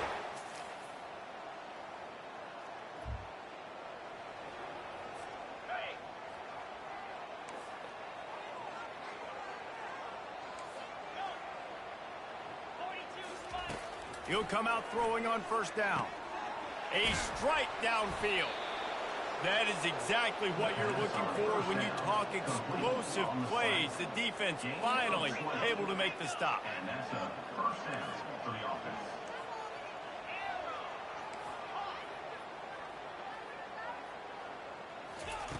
Wants to throw on first down.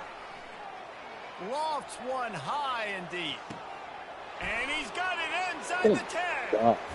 That's a dot.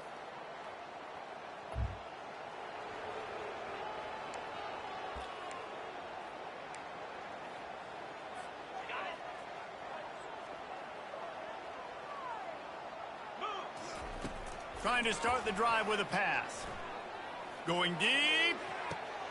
And the ball is intercepted. Got some room to run. And a big return.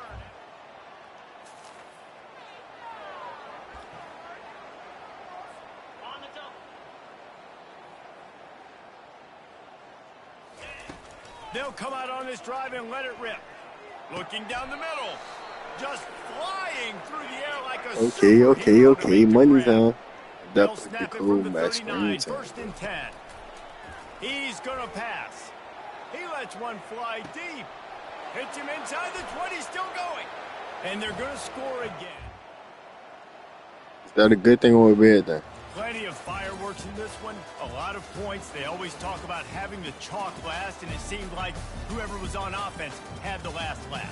It's amazing how much offense Your screen turning college gray. football so good, so many ways to hurt you, and you saw both of these offenses put on a show today, Jess. Dave, we talked Suspended. to both of these coaches. Just she got suspended too, but that's what they did to me. Sleep all week. They knew this was going to be a tough task ahead of them. So much speed, so much firepower on both of these offenses, and man, we saw that here today. That's going to do it for us. For Jesse Palmer, David Pollack, our entire broadcast No team, cap. I'm That's Reese exactly what they Davis. did to This me, has been man. Another presentation of EA Sports College Football.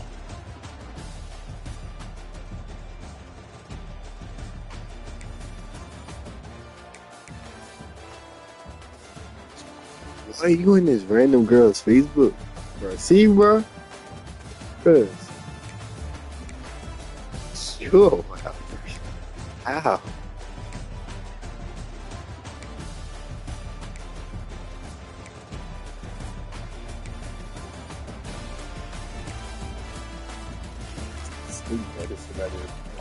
See, can we just use that account then? Fuck it, nigga. Use that account.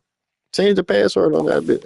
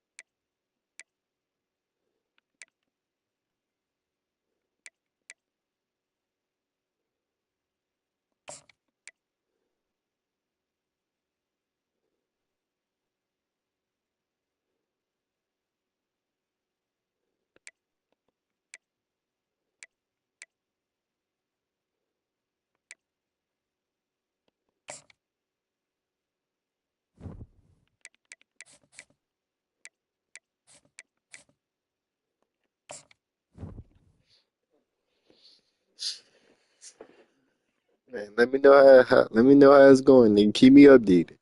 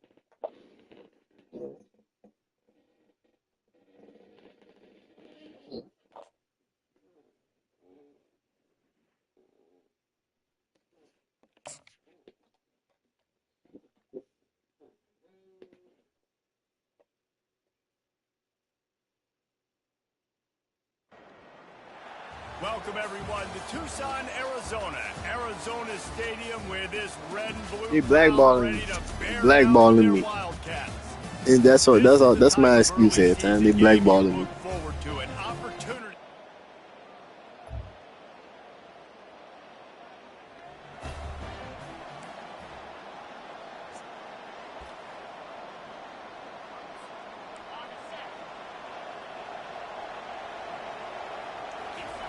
They'll throw it on first down.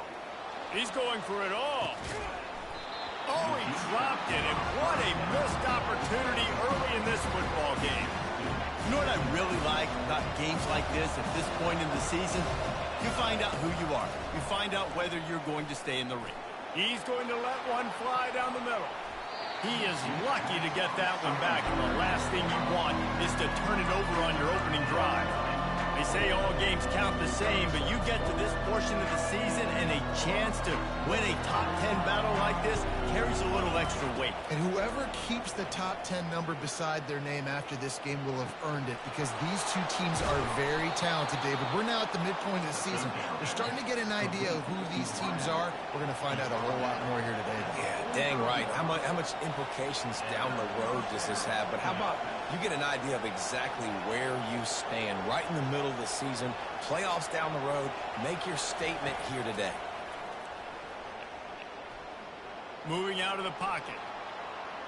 He'll try to do it himself. Open space at the 25. And he sprints to the end zone. Touchdown. That's why you go with speed, nigga. You can't beat speed. Like, you can't beat speed.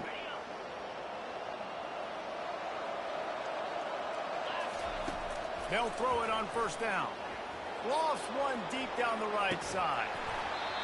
Oh, right through his hand. They came out attacking, wanted to impose their will, and they missed a big chance on that one. Still at their own 20 after that last incompletion. It's 2nd and 10.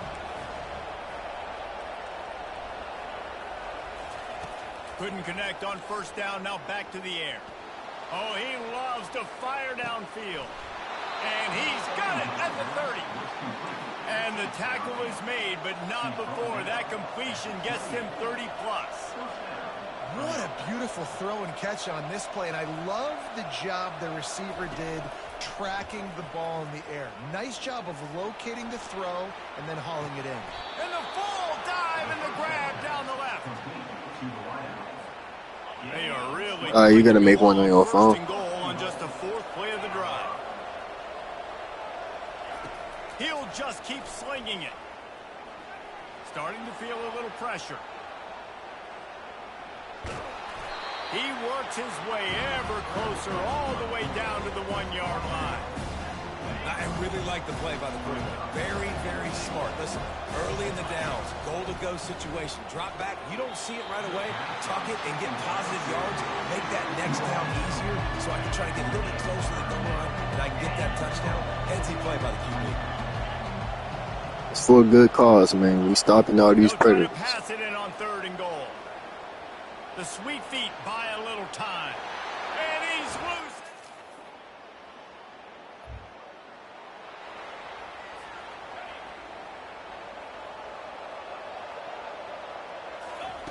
Comes out throwing on first down. He lost it high and deep down the left side. He's got it downfield for a huge gain. And he slipped through the...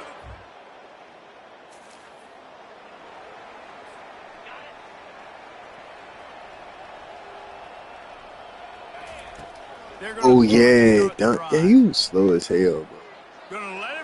Yeah, that's exactly why. You gotta make your account gonna say over 18, but you gonna have to tell them like I'm 16. That shit still don't matter. It don't make no difference. They gonna be like the account said. That what they be saying to the police when they be doing it. They be like the account said you was. Nah, I told you what I was. I told you what I was in the text message. I'm gonna bring like a thing, go to the library, print out all the messages and shit. Looking for a deep man. And the pass hits, picked off. And they'll drag him down after a good return on the interception. In my bio. 16. Yeah, shit like that. Yeah, hell yeah. I wouldn't even, I don't know if I'll put that in my Bible. Yeah, fuck it, put it in your Bible. Hell yeah. Some niggas don't have no excuse. Niggas ain't gonna have no excuse. Knew he was going to take a step back because you can't throw the ball for over 80% this season. Like, that's ridiculous. Last week he was on fire, but this week, man, he's freezing cold. And he's got to find something to get this offense going. But right now, just off target. Somebody needs to step up, make a play, and maybe get a spark for this offense. On 3rd and long, he has to throw for it. And the deep shot is complete inside the 35-yard line. Hey, the defense knew coming into this one this guy was going to be a factor, but they have done nothing to stop him. They don't have... Throws toward the end zone. And it's caught. Touchdown.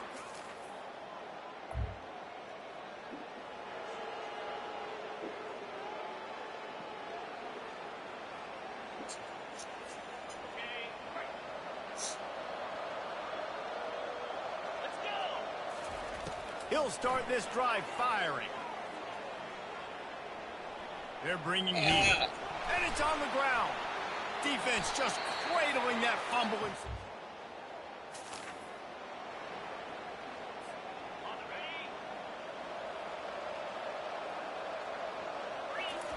Going up top on 1st down. He's going to run it. On the move at the 30. Nowhere to move. Can anyone catch him? The 20.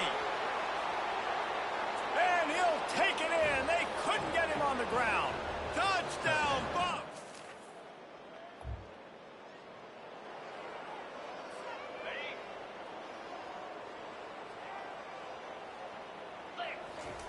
To the air on 1st down. He's going to throw deep right side. And that one falls incomplete. They tried to go over the top on 1st down. 2nd down coming up.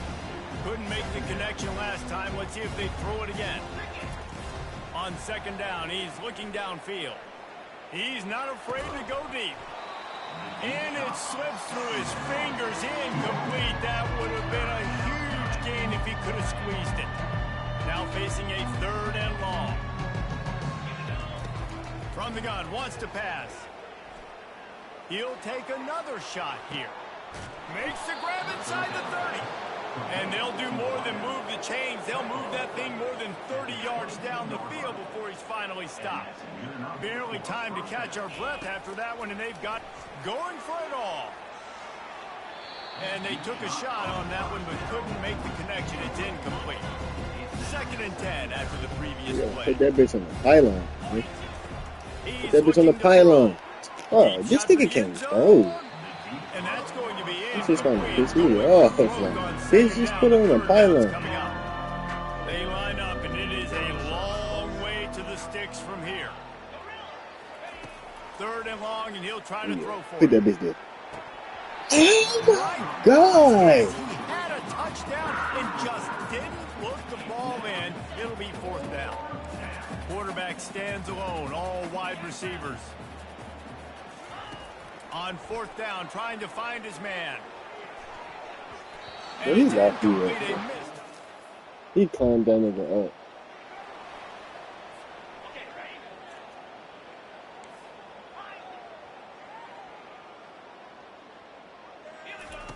He wants to throw.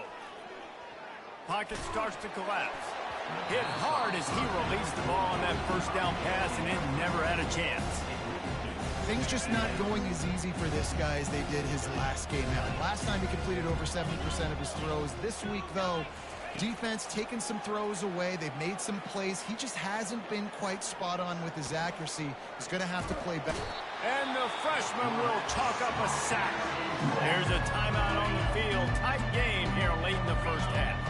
You make up the game plan and not a lot on the play sheet for this. 3rd and long from inside their own 20. And sure, tackling there to keep him from getting to the 1st down marker. The defense going to stop the clock with a timeout. They want to make sure they have everybody on the same page. They were unfazed by that earlier 4th down failure and will going over the top. He's got it on the left. Open runway ahead. And he ran away from the defense.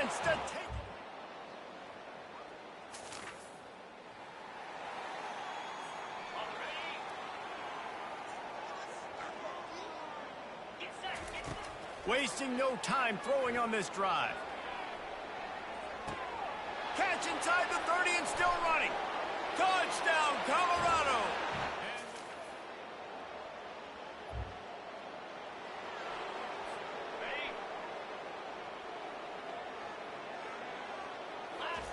They're going to open this drive with a pass. Throws for the tight end. Got him downfield. And he was loose and in the open field and on his way. A tremendous pickup on that one. It's 1st and 10 from the 31. He'll loft one deep down the left side. Snags it inside the 20. Touchdown, Buffs. And the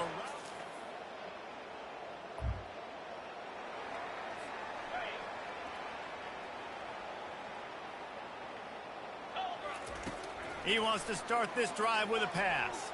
Looking to the big tight end. Finds a man by himself. Nothing but green ahead. He's at the 10. Touchdown, Buffaloes! And the stomping has commenced. They've extended. Number 1. In control here. That shit was disrespectful. That spin was so disrespectful.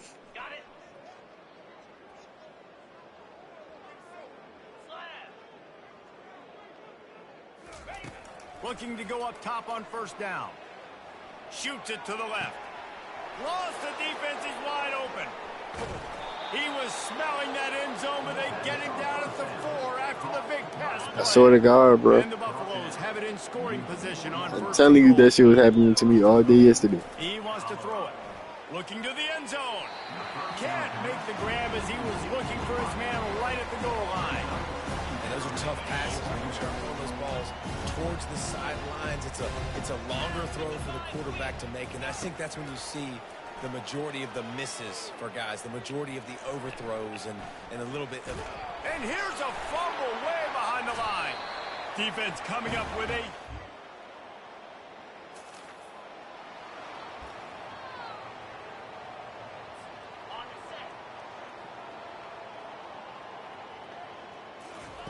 They'll crank up this drive with the pass. He wants to go deep. And they were looking for a chunk play, and they got it. The explosive picks up more than 30. The Buffaloes are in the hurry-up. Man, this offense is so dangerous, Reese. They've got dudes all over the field that can make... Looking for the end zone. Touchdown, Colorado! And okay, ready? Down. He's looking to throw it. Gonna take a shot. Wide open, he makes the catch. Touchdown, Buffs!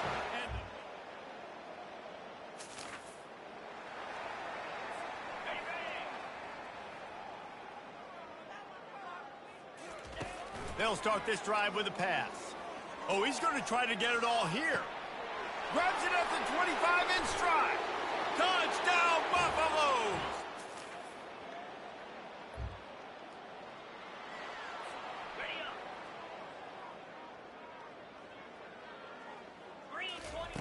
Trying to start the drive with a pass.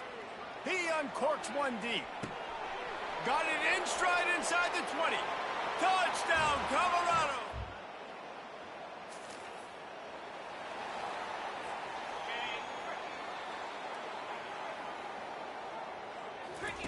Looking to move it through the air. Throws to the wideout. And this sophomore quarterback just put it out there a little too far. After the incompletion, it's 2nd down.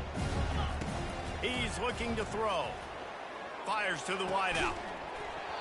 And that's going to be incomplete. A lot of contact on the play, but no flags. It'll be 3rd down. They line up with some serious work to do if they want to convert this one. On 3rd down, he'll try to pick it up through the air. And he's got it inside the 30-yard line.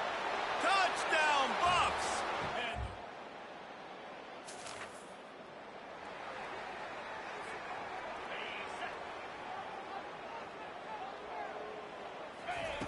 They'll come out on this drive and let it rip. Nowhere to go, and the ball is loose. Well, the offense ought to go buy a lottery ticket because that ball somehow bounced right back to them. They'll keep it. Oh, they are breathing a sigh of relief after that recovered fumble. He lost one down the sideline.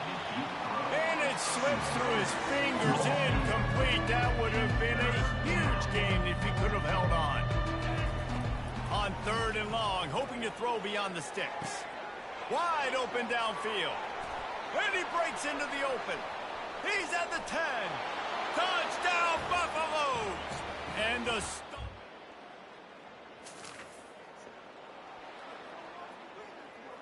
On the double.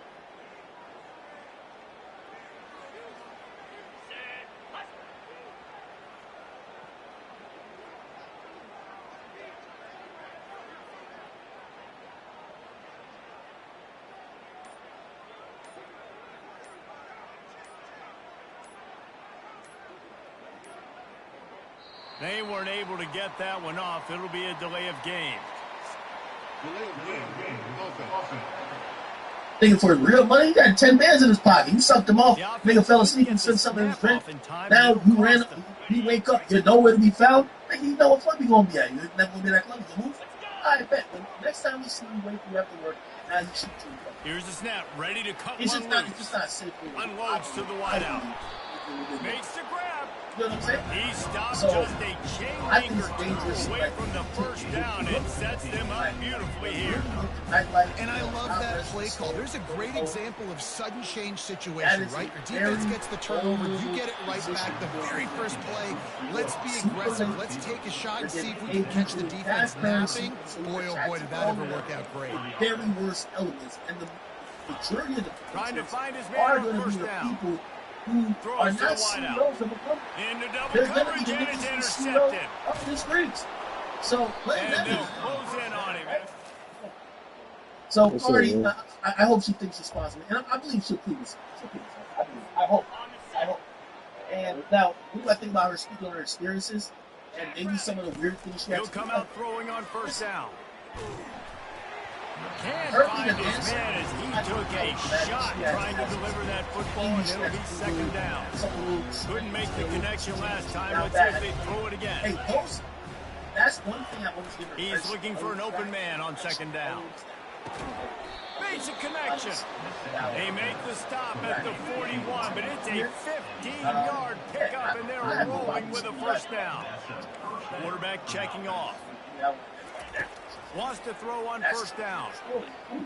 Fires to the wideout. And it's picked off for the 3rd time today. Takes it the other way. He's at the 20. He'll go out of bounds.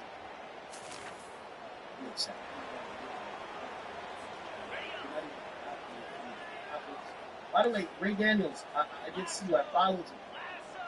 Ray Daniels is He's going to pass. I followed you and essentially together. And the ball comes out. What a disastrous play. Oh, it looks as if the defense got it. Find a way to you can have him fall into this screen, or I'm down to switch to him. This board, or I don't know, I think They'll throw it on first down. Okay. Looking to the big tight end. Finding open areas. And how about that? What the doctor always ordered. An explosive play to the 40. And the Buffaloes want to move quickly. Man, this just starts to hurt your pride, right? You're down by several scores. It's in the 4th quarter, and they keep making big plays. This is something where you just got to buck up. You got to do something about it. You got to find something down deep and go make a play so you can get the ball back and maybe get back in this game. A lot of black Twitters really know about black Twitters. Right down the middle. And it's picked off for the 4th time today. Trying to take it back. The 20. Touchdown, Wildcats. But if a black man gets shot, they think of first protection. When we get to the offseason and they start having coaching clinics, they're going to roll this game tape back to show both offenses. Dial it up and let it run. I mean, that's essentially what we saw in this game. It didn't matter what either offensive coordinator was calling. Everything seemed to work. And throwing the football, video the intermediate passing game, the RPOs, the run game, David. This was just clinical offensive football.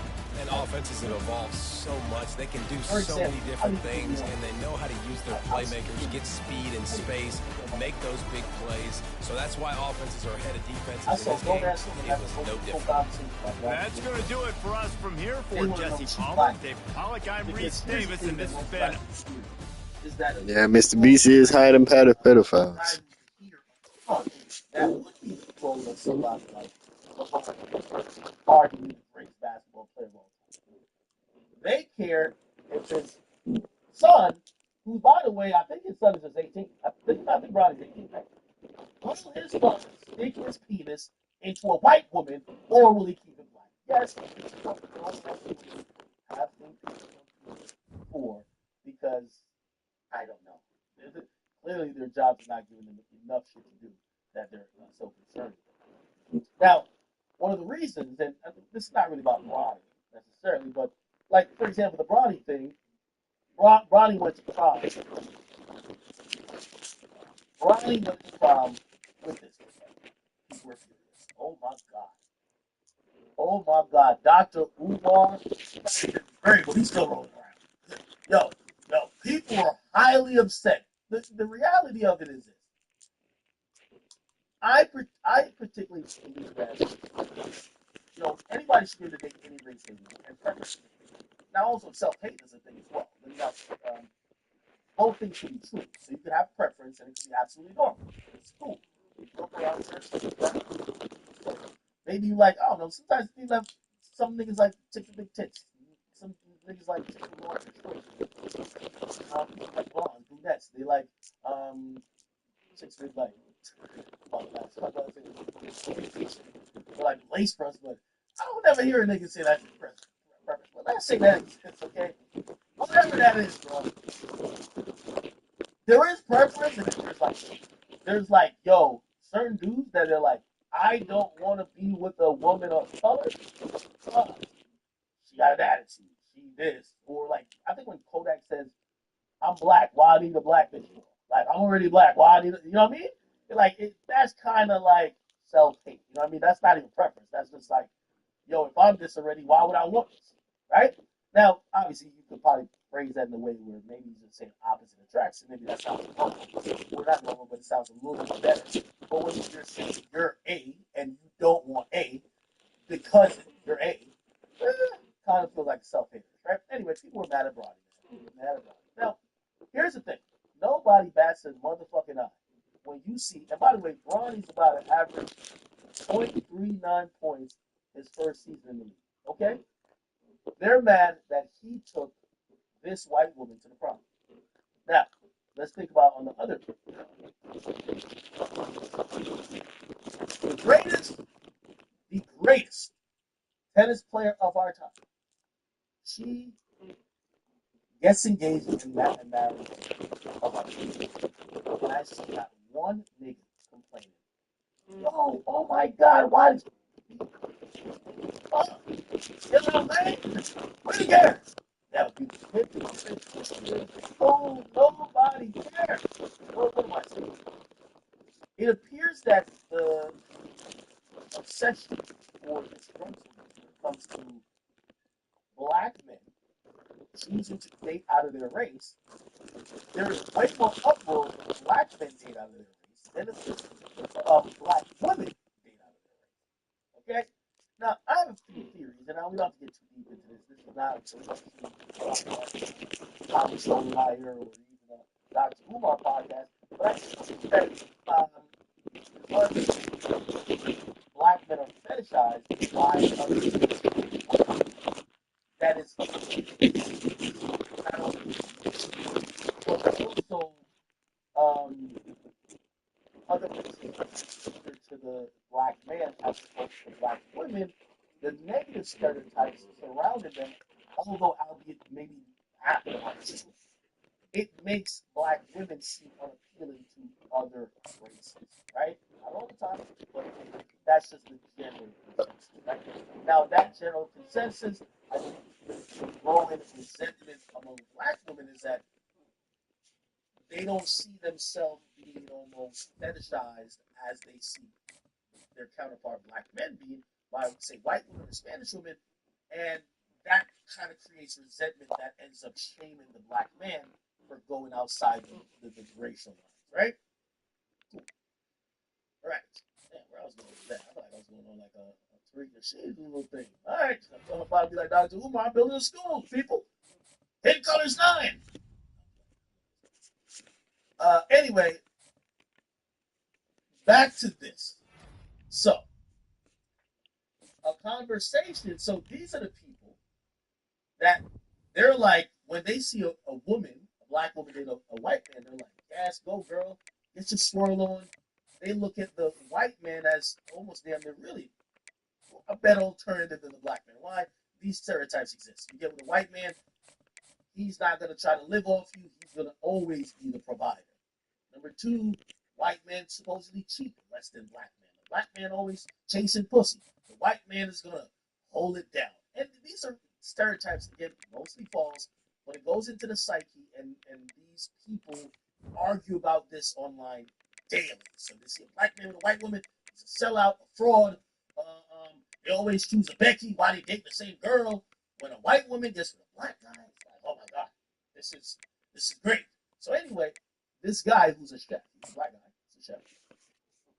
Apparently he's a management restaurant too. He said something that had women so upset because it criticized them. The Rocky Mountains provide the backdrop in Boulder, Colorado, and if you're looking for the Buffaloes, they ain't hard to find. Today, a couple of squads here to square off in a Big 12 showdown. As we'll see, the Arizona State Sun Devils taking on the second-ranked team in the land, the Colorado Buffaloes. 48 Sports College Football, Reese Davis with you alongside David Pollock and Jesse Palmer. And guys, can't wait to get this one started. 8 out of 10 times, you see a sister coming there, a black woman coming there, the white guy, he's pretty good. That, like, they had me convinced with all the videos and social media that, yo, these white men are out here killing us, they're taking our best women, blah, blah, blah. So I got into these things, because I got into this industry, started working. They'll throw it on first down. A lot of times, 8 out of 10 times, you see a sister. Touchdown, Arizona State! And this defense coming up with points of their own. What an interception. Okay, so pretty much, sum it up. Basically, they're saying, what he's saying, this is from his anecdotal experience, when he says he works on some kind of restaurant, he says when he sees a black woman with a black man, the black woman end up being there. Now, that would be ironic, because that's one of the arguments of why black women go with black women. They're going to throw it to start the drive. He's going to take a shot right away. And that pass is caught at the 25. Honestly, as a guy, I don't big play offense, and it has them threatening now. 1st and 10 from the 25. Once we see a black woman starting to choose white women, usually just up and go like, get your bitch ass up. We're good. He wants to throw. We ain't crying over you going trying to make magic with his feet. He showed it all there. A little elusiveness, a little power, and he's got the first down. These guys aren't checking. I mean, they got to survey the field, throw the football, deep passes, and then guess what? They pull the ball down, take off, and make big chunks of plays on the ground. It's just a solid. And he'll finish the run in the end zone. Because to speak somewhat accurately about said incident. Metal, you still up, nigga? So I was watching them argue about this, saying this guy was on a call. He was jealous of black women who got with white men. Wouldn't look at them and enjoy. It's kind of interesting. Comes out throwing on first down. He finds his man. Only in the hops. Bro, I just heard him too, niggas. What the fuck? This guy's in the Heisman picture because his stats are just ridiculous. It's crazy. As soon as you send a message, I ask about you. Monster game here today, guys. Looking deep down the right side. And he's got it inside the 25. And the Buffaloes in the hurry up. This guy reminds me a little bit of Devontae Smith back in Alabama winning the Heisman. This guy makes plays week in, week out. Top 5 right now in the nation in receiving yards, and that's why he's in the Heisman discussion. Going up top on first down. Unloads to the wideout. Had it in his hands and he dropped it. Thought he had another big play and interception. He'll have to settle for the PBU. It's second down. Couldn't make the connection last time. Let's see if they throw it again. He's going to pass on second down. Trying to get to him. Quarterback down, breaking the field. Quarterback all over the place, trying to make a play, but eventually he goes down. Man, how about this defense? Great job on second down and long. Now forcing an even more predictable situation. This offensive line better get it together because that pass rush is... Fires deep toward the end zone. And he's got it. Touchdown. But I saw that and I was like, oh, tell me on that Kanye. Don't tell me that, brother. But he said, nah, it was... To the air on first down. Under pressure and down he goes at the 33. Now everybody is by the defense, dropping in zone coverage, all eyes on the quarterback, taking away the options, and then finally the pass rush gets home, gets him on the ground. Really need to find a productive play this time on second and long. And it goes through his hands. Oh, he had an explosive play right there for the taking, but couldn't reel it in. And they don't want to waste this great field position here on third and long. Is that even the Bible is going on dentist, doctor. And that's incomplete. A defender all over him. Knocked the ball to the ground. Fourth down coming up. Man, they can barely see the first down marker from there, but they'll go for it on fourth.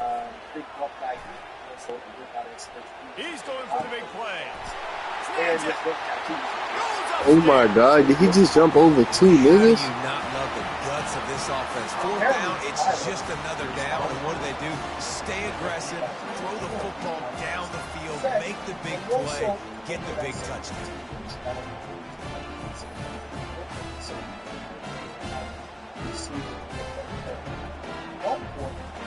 Because that is football is called Jesus, right?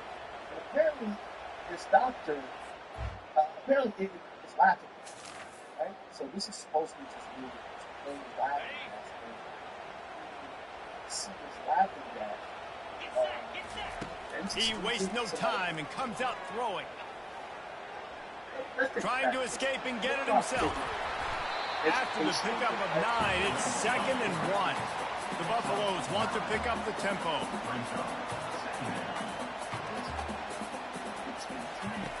On second down, he'll let it fly. Complete to the right. Finally run out of bounds, but he has this offense rolling with a first down.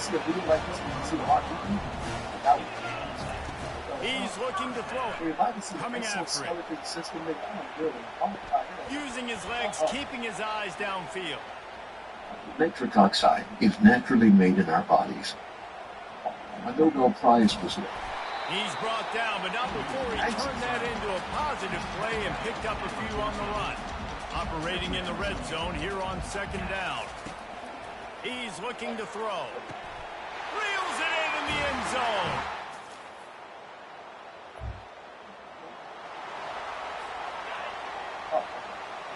So now we're going to look at nitric oxide. And nitric oxide is a powerful gas given the human body. In 1992, for example, the journal Science, they said it was a molecule of the air. That there is one molecule in the human body which unites all the major disciplines of medicine. And it has, a tremendous effect, a positive effect in various systems and organs. Until the 1980s, nitric oxide was considered a toxic substance, which was responsible for causing pollution. In the first half of the affair discussing the importance of nitric oxide, the scientific community found it difficult to conceive that a gas which was so toxic outside of the human body could actually play such an important role within it. And in 1992, nitric oxide was proclaimed molecule of the year by the journal Science. It's caught. And So it turns out there is a gas produced in our noses that not only sterilises the air that we breathe, it also helps absorb more oxygen into our lungs by opening up blood vessels. Now this gas is nasal nitric oxide, and it was in 1992 on cubic year. There you go, there's a little quiz fact for you. I wanted to know more about this miracle gas that we see now producing in our lungs. So I got Dr. Steve Hart on the broadcast, and he got to speak to me about all the benefits and how it works. Have a listen. The person that discovered this won the Nobel Prize in the 80s and 90s. It's a stimulant molecule that relaxes blood vessels outside your body. And in some cases, if you have too much of it, it's toxic. And just like everything else in the body, you have just the right amount, the right place, the right time. But when you mess with that physiology, then your body doesn't do so well. So this gas, actually, in certain medical centers for the coronavirus, they're actually putting in artificial nitric oxide into the lungs, to the ventricular tube, to dilate blood vessels. So it's a very common thing that we know off of decades, but people don't take advantage of it because most people tend to do more to the mouth these days for various reasons. It's not nice. One more thing is that there are studies showing that if you hum, you increase nitric oxide. I played the wrong video again, but okay. What? It feels like nitric oxide. Looking to move it through the air. Getting some heat. Looking to buy time.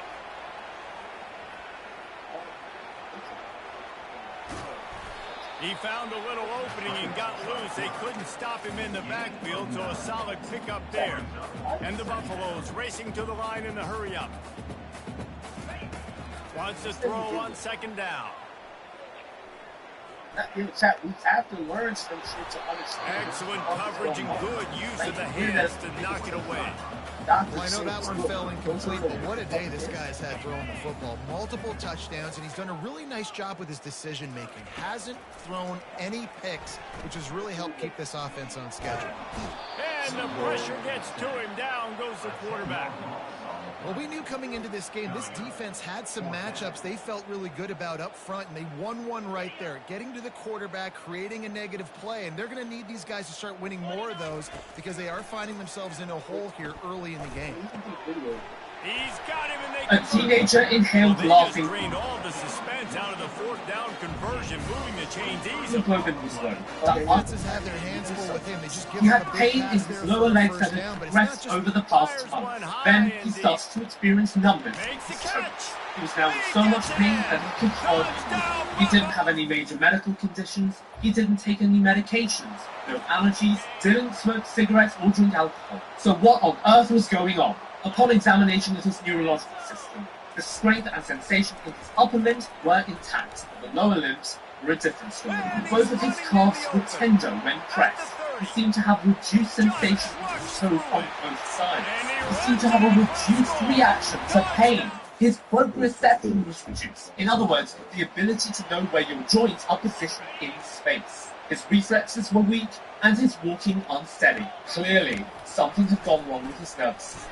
And given the past findings, it's likely something is So, a set of blood tests were taken. They showed that his hemoglobin was low, the iron-rich substance in red blood cells that carries oxygen. He had anemia, and meaning lack of. Emia, meaning presence in blood. They also showed that his red blood cells were bigger than normal, or macrocytic. Macro meaning big, cytic referring to a cell. He had a macrocytic anemia. Now we know two main causes of macrocytic anemia, both related to vitamins, either a lack of folic acid or a lack of vitamin B12. There are some people who have medical conditions that prevent their bodies from absorbing these nutrients. And they wanted it all on that with devastating consequences. Nerves out popular passing from the aerosol repellent, anesthetic. It has the chemical formula oxide or laughing gas for a year or so. Moving on. Well, it turns out there's another course of vitamin B12, and that, dear viewer, is nitrous oxide. You see, this chap had been inhaling nitrous oxide or laughing gas for a year or so, and unbeknownst to him, so what is nitrous oxide? Nitrous oxide is a gas that is widely used in the medical field as a sedative and anesthetic. It has the chemical formula N2O. You see it used in ambulances, during operations and dental procedures. It helps patients relax and reduce their pain levels. Outside of medicine, it's used as an aerosol. Alright, Meadow. And in racing vehicle engines. But when it's misused, it can have dangerous effects on the human body. So what happens with nitrous oxide misuse? Nitrous oxide is a popular party drug in the UK, often used in nightclubs and festivals. As a recreational drug, it's usually stored in small metal canisters and inhaled from balloons. It causes short-term effects like dizziness, lightheadedness, and euphoria. It makes people feel good. That's why it's called laughing gas. But the long-term effects are no laughing gas. With devastating consequences such as nerve damage, muscle damage, and even an increased risk of heart. See, nitrous oxide affects the central nervous system because it interferes with the body's ability to absorb vitamin B12, and that is essential for the proper functioning of the brain and nervous system. Excessive use of nitrous oxide can lead to a vitamin B12 deficiency, leading to numbness, tingling in the limbs, and potentially permanent nerve damage. This is a condition called subacute combined degeneration of the spinal cord. So why is the UK planning to ban possession of nitrous oxides? The government have unveiled these plans as part of a £160 million initiative to crack down on crack.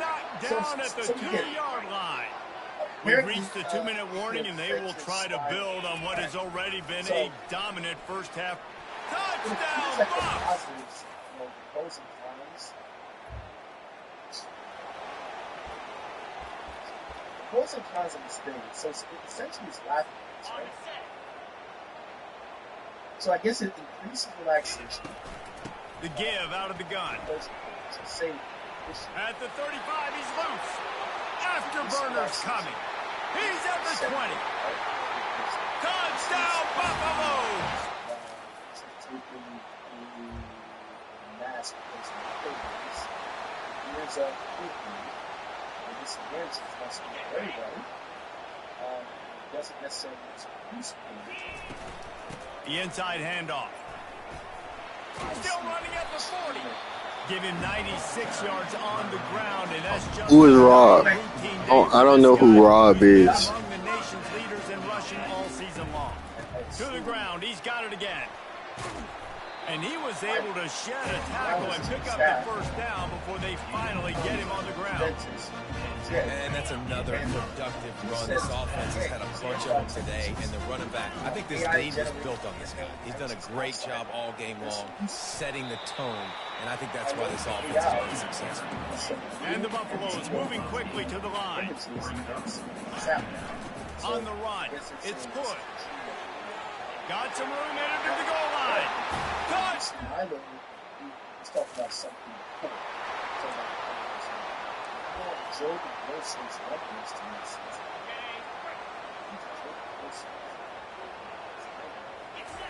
season. They'll leave it with him. Runs through a tackle. And the freshman does a great job using his technique in getting the man on the ground. After picking up a couple at 2nd and 8. From the gun, running back on the move. And he's almost to that first down marker there, saying he's a little bit short. They might want to bring out the sticks and measure, but it looks as if he'll be just short of the first down. Offense breaks the huddle. It's 3rd down. They'll try to pick it up on the ground. He's knocked down in the backfield. He'll lose a couple. And the defense is going to have more plays like that. He has had a ball game so far, running wild all day long. Defense finally comes up with a stop. Maybe get a little momentum here. Over 100 yards already in this game. So if I'm on defense here, I'm adding more guys to the box, anticipating that they're going to continue to give this guy touches today. Why would anyone want to introduce another drug to an already depressed, addicted, demoralized? They really have no choice here. This is a no-brainer. You go for it here on this 4th down. They'll try it on the ground. tackled after picking up the first down. The Buffaloes come to the line with a fresh set of downs. He says, I Tom, love the aggressive he nature says on you could offense. bring Here, them by winning today. this game, a lot of coaches would choose to punt on that fourth down and just go play oh, defense to try to ice this thing, but not them. They're going to try to leave their offense out there. That's the third fourth down they've been able to convert. I know it's sexy to throw the football, but if you can pound it away and get these kind of gains, they will just add up, wear the defense down, get first downs, and ultimately get some points. Shakes off the defender. And he's knocked down, but not before moving the chain. And listen, if it ain't broke, don't fix it. I mean, I love teams that commit to the run, and when it's successful, keep running the rock. Yeah, David, I think this offensive line right now, they've got a lather going. They're really sort of getting in the groove and flow of this game. They're just getting tremendous push at the point of attack. It seems like every single time they decide to run the ball. You want to talk about making it easy for an offensive coordinator. You pick up a bunch of yards on first down, make that second down really, really manageable. That's a great job by the offense. Plows through the defense. Really nice run there. Good, solid pickup, and they'll move the sticks for the first down. And they say a quarterback's best friend is a good run game and a good running back. I think he agrees. Over 150 yards on the day. I don't even think I need a quarterback the way he's been running the football all game long. Running back searching for a hole. Mark it off as a 6-yard gain down to the 6-yard line. Keep pounding away at this defense and make them play the run. If you can get this many a chunk, they're going to have to commit more guys to the box, more guys to the run. Then you open it up for the pass. Touchdown, Bucks! And the pummeling has started. That's just those things. I don't know, you call it, and you explain that thing that has that on, and it's like he's dentist and he's righteous and has some kind of hostile mission and such a time. Give to the single back. Dances away again. Still on his feet at the 45. Off he goes. He's at the 10. Touchdown, Buffalo! Two, it is good from quickness. Consider the fact that we have two photos of him taking actions that two are not going to look at. Most likely he's not used to it. He said that look out! And the Buffaloes come to the line in the hurry up.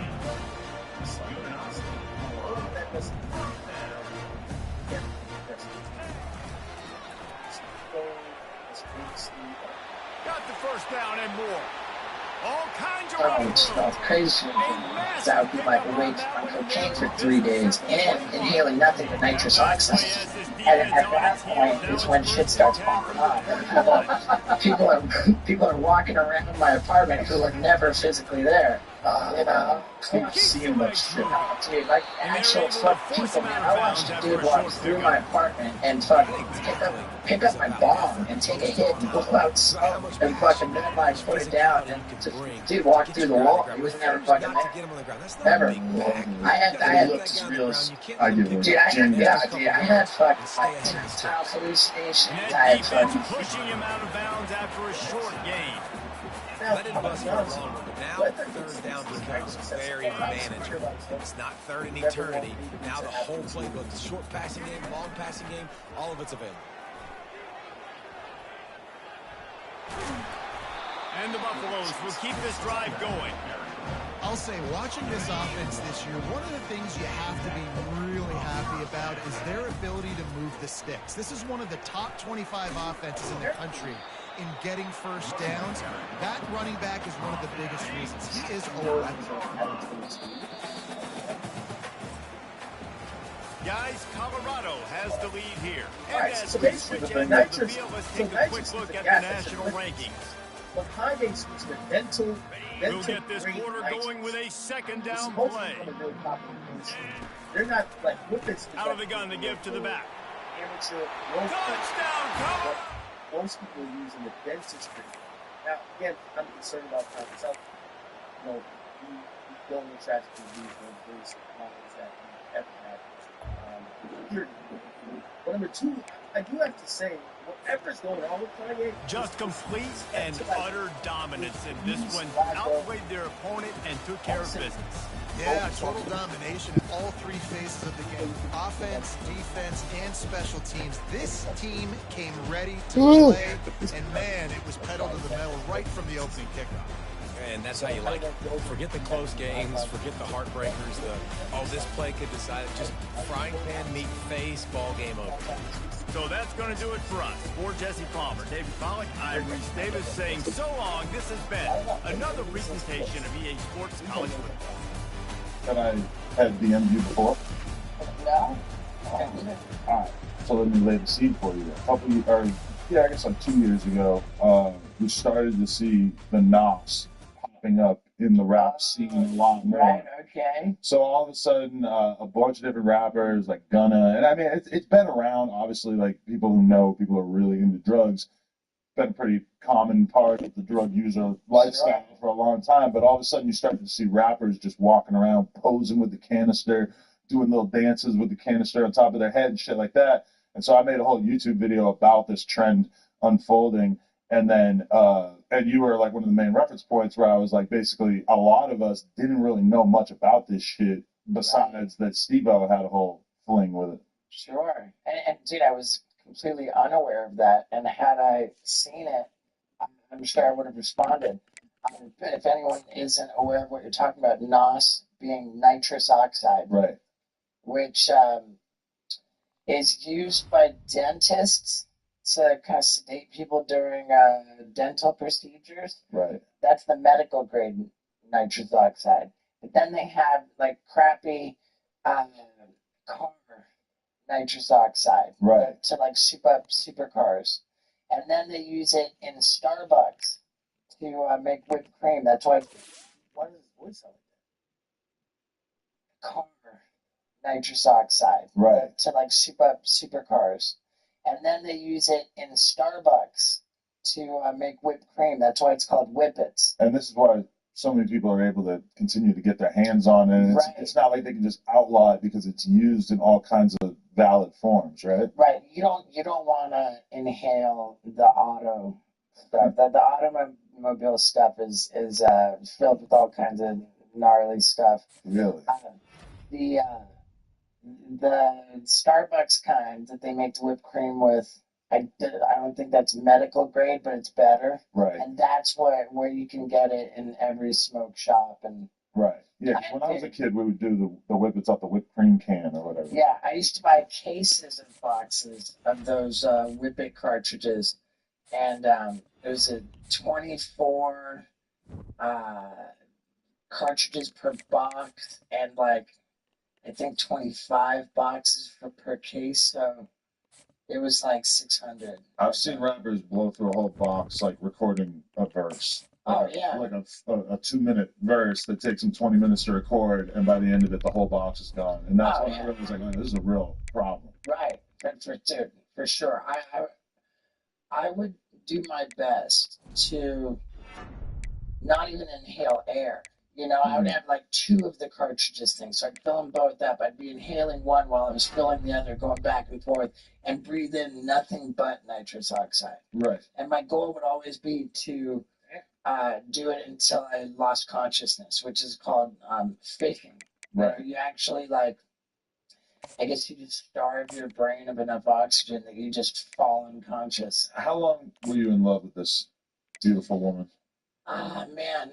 I mean, I was introduced to it like as far back as 1993. But it's casual for a while, and then at some point it just becomes this habitual thing. I would go in and out of kind of like what do you call it? Phases. Right. With it. When it got really, really gnarly would have been, well, I mean, I guess it got pretty gnarly right when I moved out to California when I first had some money. Right. I would, it's so crazy. When I moved out here, and could have gotten an apartment, but I didn't. And it became this competition between me and Chris Pontius, a.k.a. Party Boy, right, from Jackass. You were feeding off each other? Well, we had a competition to see who could stay homeless the longest. It was just for a laugh. You're mostly staying with girls or sleeping on friends' couches and shit. That was the idea. The goal was. Apparently, Adam does a lot of content on this shit. Somebody named Orlin. I think I know this person. I think I did Fresh and Fit. This person was sitting next to me. What's going on? It's been a hectic. My dad would try to understand me and I couldn't speak. And he gave me his bedroom because I'm like, okay, I'll do the balloons. And because I thought if you did it straight from the tank, it was more concentrated. And it was. It's for sure. You can feel all of it and the hit much more. But where I messed up and what I didn't know, because I'm not a scientist, is I wanted so bad, I was fiending so bad that I wanted the tanks to last longer. Because if I got a small tank, it would last me 30 minutes and I'd be done. So what I would do is I would get the balloon, and this is why I lost the ability to walk. I would get the balloon, fill it all the way up as much as I could. This shit could make you not be able to walk. Yeah, I wouldn't take no shit like that. And I would blow it in, hold it, and then blow it back into the balloon. That's what you're supposed to do, though, right? No. Because you're mixing your own carbon dioxide into it. Carbon dioxide isn't meant to be ingested. And this is what you see. Chat, you see why I stick to the simple alcohol, bro? Bro, listen, I graduated college with a biomathematics degree, my nigga. One of the hardest degrees I've taken the hardest science classes I'm known to man. You get what I'm saying? At least on a 4-year college level. It's 2 degrees in one. It's a math degree and a biology degree. You listening to this shit? I think these hoes is on OnlyFans. These bitches gotta learn chemistry just to take some drugs. You shouldn't even want to do no drugs after that. If you need to know chemistry, that you breathe in pretty much oxygen and then it comes out. Can I go to sleep? Can I go to sleep, bro? I ain't gonna lie, I'm tired. Can I stop streaming, bro? You should find a safe. I'm tired as a bro. FDA approved that at least they did the chemistry for you. This nigga said no. like, imagine, it's okay, I guess. You did it like 2-3 times, but I don't even want to play the game no more, bro. I'm not gonna lie. You don't even want to play the game no more, bro. Back and forth. Yeah. I mean, I guess to a certain extent, because my friend did it with me, and she did that too, but she wasn't as addicted as I was at all. She would just do it for fun, but I took it very serious, and I was doing at least 1,000 balloons a day. Okay. Like, I stopped count after that one time, because I was like, yeah, I'm way past 1,000 balloons. So the carbon dioxide poisons your whole system. I now have neuropathy. I have permanent neuropathy in my legs and my lower spinal cord. And what is that? Just like neuropathy is nerve damage. Okay. So it's like I could technically get disability from the government. Like my nurse and doctor like signed me up for disability, like because neuropathy is like this thing in Texas, I guess, where it's like you can get disability for that. I don't know. Wow, I would love to see my taxes going towards that. Right. I mean, I guess that if I got any. Okay, so that nigga ain't shit. You have a friend who's doing it with you, but at this point, you know, the people I know who do whippets, they're like going out and about, and they're going to parties, they're in the studio making rap songs, whatever, and they're doing this like nonstop. But I'm guessing that you stopped being social on it at a certain point. So at first, it was just fun. It was like, oh, let's all do that. My dad would do it with me sometimes. Like, it's just fun. It was a gas. It was silly. My whole family knew I was doing it because it's like, they sell it in vape stores. It can't be that bad. And that's exactly what I thought. I never did research. I never looked it up. And I was just like, I would get like 3 or 4 tanks because I had like good money or whatever. And I would share it with all my friends. But then it got to where all I wanted to do was be isolated in my room and not talk to anyone. And if anyone talked to me, I would scream at them. Like I just wanted to be with my whippet tanks and just do them until I literally like calmed out. I would either no sleep at all or sleep for about 20 hours a day. And then just straight wake up, 5 a.m., tanks all day. And if you couldn't get it, what if the stores are closed? Oh, that's happened a few times. Honestly, I would sit at the shops until they would open. And then I would literally be hyperventilating. It got to a point where my body no longer took that much oxygen. It took more nitrous oxide. So I couldn't breathe without it. Like, I literally would, like, hyperventilate, and I couldn't breathe without it. And every time I would go into the vape store, I don't even know how they kept selling to me, because I was like, oh, Can I have another tank, please? That's what I was thinking. At a certain point, are you going to kind of be like, listen, lady, we're cutting you off? Yeah, no, they should have. Damn, Chad. This is how we gonna lose Ye? Don't tell me this is how we finna lose Ye, bro. Bruh. I literally told them, I was like, look, I'm dying. Like, I need these tanks. Like, sell me all of these right now. So yeah, if they never had them, but I never let it get to that point. My house, I think, had like 200 tanks in it at one point, under my bed alone. And then in my bathroom, there was like probably 80. I ain't gonna stop streaming. We just rather watch this. Which I consumed. Wow. Yeah. And Glad to have you with us from Orlando, Florida, one of the great vacation destinations. Yeah. I ain't gonna stop. Stadium as a couple of teams 6 months. We just rather watch this. Yeah, nigga. Murder. Truly did. Who you going for? But yeah, I do my OnlyFans. I'm still doing it, but that was depleting my bank account, and I wasn't tattooing anymore because my hands, they were like this. I couldn't even hold my machine. You have a tattoo shop. Yeah, and I still paid for it. Pretty much Kanye's buff. Hands ain't gonna get to work, can't walk. Never seen Alright, Kanye, get off the drugs, man. Milo, whatever you say about it. Right? About this longest. Man, when you get to do that, every time you start seeing kickoff team out there ready to tee it up in this bowl game. We're not seeing it. He'll start the return inside his spot.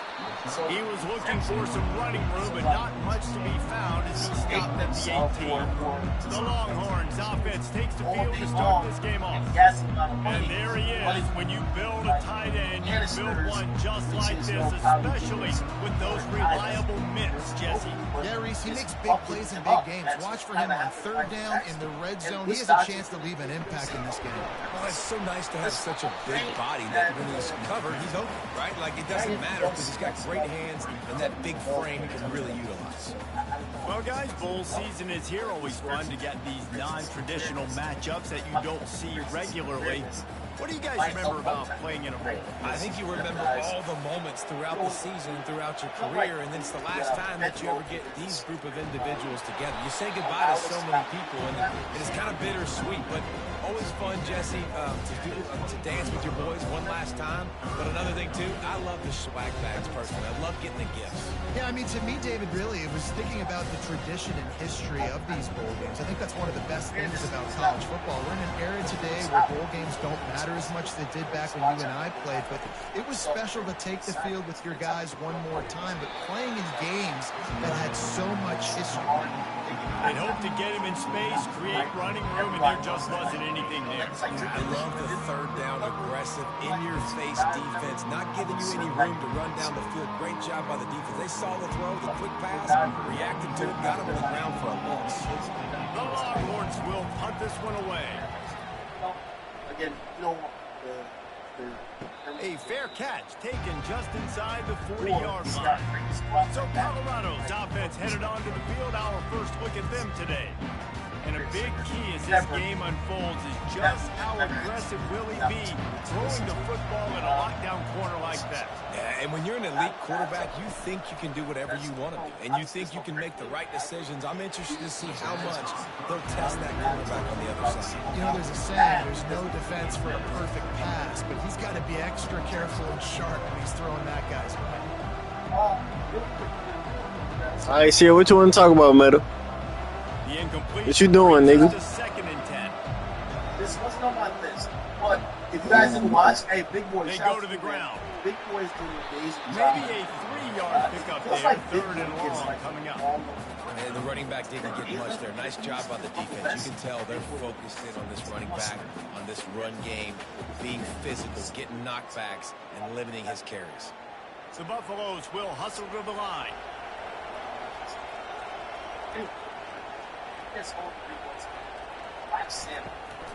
They're trying to slow that rush down with the draw. And he's not going to get there. The defense stands tall and makes the stop.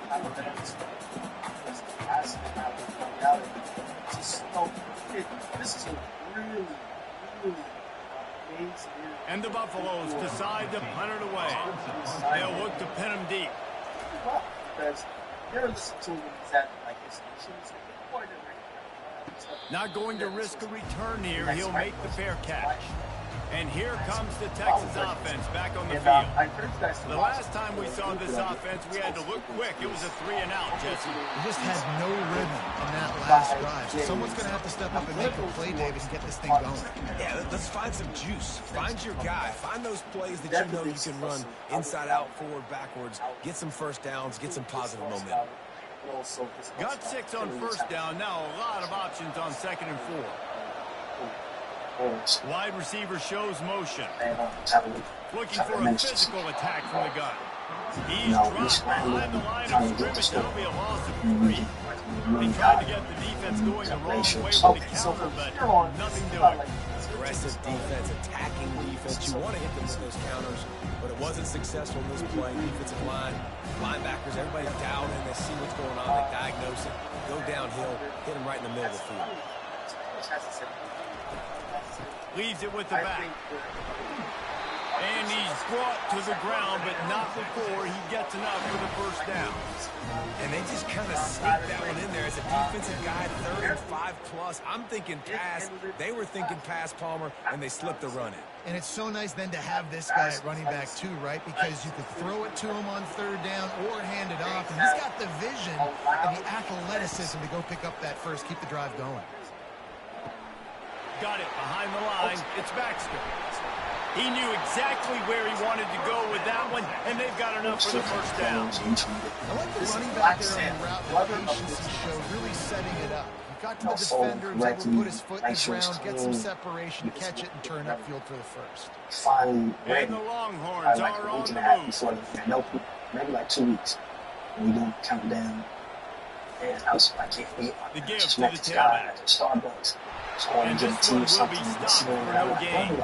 David, given the fact that you are a devoted helmet head, I'm not sure. I don't know what you're talking about, man. I don't got no girl. Did you ever experience any of that? Of course I'm a helmet head. Yeah, spot on. Agree I don't got no with that. girl Here's from the thing. We I did don't know a what you talking about. eating contest I don't got no at the girl. Outback Bowl my I'm senior married to the year. money. Which squad could I'm eat married to more the money. steak I'm married from to the Outback? man. It was absolutely amazing. So I experienced that in all of its glory. How about the defender being a heat-seeking missile? He was on radar lock. He found the football and flew down with some bad intentions. Didn't find a single crack to run through on the last 2 plays. Let's see if they go up top on 3rd and 10. Dropping back, it's Ewers. Quarterback needs to make a better throw there. Incomplete. It's so nice when you know it's 3rd and long, you know a pass is coming, you worked on it all week, get your feet set in the sticks, understand that quarterback's got to be rushed, get him off of his spot. Nice execution by this defense. And the Longhorns send out the punt unit. This will be the 2nd time they've had to kick it away. On the return, it's Horn. They'll get down and put a stop to the return at about the 28-yard line. Colorado has the ball back, and the Buffaloes hoping to put their team in prime position on offense. And he'll pick up the first down after a tough run there. All right, well, look, I know the defense was feeling real good about their run game coming into this one and how they've been playing up to this point, but finally, David, the offense breaks through and they finally generate something positive on the ground. And I can't tell you how easy it is. When you're going to throw the ball consistently, and I know it, I'm going to pin my ears back, and I'm going to get to the quarterback. It makes life really easy on the defensive line. But when you can have balance, now the defense doesn't know what's coming. They need more of this if they're going to be successful on offense. They can rely on this guy to pick up solid yardage when they need it, and he's out to the 43. I know that wasn't a big, huge play, and everybody's not excited, and the fans aren't going crazy, but those are the plays that in the 4th quarter matter a lot. Again, making you tackle my back, making you feel the physicality of the football game throughout, so you get tired and get worn down in the 4th quarter. They try to pop a run on the draw. Wrestled to the ground after picking up the first down. And I don't care if I get it by 2, by 20, by 30, by 40. I just want to get the first down, understanding the situation, understanding where the sticks are. Doesn't have to be sexy, but I got to make sure I get to that stick, get to the first down mark. And the Buffaloes want to crank the tempo.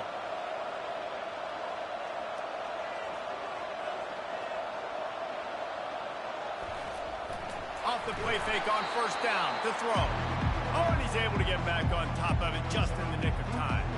Doesn't it always seem like that ball is on the ground for like 30 seconds? You got 17 guys running at it in slow motion. Like, I got to get the football. Offense, very lucky to get that football back. The drive continues after that fumble scare sent the offensive coordinator's blood pressure into orbit.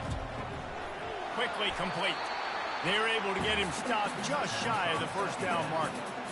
And those slot receivers nowadays, they're little watermelons, man. You can play touch football in an elevator to lose to these guys because they're so quick and so dynamic.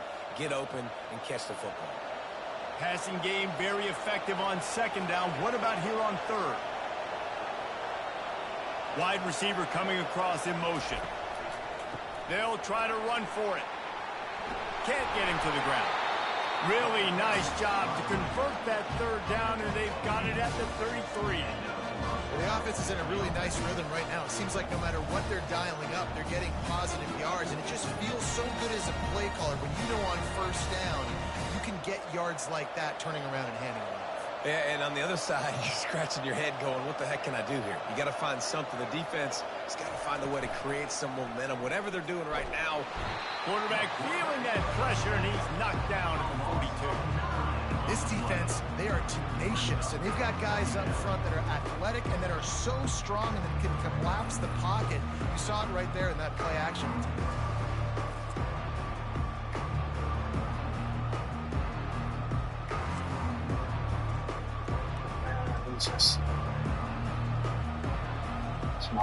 They've got some serious work to do to keep that last one from messing up this drive. 2nd and 19. The run from the shotgun. They make the stop, but not before he takes a chunk out of what they need to move the sticks. And a nice job by the running back, finding space, getting downhill, making the good run. Great job finishing in his pads. This will be the 8th play of the drive, but a great opportunity for the defense to get off the field.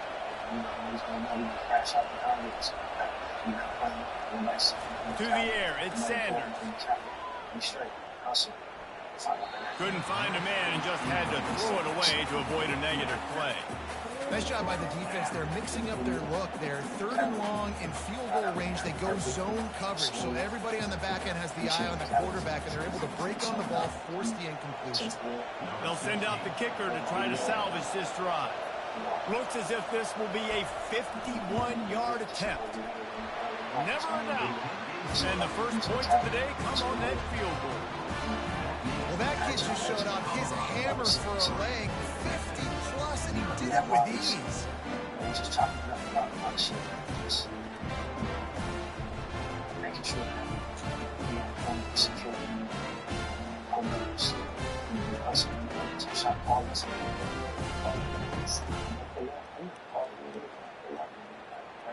Just, but turning to a little bit of that and back to. So after the last drive ended with a field goal, the kickoff team out there to send it away.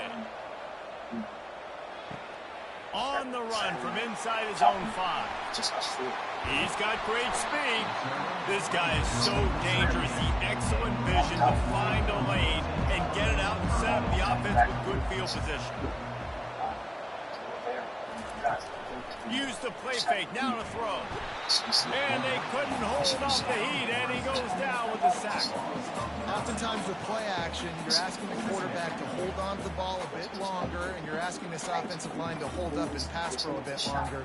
Against this athletic front 7 on defense, it's going to be tough.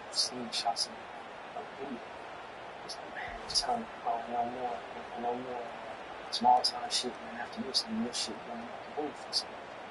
Big first down sack for the defense. Brings up 2nd down.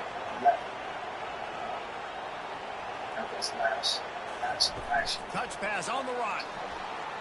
These little gains can start to add up as he gets it up to the 34.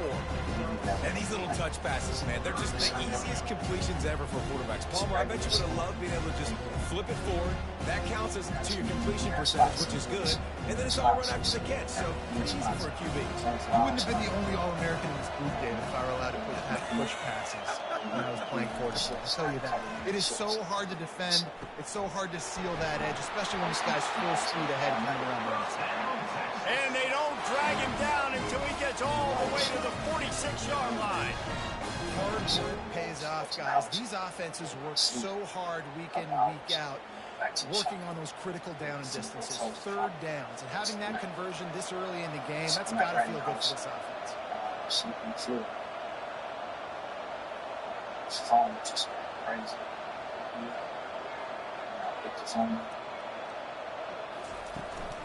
To the ground with the back. That's what you expect from a senior. Don't give them any extra yards. Great tackle there. They're strong and they're strong. Defensive tackles, they're strong. They're such big jokers in the middle where they just lock out those offensive linemen. And running backs, listen, they don't have much of a chance. When you got that 300-plus pound guy grabbing you around the shoulder pad, you tend to go to the ground pretty quick. And just wedges it ahead a bit before he's brought down. I like feeding my guy. I like getting my running back touches, feeding the ball so he can break some of those big runs. But I'm also okay with these little ones. Set the tone, stay balanced. It's third down, and the line to gain is the 36.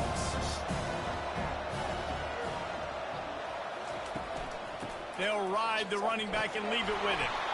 He couldn't get close to the marker, got 3 yards, but it'll be 4th and 3. Keep the foot on the pedal if you're on offense. You got that yardage. Yeah, you didn't get the first down, but you've set yourself up now to go for it here and keep this drive alive. So they're going to send out the field goal unit to try a long one.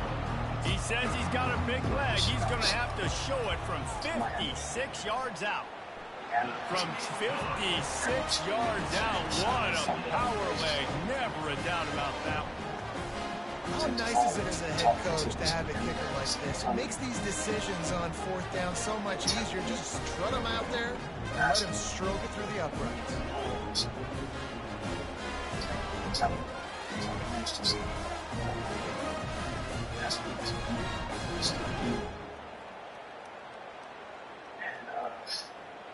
All tied up and just about set to kick it away.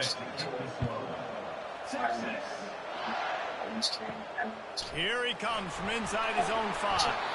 He was looking for some running room, but not much to be found as he stopped at the 18. And the Colorado offense is coming back onto the field. You want to talk about having a weapon to bail out a drive? David, that's why kickers are so important after that long field goal. And listen, important is a relative term. We need to make longer passes and get better gains so we don't have to kick long field goals, Palmer, again on offense. And they've got the weapons to do that, David. They just got to be able to dial those plays up. Guys have to be able to make them one-on-one to make life easier on this kicker who is so important to this team. I can't really see your picture. Out of the shotgun, they go to the ground.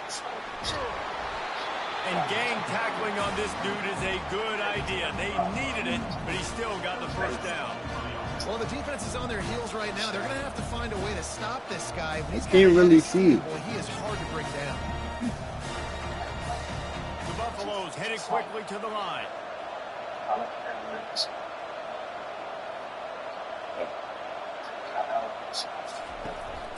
From the gun, running back gets to give. And how about the efficiency on that one? It'll bring up 2nd and 4. Well, it's plays like that that'll help this offense stay in rhythm all game long. If you can have that kind of success on first down running the football, it just opens up your entire playbook moving forward. 6-yard pickup on first down leaves them with 2nd and 4.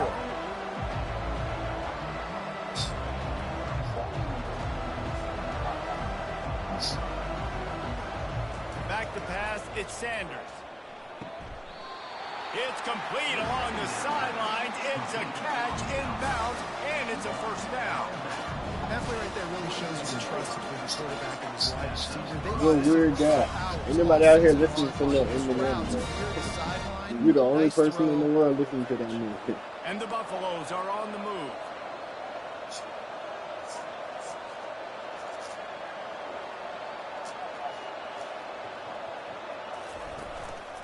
Power football with the run. That's a really good job by the defense, wrapping them up, getting them on the ground, take away that run game, make them one-dimensional, put them in passing situations. Really good job by the defense.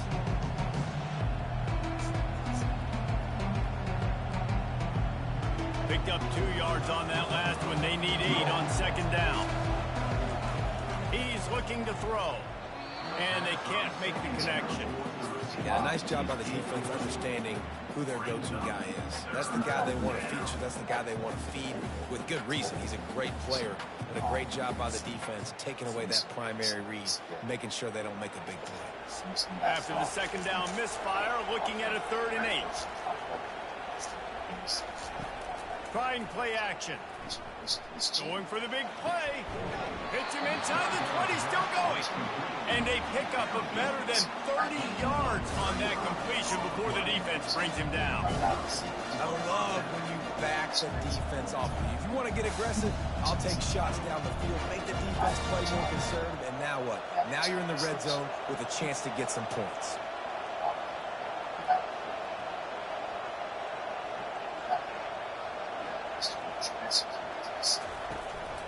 Takes the handoff. It's Hayden. And after the stop, that is going to put a bow on this first quarter.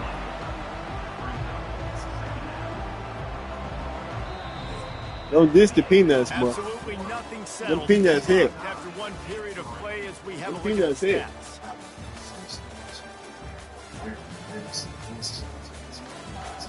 And they healthy. And they healthy. That first quarter set the standard, and we hope we get a lot more of that here in the second. They got nothing on the last play. It's 2nd and 10. The give to the running back from the shotgun. Made a little something out of that run. He picked up a couple down to the 14.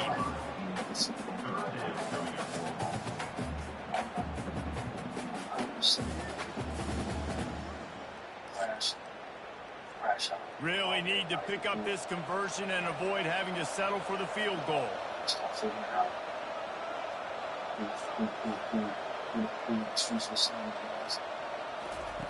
On 3rd and long, try to convert through the air. Didn't have much of a choice, just had to throw that one away. It'll be 4th down. And the offense got themselves in a tough situation. 3rd and long, so hard to execute, especially when the field starts to shrink. But the good news is they got a field goal in their back pocket. And for the second time tonight, they'll trot out the field goal kicker.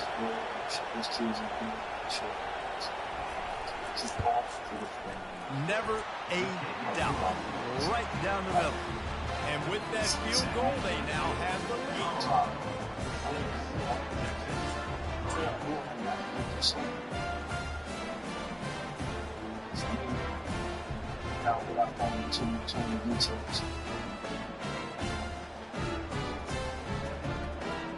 Somebody come to the shop. Hang up. We in the door with the house pull up. We in the door. You can see me So they were able to put up a 3 spot on that last drive, and now the kickoff team out there as they prepare to put boot to leather. He'll bring it back from inside his 5. Really disciplined job by the coverage unit to get down there and make the stop at the 19. Here comes the Texas offense. They've been pretty much stifled on offense so far, David, only able to muster 3 points in their previous 3 drives. And you got to find a way to open this up and create some explosive plays. Like the passing game is obviously the easiest way. Jesse, put more speed on the field, find those guys down the field. You know they're frustrated, too, because they felt like there were some matchups they could take advantage of to get some points on the board early. In this one, they just haven't been able to connect on those opportunities. But I like David's idea. Maybe move some guys around and see if you can create some better one-on-one matchups. Off the play fake. He's going to let one fly down the middle. And it'll be incomplete. This defense is physical in pass deep. Well, give the defense credit because they're forcing this quarterback to throw into very small windows under duress. Couldn't find his man last time. That leaves him with a 3rd and 6. Motion from the offense. Give to the running back. Got room at the 35. And chunk plays are the name of the game, and they get one here before the defense finally makes the stop. Well, that's kind of the advantage of third and medium, right? Is the defense, you keep them guessing. You can throw it, you can run it. That time they hand it off and they pick it up. Yeah, and you can You said the name of Val is blacklisted? What you mean? Blacklisted on what? Wide receiver now comes in motion. The name of Val? Give it to him again. They pick up half of it. It'll be second. Valorant? And as an offense, having success on a run play like that early in the game just Do they got guns on Valorant? Is it guns? Is it gun skill? I got gun skill, bro. Anything is at your disposal. Yeah, is it guns, bro? Halfway there. I got gun skill, bro. 2nd and 5. They'll go to the ground. At the 35, he's open. They ripped off a big one, and they get it down to the 27. Those horns are up, and they are sharp in the running. I'm good. Yeah, just pounding the rock, playing physical, and I think when you think about great Texas teams, I'm waiting for GTA 6. Running game, I'm just gonna wait for GTA 6. So many backs for Cedric Benson and Ricky Williams and all those guys that, and just recently. A shot toward the end zone. I'm gonna wait for GTA 6 games. It looked for all the world like that would be a catch, and he just got too excited. Hopefully that's not going to affect the quarterback's confidence going back to this guy later. That was a catch he should have made. He dropped it. Let's see what the QB does moving forward. 6th play of the drive coming up. From the gun, they'll give it on the inside. He's brought down, but not before they pick up the big first down. Well, I know this is an offensive line that has a ton of pride. They want to come out each and every game and really impose their will on the D-line. They got just enough push there on that run play to pick up the first. Not the most productive half for this offense so far, but finally starting to get it in gear. 1st and 10. Not much working there. It'll be 2nd and 9. I love offenses and quarterbacks that are willing to take the easy stuff. Take those easy throws that are guaranteed to get positive yards. Yeah, I'm going to take big shots down the field too. But don't forget, it's easier to pick up 2nd and 5, 3rd and 5 than it is when we start getting those long yardage situations. Fast motion from the offense. Takes a handoff. It's Baxter. Pushes ahead for a pickup of 1 down to the 13.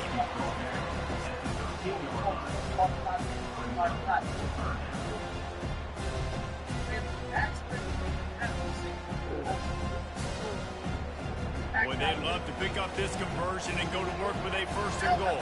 Pre-installed. I do have it pre-installed. With the back. That don't even make sense. And he's going to be taken down, but there's a penalty flag on the field. That don't even fucking make sense.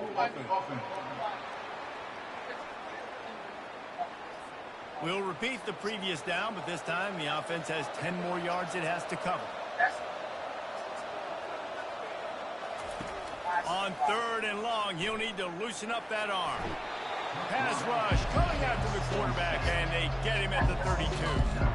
Well, the offense just set themselves up in a bad situation on this one. 2nd and 3rd and long, there's not a lot of guesswork. Defense knows they're throwing the football, and you could tell on that pass rush, man, they were coming.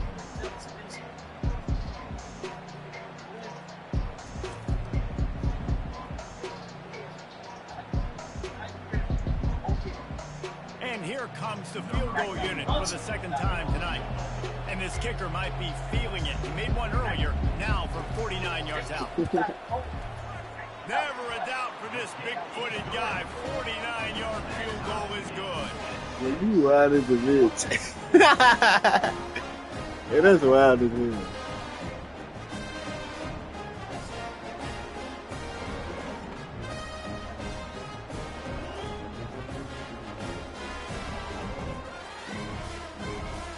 And we're all square as he's set to kick it away. And he takes this from inside the 5. He was looking for some running room, but not much to be found as he stopped at the 18. Colorado has the ball back, and the Buffaloes hoping to put their team in prime position on offense. Off the play fake on 1st down. Incomplete. He had to get rid of it before he wanted to. The defense put the heat on. And as an offense, you've got such a special talent playing QB. You've got to do a better job protecting him. If you can let this guy set his feet, he can light this defense up. Here comes the offense on second down.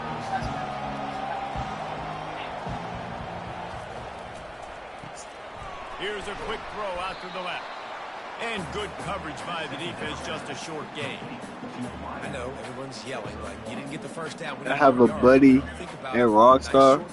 Open beta is December this year. Fourth down, green light. We're going to go for it anyways. Third down conversions are a huge Is the beta free? This one would be a doozy if they can pull it off.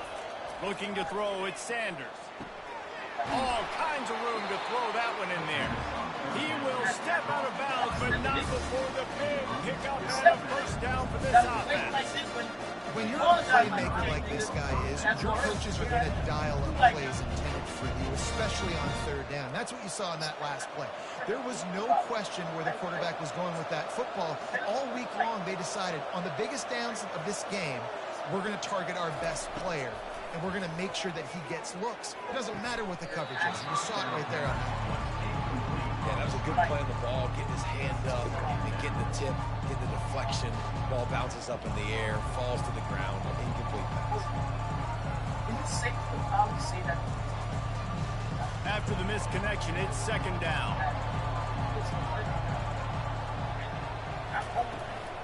Hand off from the shotgun. A confident, tough, efficient run gets it up to the 44. So when you ran into somebody, they said it's a light to the front.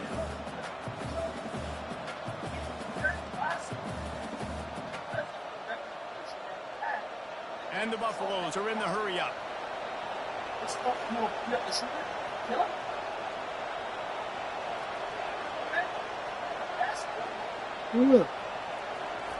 On third and long, trying to have a big completion here. Catch in the middle, it's Horn. He gets it to the 31-yard line. A big play for this offense. Well, I think on that play you saw why this guy's such a big weapon in this offense. At receiver, he does such a nice job with his routes. He's patient, and he's consistent, and he's got good hands. You don't see him put a lot of balls on the ground. Nice job there picking up the first down.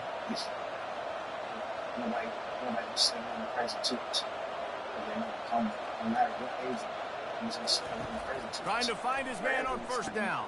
It's complete to the right. And that's a very productive first down play and bringing up 2nd and 3. This quarterback right now is in a groove, and he's doing a nice job in pre-snap. He's reading the coverage, and he's getting an idea of where he wants to go with the football. That's why the ball's coming out of his hands so quickly, and that's why he seems like he's in a great rhythm. Now on second down. Back to throw, it's Sanders. It's complete to the left. And good blocking in space out there to give him enough room to pick up the first down. Well, we knew coming into this game, this offense was going to try and get this receiver involved and get him involved early. So here they are just finding an easy completion. It's not a touchdown, but they just want to get I thought GTA was like $200.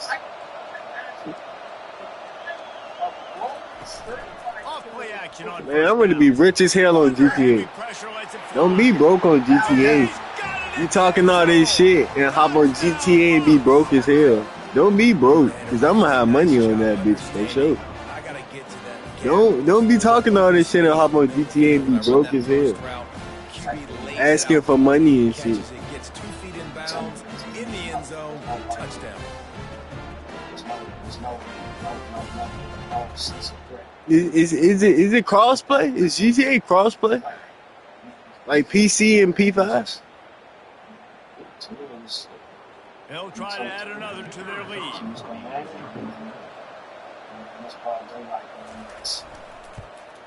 And the extra point is true, and they're on top by 7. They put together an 81-yard drive, and they finish things off with a 21-yard touchdown pass. The kickoff team out there and ready to go.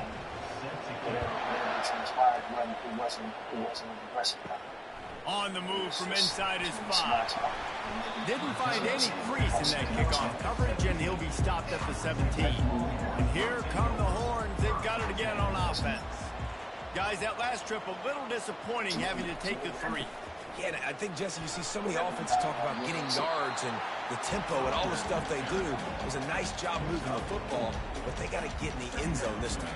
Yeah, and I think to do that, they just got to be more physical at the point of attack, get some push up front. They need to be the best running team in this game to win. Solid pickup of 4 on first down. It's 2nd and 6. Wide out in motion. Handoff from the gun. He's dropped behind the line of scrimmage. That'll be a loss of 3. Well, the linebacker showing you read and react. He knew exactly where that running play was going, and he beat the football to the line of scrimmage and forced the TFL. A 3rd and long coming up here. Looking for a man. It's Ewers. Got his man. Now they'll really try to get this drive going. Good execution on 3rd down as they have it 1st and 10 at the 31. We asked earlier this week, who's your favorite receiver? And of course he said the open one, but we know who he really wants to go to on 3rd down. The best one. I think the open one, obviously the politically correct answer, but you want to find the guy that you got that great chemistry with. You know exactly where he's going to be. You got that bond and that trust. Caught in the backfield. It's Bond. And there's going to be a loss on that play. Just run out of bounds and avoiding the contact. All right, I'm going to go to sleep, man. All right, bro. Have a good night, bro. Losing a couple on that last play. Here's 2nd and 12. Wide receiver shows motion.